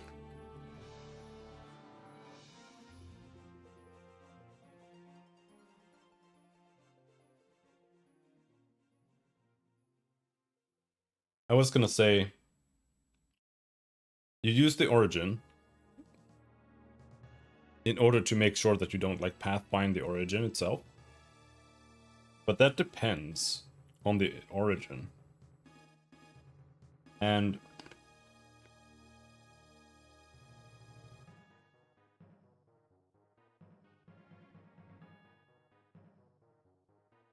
it really also depends on the ability.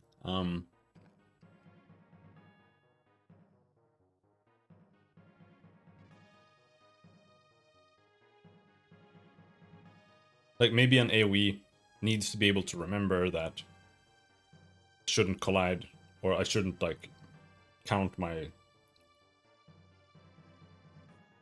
caster as a target, right?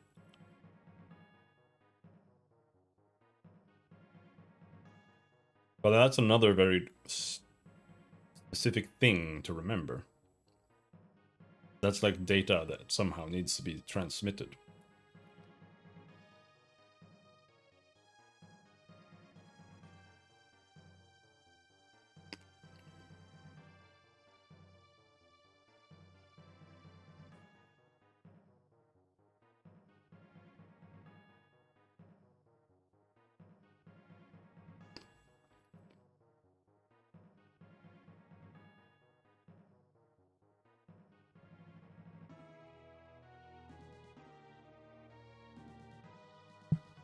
And this is where things get a little weird, because it's like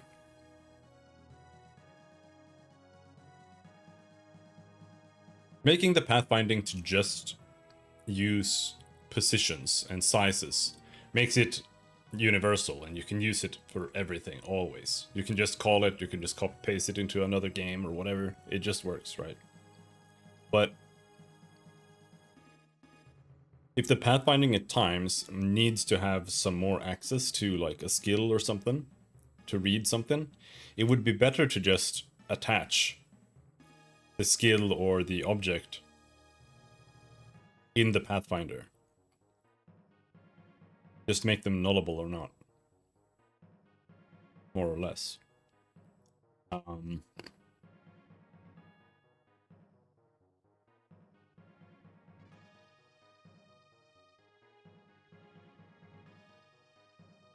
But I don't know, like the parameters get so bloated.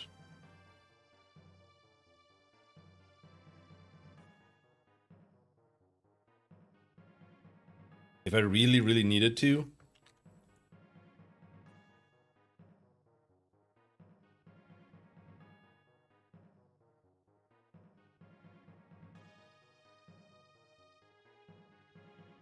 in the Pathfinder data,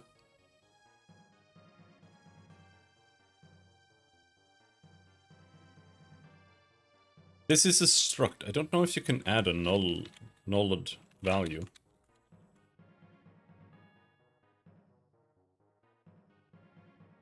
Maybe you can.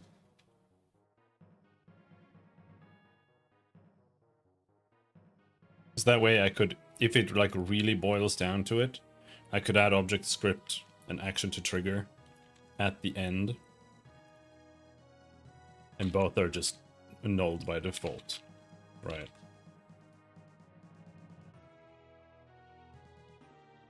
That way we can just pretend like they don't exist unless I happen to need them. But it also means that we have them here the whole time.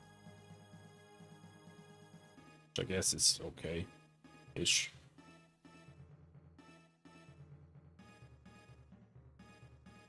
And then here now we need vector 3 int origin position. Public, no.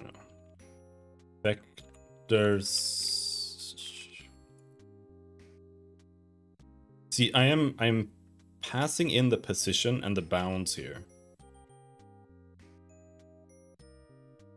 Is that necessary? Or should I just pass in the bounds only? Maybe just passing the bounds is much smarter.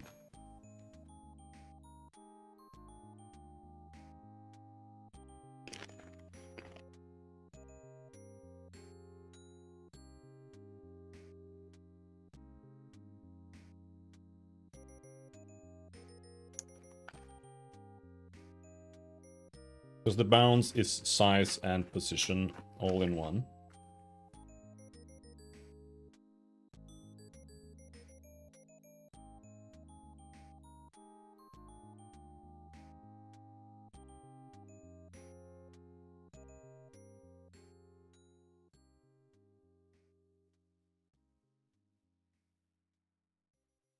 Help, I don't know which one is B. The letters on my keyboard, they're all gone. Can't type without seeing.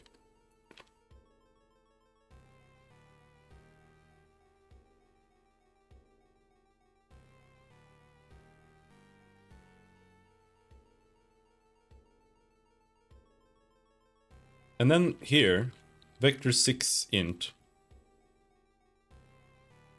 Target bounds.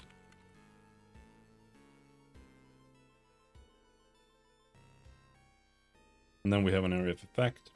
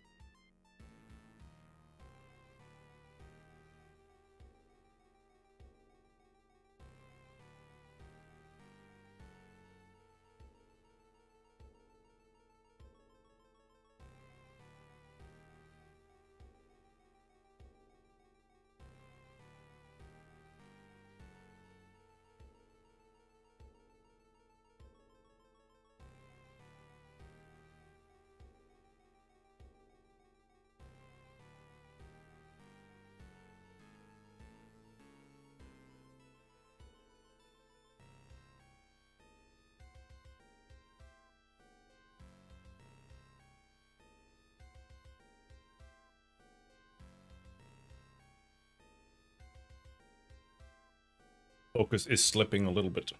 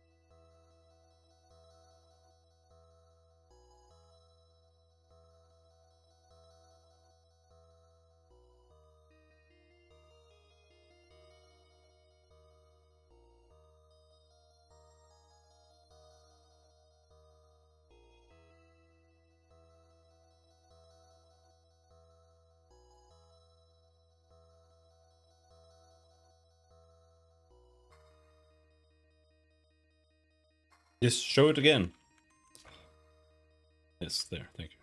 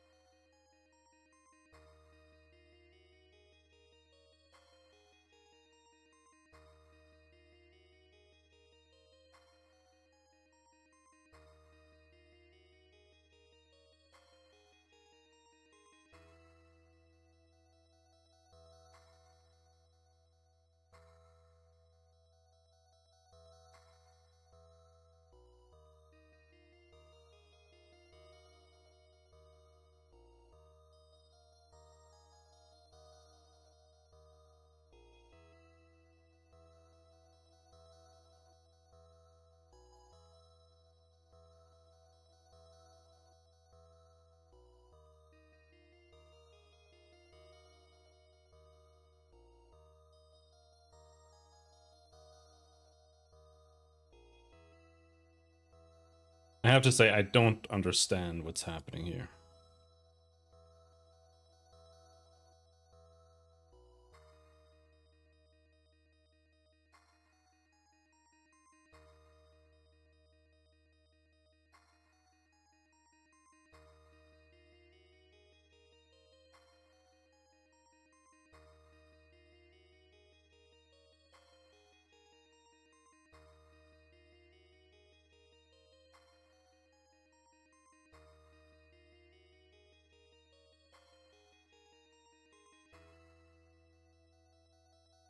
This is path.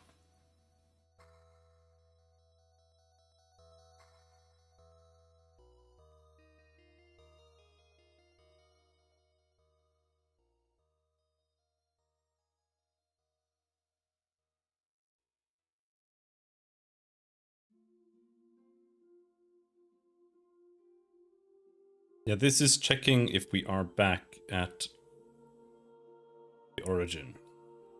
So this is...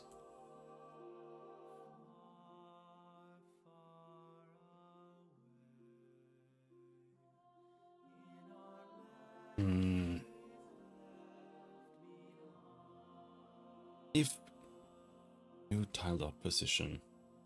Because this is the target. If new tile dot position.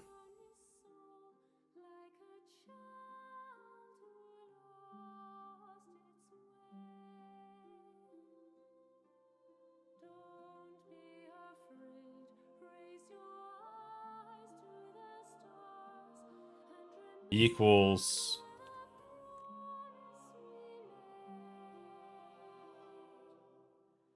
I don't know what this should be. It should be target bounds dot min value dot min vec3.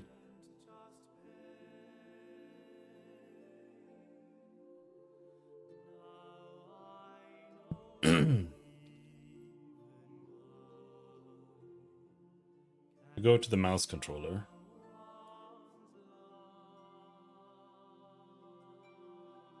See here, it's new location. Mouse tile bounds min vec3.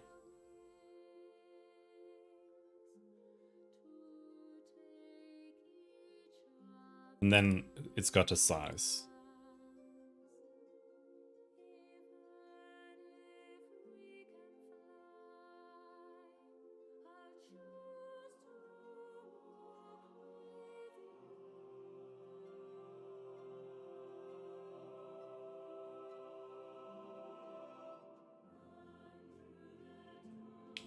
And that makes it the target that we want.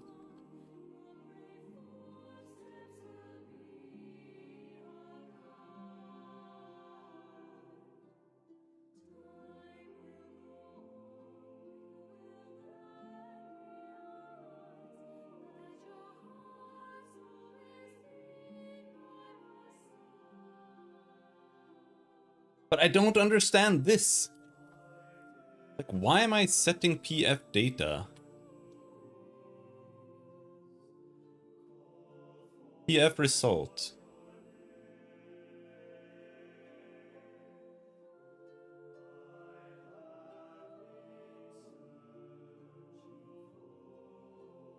Like the P the result doesn't.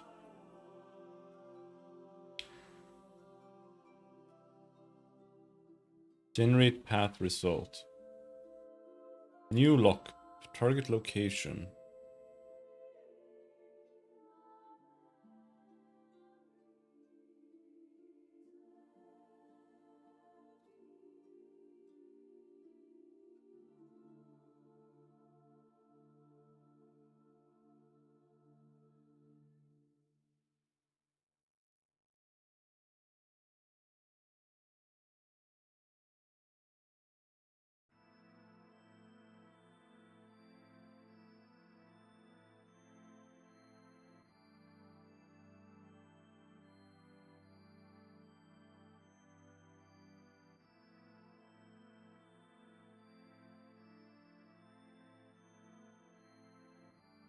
It's just a way to get the new location.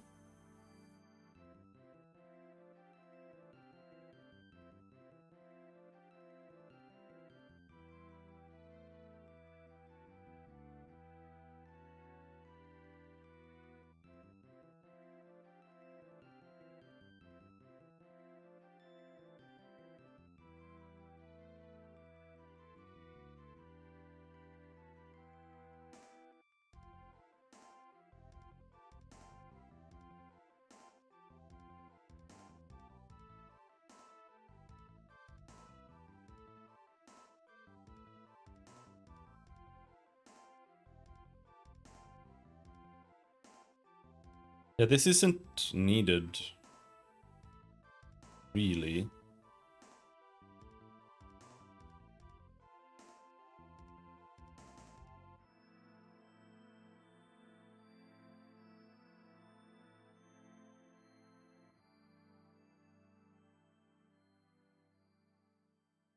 What do we need? We need starting. We need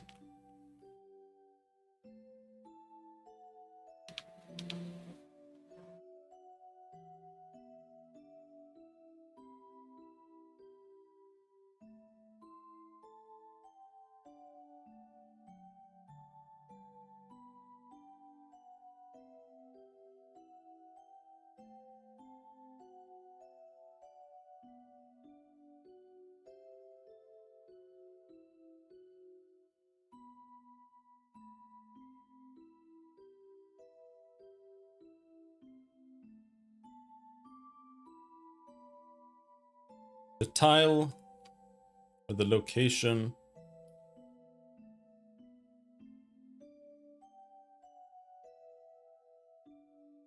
Just looking for the origin.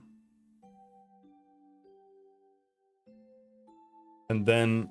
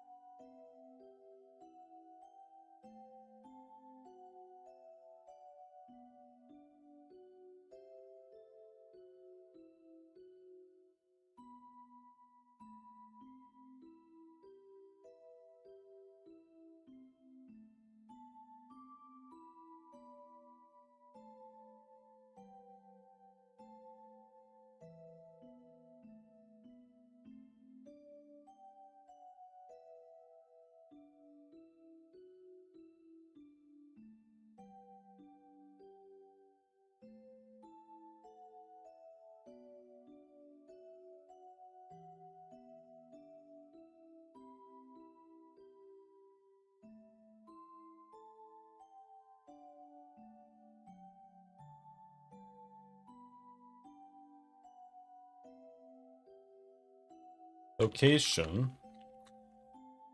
Target location.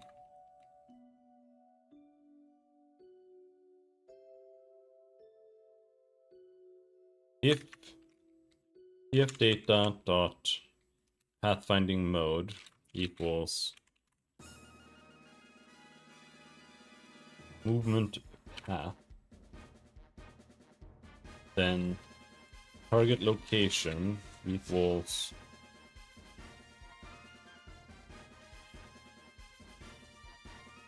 new location.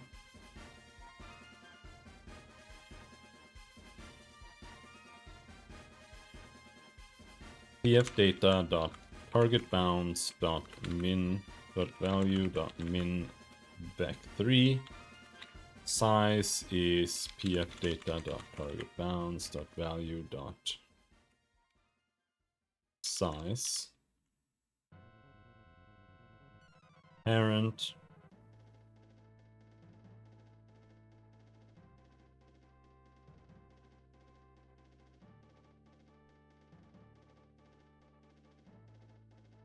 Nullable.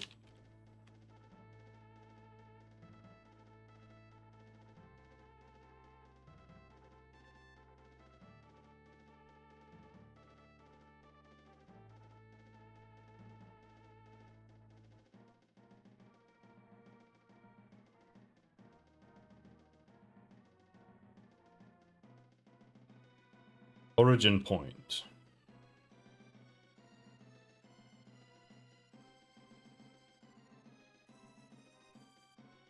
Steps 0.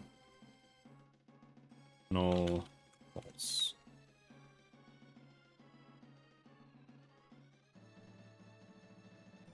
I guess that one's almost true. Final tile. The target is the final tile. But it doesn't matter.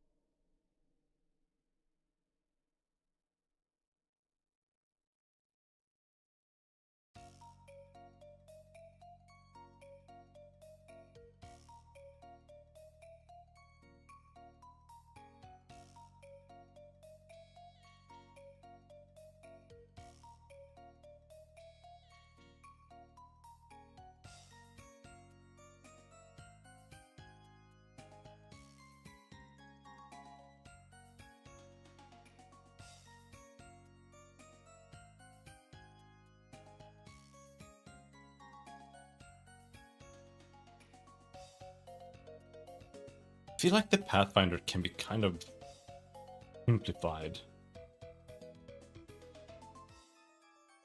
A lot of these origin things had to do with drawing the grid.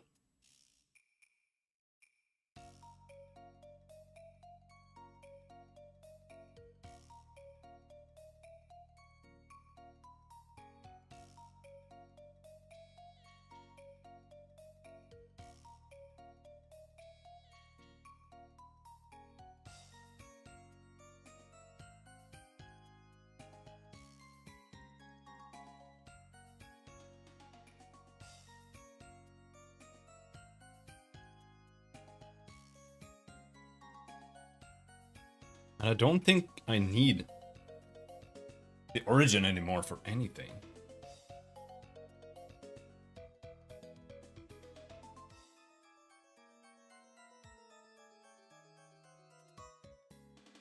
What?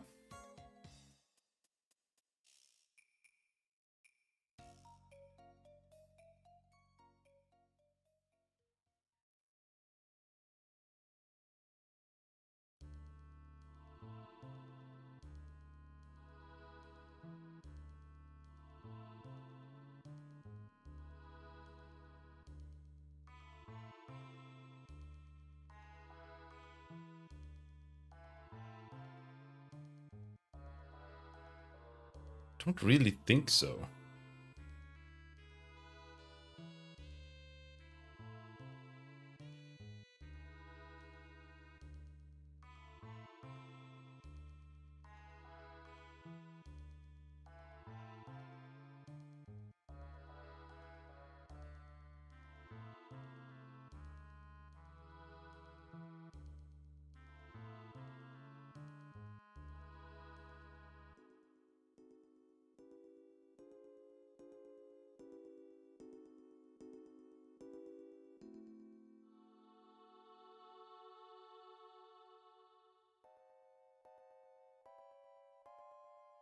Hello, ho ho.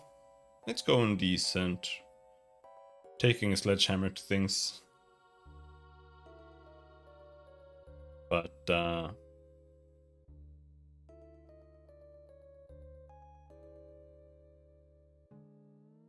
managed to figure out the line drawing. It was a little tricky, but I ended up using the same formula as I'm using in my array marching.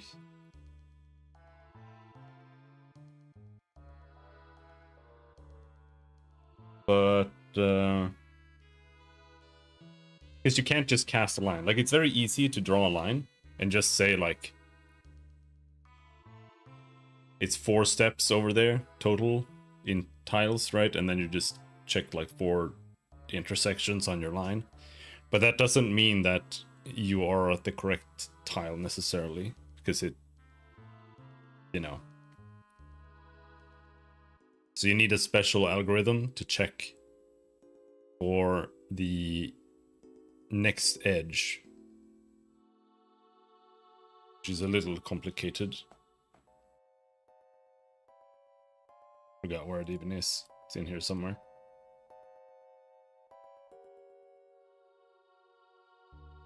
Here. You get your current position. In this case, I had to center it into the tile, so it's, instead of being at the edge of the tile, it's in the center of the tile. Otherwise, it didn't work. Then when you get a delta, which is your position versus your target, and you set up a ray direction, which is your target or your delta, normalized. And then you sign that to get a step. And the step is used to iterate in the matrix or your array of tiles or whatever you're iterating through. And then here, you get something called a delta dist, where you divide the ray direction, or you divide 1 by the ray direction. And that way you get a big value or a small value. It's gonna be like, you know, 1.2 or 4.11 or whatever.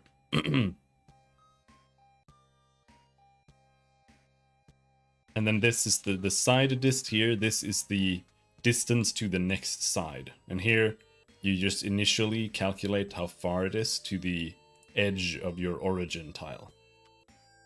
That's not that difficult.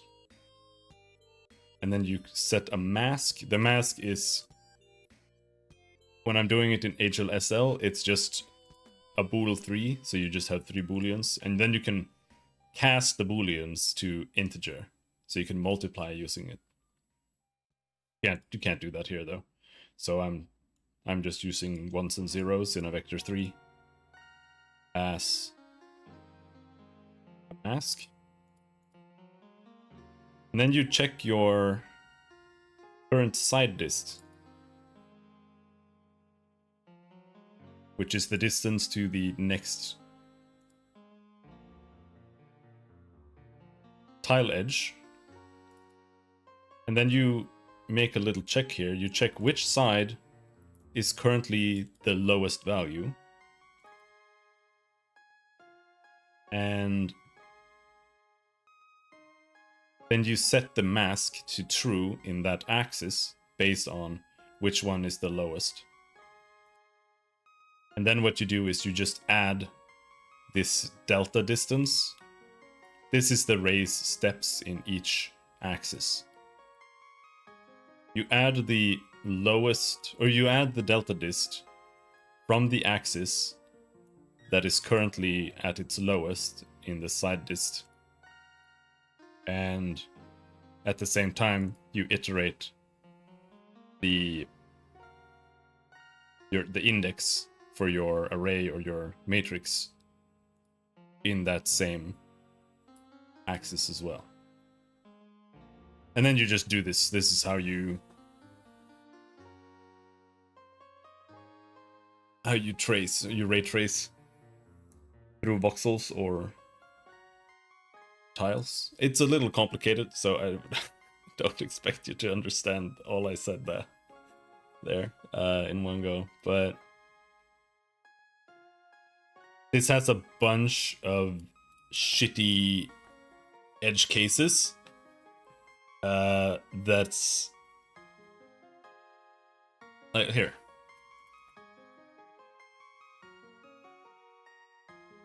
This is the basis. You can look at it later if you want, but that's the basis. There's so many issues with it that it's just insane. So if you have like, let's say you want to traverse from. Oh, you were? Yeah. No, that's the one. Yeah, that's a really good.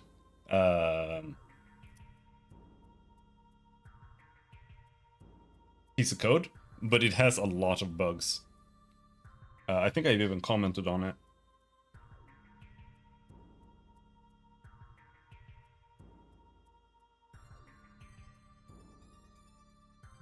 Robin88, unless I am mistaken, I believe this solution has a small issue with returning incorrect voxel sides. If the delta dist contains axes that are multiplicative of each other, for example, delta dist x equals 1.1023 and delta dist y equals 2.2046, then less than equal may return a bool 3 with two true axes. If this happens and we find a voxel, it will pick the last color at the end, sometimes resulting in popping pixels. It's not as noticeable or frequent here, but if you change the camera angle, you can see it happen a bit. And that's one issue. There are more bugs with it. They are solvable. So the issue is that more often than you'd think,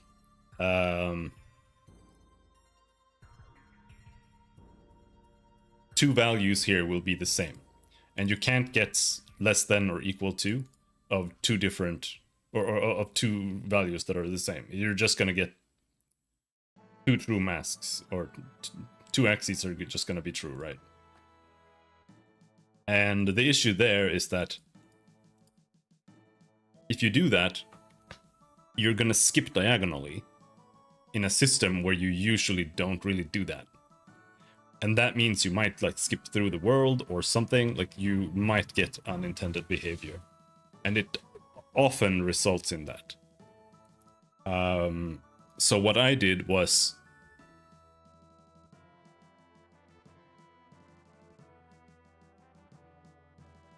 I made another one here, but this doesn't exactly work. It kind of does. It kind of does, but it does. I added another thing here that I called get smallest delta. So if you have two masks that are true, Then you check them, and you check which one has the lowest delta dist value, meaning it's the one that steps the most often. And then you use that one. But this only works if you are not at like the edge of a tile. Then it becomes weird. I don't know if it even works beyond... Because I've centered it here and it's always centered. I don't know if it works if it's not just like from the center of a tile. So that was one issue there. And the next issue is that it cannot handle straight axes or straight lines. Like if you're tracing from like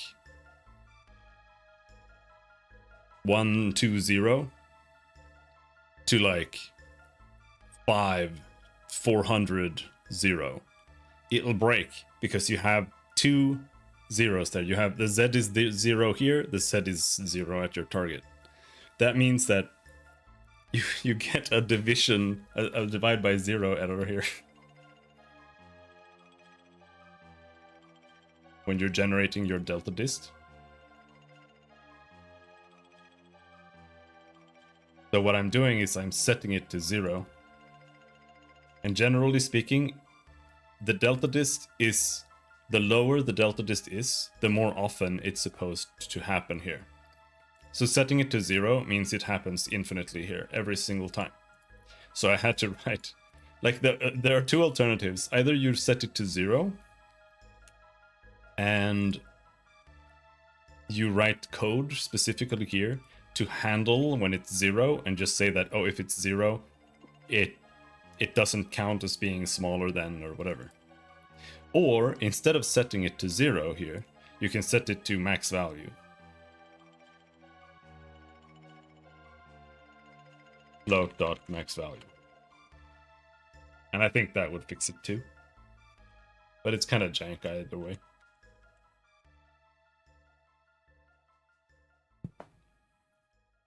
This max value means it will practically never happen. Yeah, a very heavy brain there. But I did manage to program a lot. But my brain is a little conquered out, I will admit.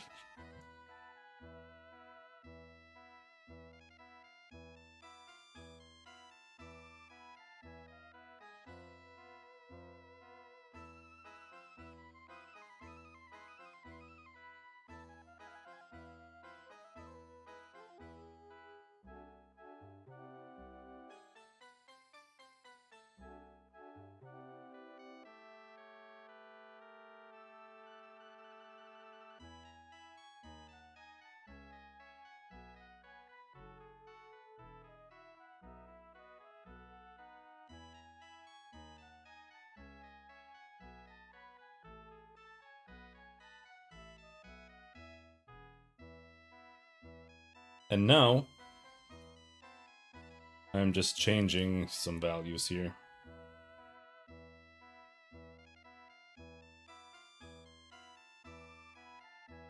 EF data target position equals null.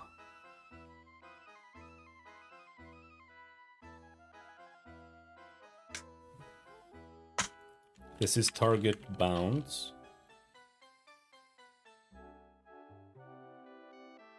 Dot value, not target bounds.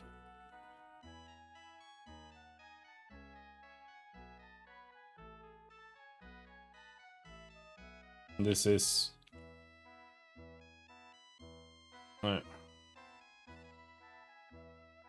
origin bounds.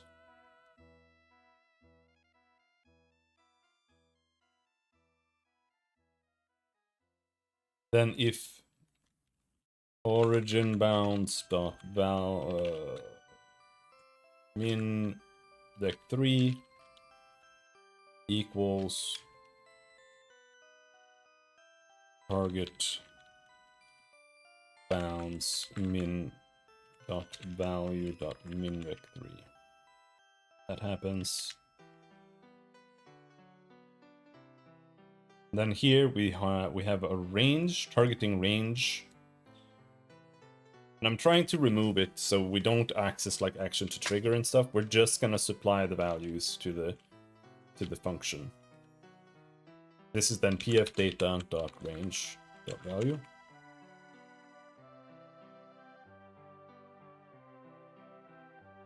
I do have access, but I'd rather not use it.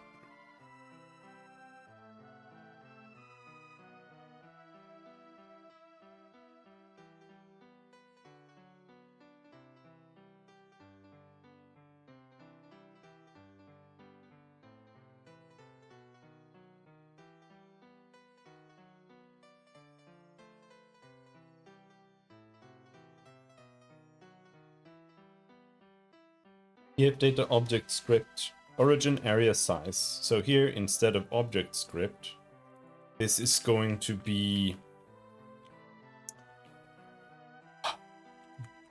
origin bounds dot size.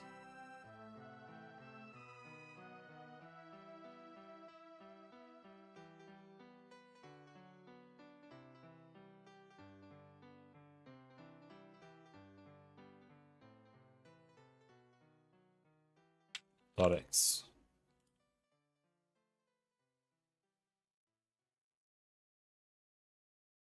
Dot y. And here,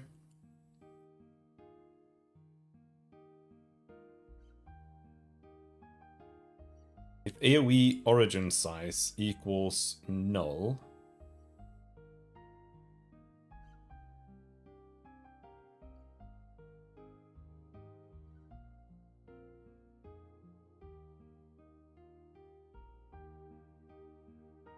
I kind of don't like this really.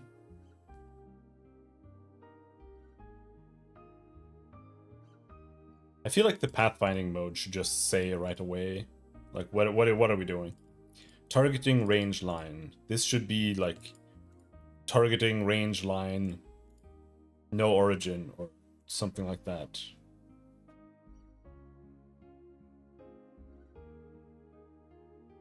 Whatever. Not that big of a deal. Position equals pf data dot origin bounds dot minvec3. Temp size equals action to trigger dot range.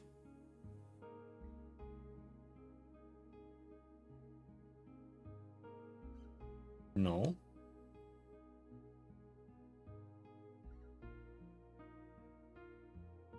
Range dot value.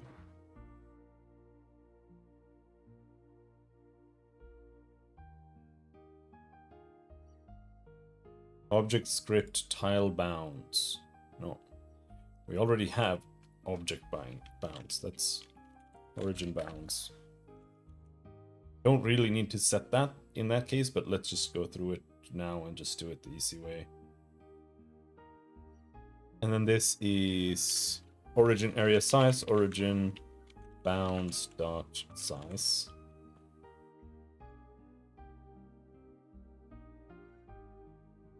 Position, once again, origin bounds dot minvec3. Temp size, area of effect.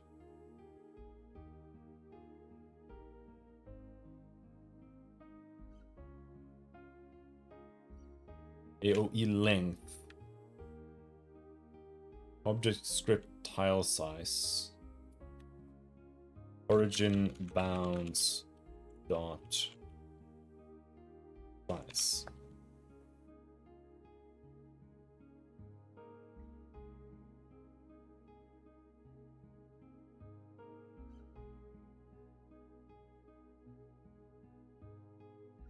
And here we are setting bounds that are tile bounds minus temp size.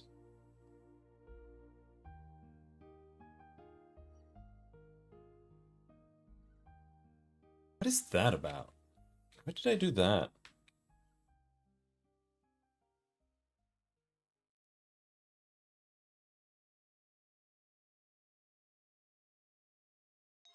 It's because this isn't the object bounds. This is the bounds of the entire AoE. That shouldn't be called object bounds then.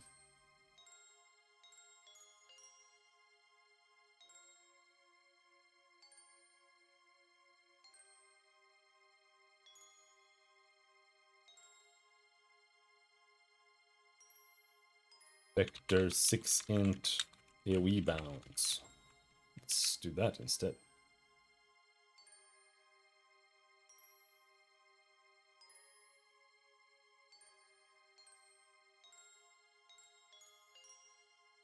AoE bounds equals new vector 6.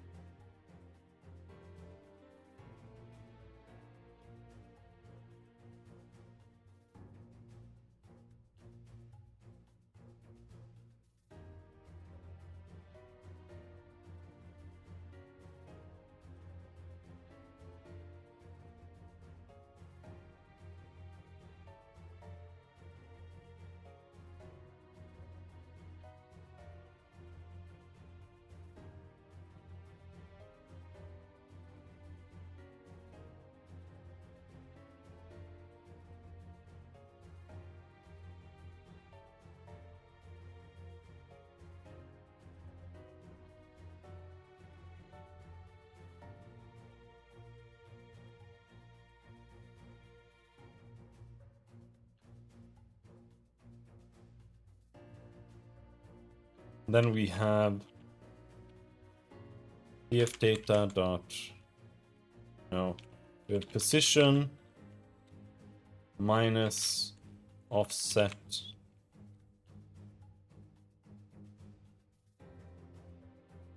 plus pattern size.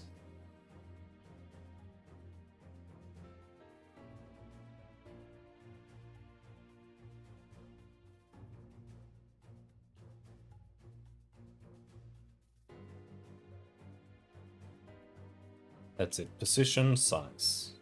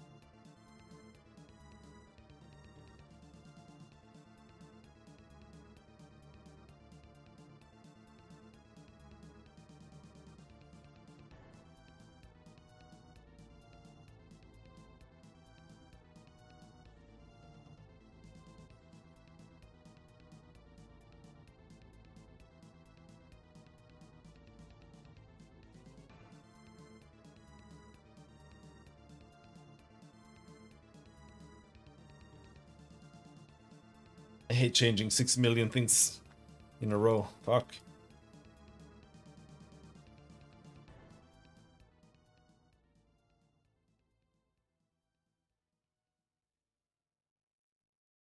AoE bounds in this case. This is AoE bounds.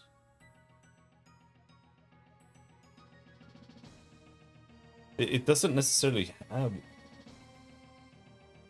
object bound here.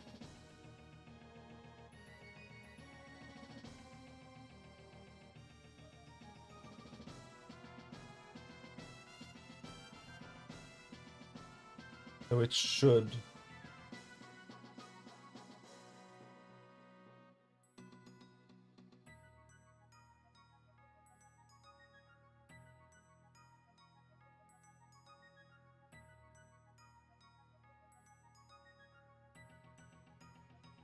I mean,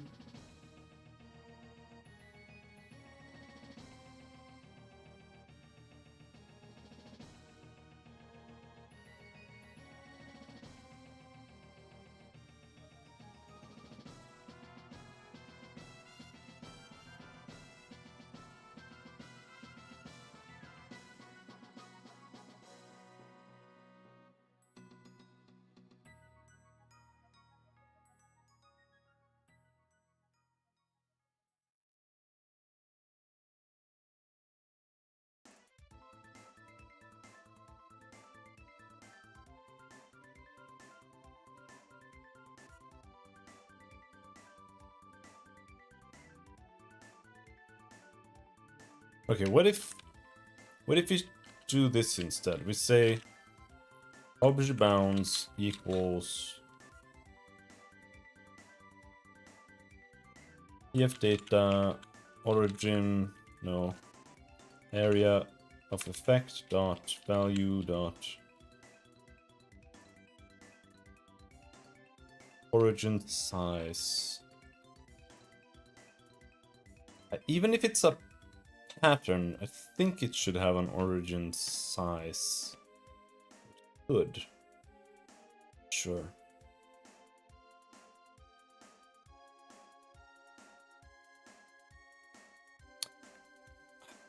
Probably not necessarily.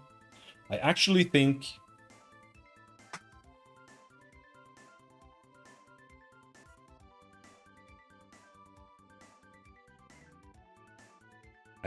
the origin should be switched, because right now the origin is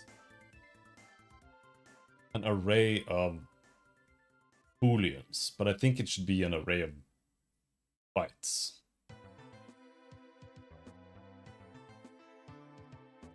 Because otherwise,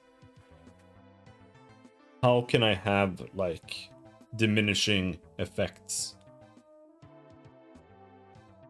from, like, a blast or something? It would have to be ranged based from the origin, but I don't like that. I'd rather it was just like 1, 2, 3 in an array.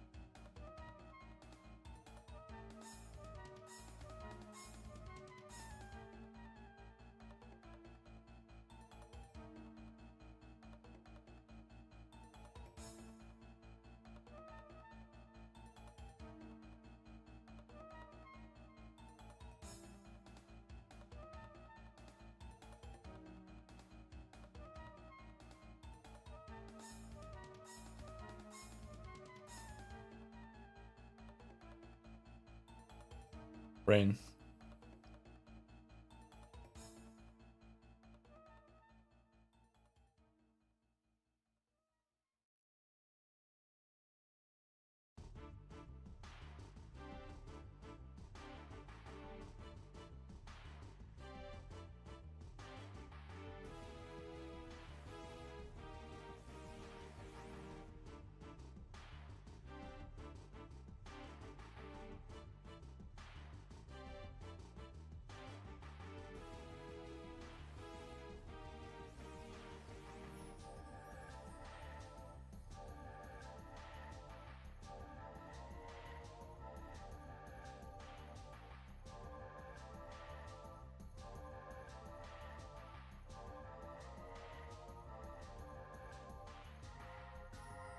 It might be the end.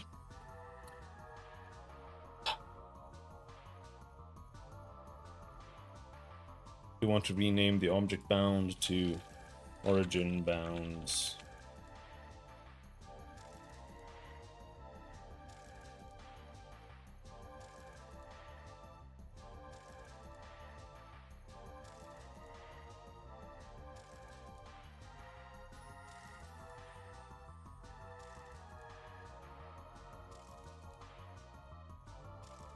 Time for games and relax? No.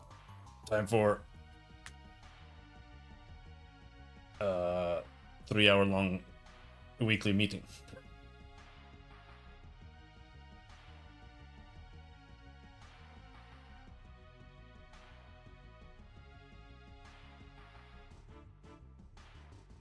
And then time for World of Warcraft and complain and angry.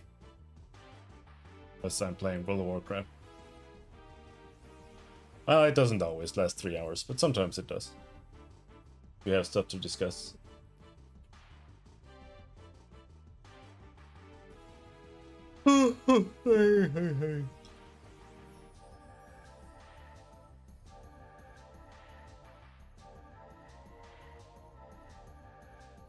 I really didn't want to, but I just wanted to do something for a while. I wasn't playing an ancient, shitty game from 1998. Or older.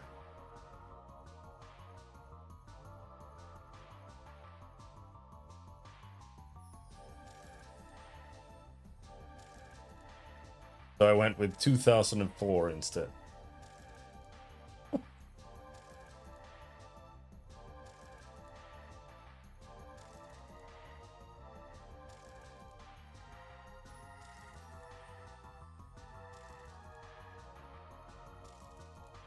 I love to leave the code for the day with 10 critical errors. That's the best thing in the world. I love that.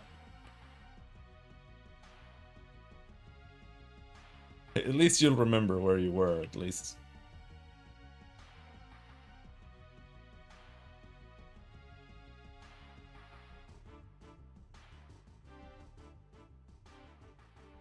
I probably won't be playing WoW very long. I mean, it's relatively very long. I'll just level for a while.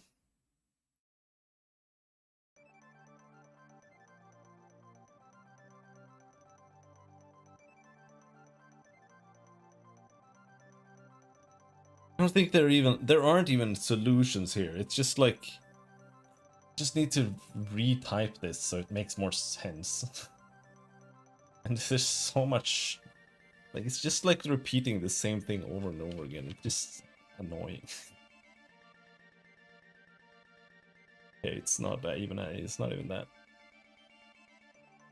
I'm just reworking how I'm like supplying and structuring the data for the Pathfinder. Like, is it just giving it an object that it just reads and the skill that it reads, or is it just locations and bounds and targets? No. Because making it all based on an object or an action makes it very limited. Because then it can only pathfind from those. If you ever need to pathfind from something else, or you want to copy the code, then you can't.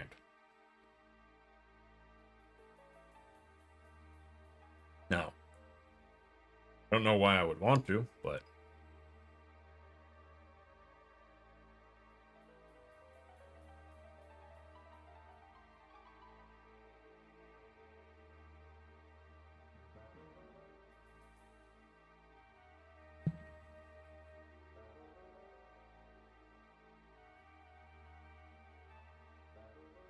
yeah. I think we're done.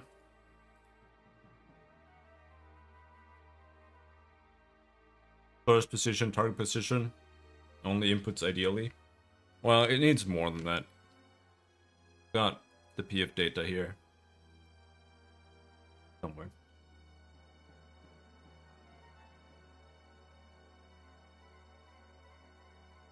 Pathfinding mode, origin bounds, range, target bounds, and then I have area of effect.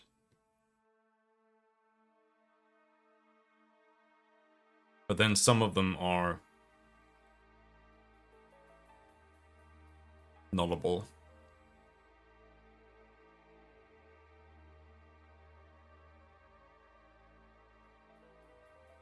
Because the AoE might contain patterns and stuff.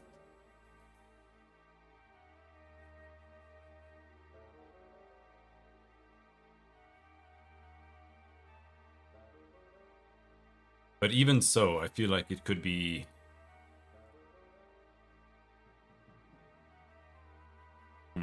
No, I do think we need to supply the AoE, but...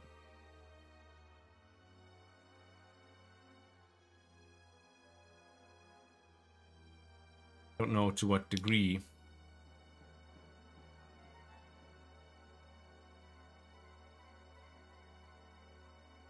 The last parameter.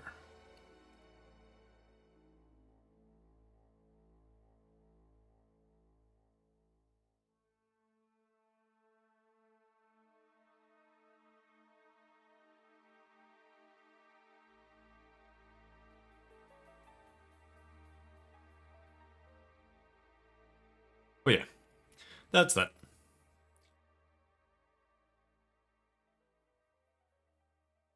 I think you'd enjoy X4 if you ignore the stupid plots and just did missions. Maybe if I got to building stuff. And if I maybe ignored every single ping in the game. Because what made me like quit the game was honestly lockboxes. They were so dumb. Lockboxes are fucking atrocious. But I feel like you're supposed to maybe have something else to do it.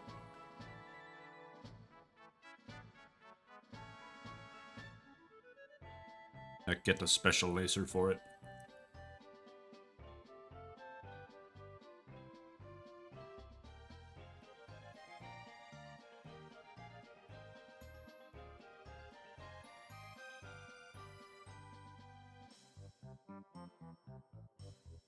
You're supposed to hit the locks with your spacesuit laser. Yeah. But the spacesuit doesn't come with a laser. It comes with a repair beam. So I tried doing it with a repair beam, but that didn't work. So you need to buy that.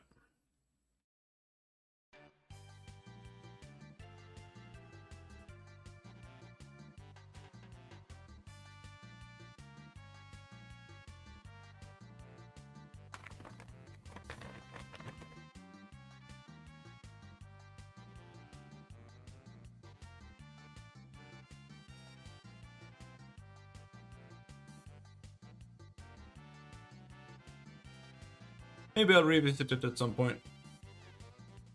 I'll see.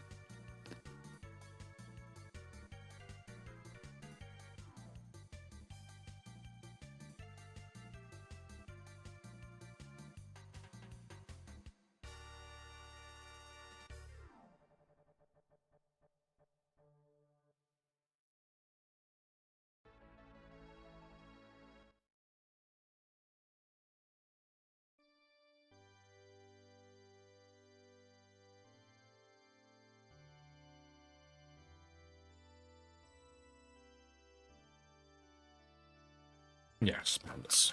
Pandas and really stupid teammates. Anyway, I'm gonna go and chill for a bit before the meeting, and then we'll be back later tonight. But thanks for hanging. Have a good day.